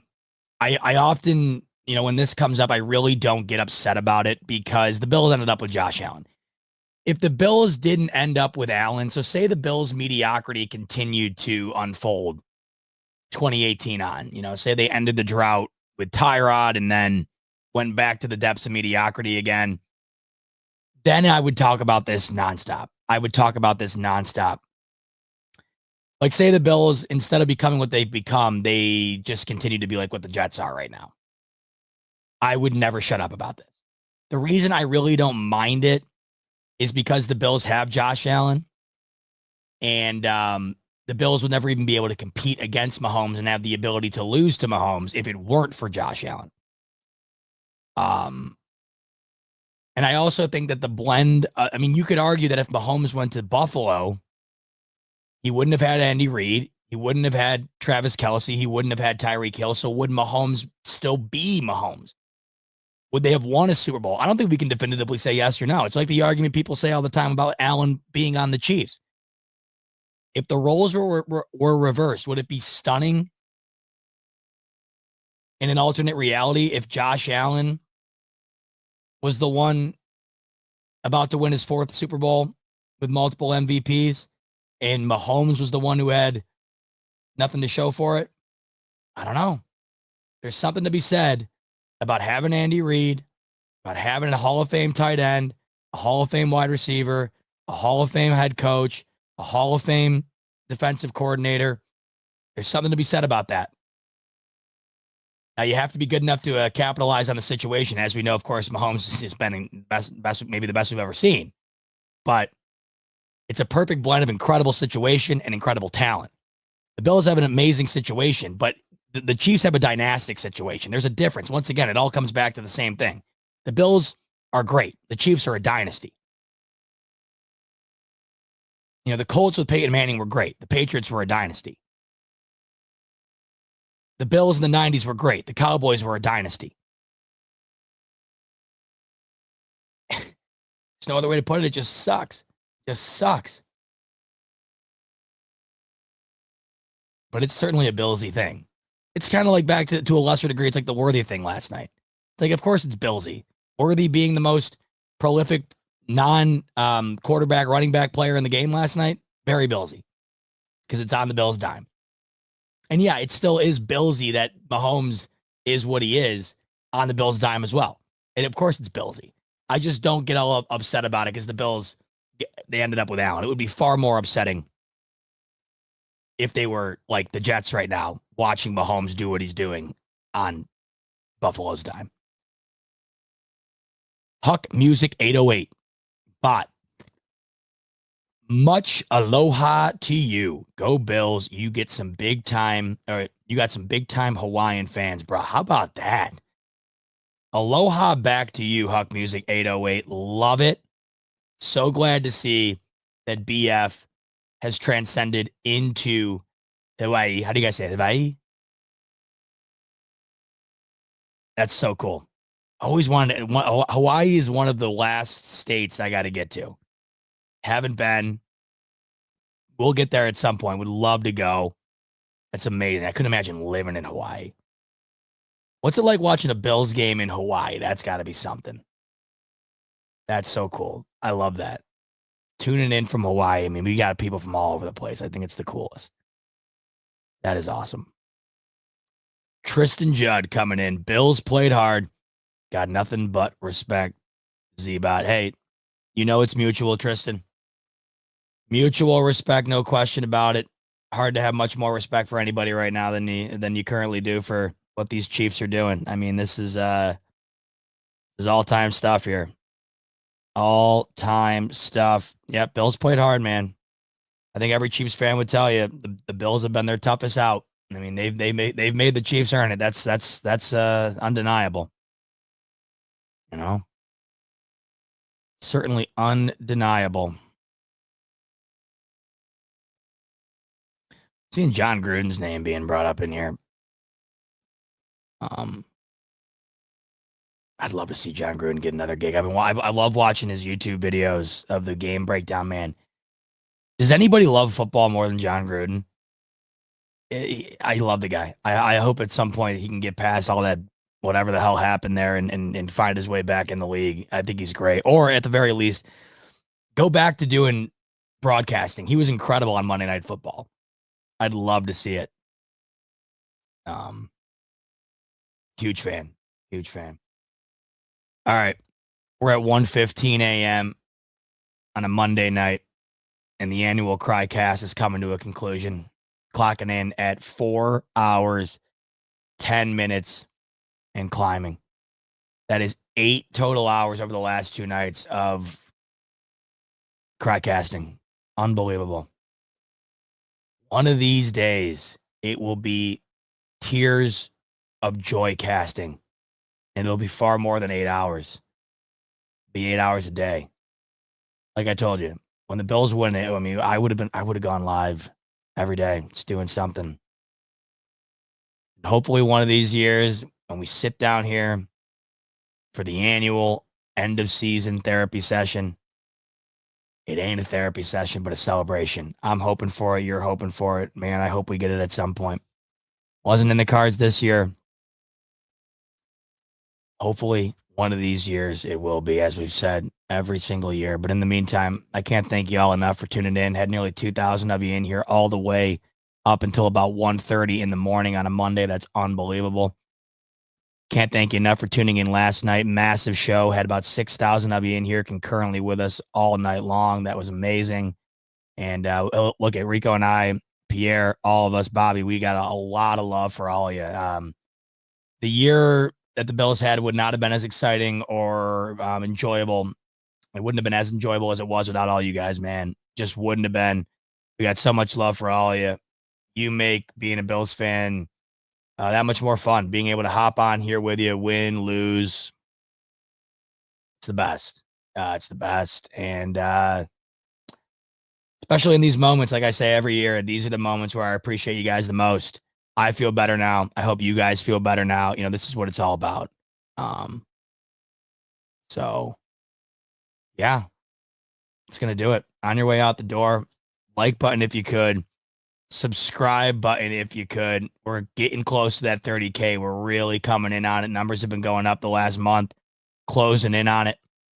And if you haven't hit that button yet, please go ahead and do so. Also, on your way out the door, as I've mentioned all evening, the lines for the Super Bowl are up currently on BetUS, where the Kansas City Chiefs are a 1-point favorite, with the over-under being 49.5, both team totals at 24.5. If not for anything else, this game is expected to be yet another incredible Super Bowl, where I have to give the Chiefs credit, and I hate to do it, but where I have to give them credit, at least all of the Super Bowls, other than Tom Brady destroying them, all of their Super Bowl wins have been incredible games. They've been really fun to watch. They've come down to the wire. They've been very entertaining. And when the Bills are inevitably not in it, all you hope for is a great game. The Chiefs have more or less provided that. I hope we get it again based on these numbers. It looks like we could be set up for yet another great matchup. I hope that we get it. If you want to get in on the action, YouTube 150 is the promo code. They'll get you 150% sign up bonus, up to $2,000 on your first deposit, 125% bonus on your next two after that. All right, that's going to do it. Whole lot of love for a whole lot of you. Really appreciate you tuning in on the Crycast season ending Monday night version of the Smoke Break. We'll be back with you later in the week. We'll talk Super Bowl. We'll talk about what's next. You know how it goes. We will prevail. All right. Hey, get some sleep, everybody. Talk to you later in the week. Much love, as always. Like button, subscribe button, BetUS. Get in on the action for the bowl. Talk to you soon. Go Bills.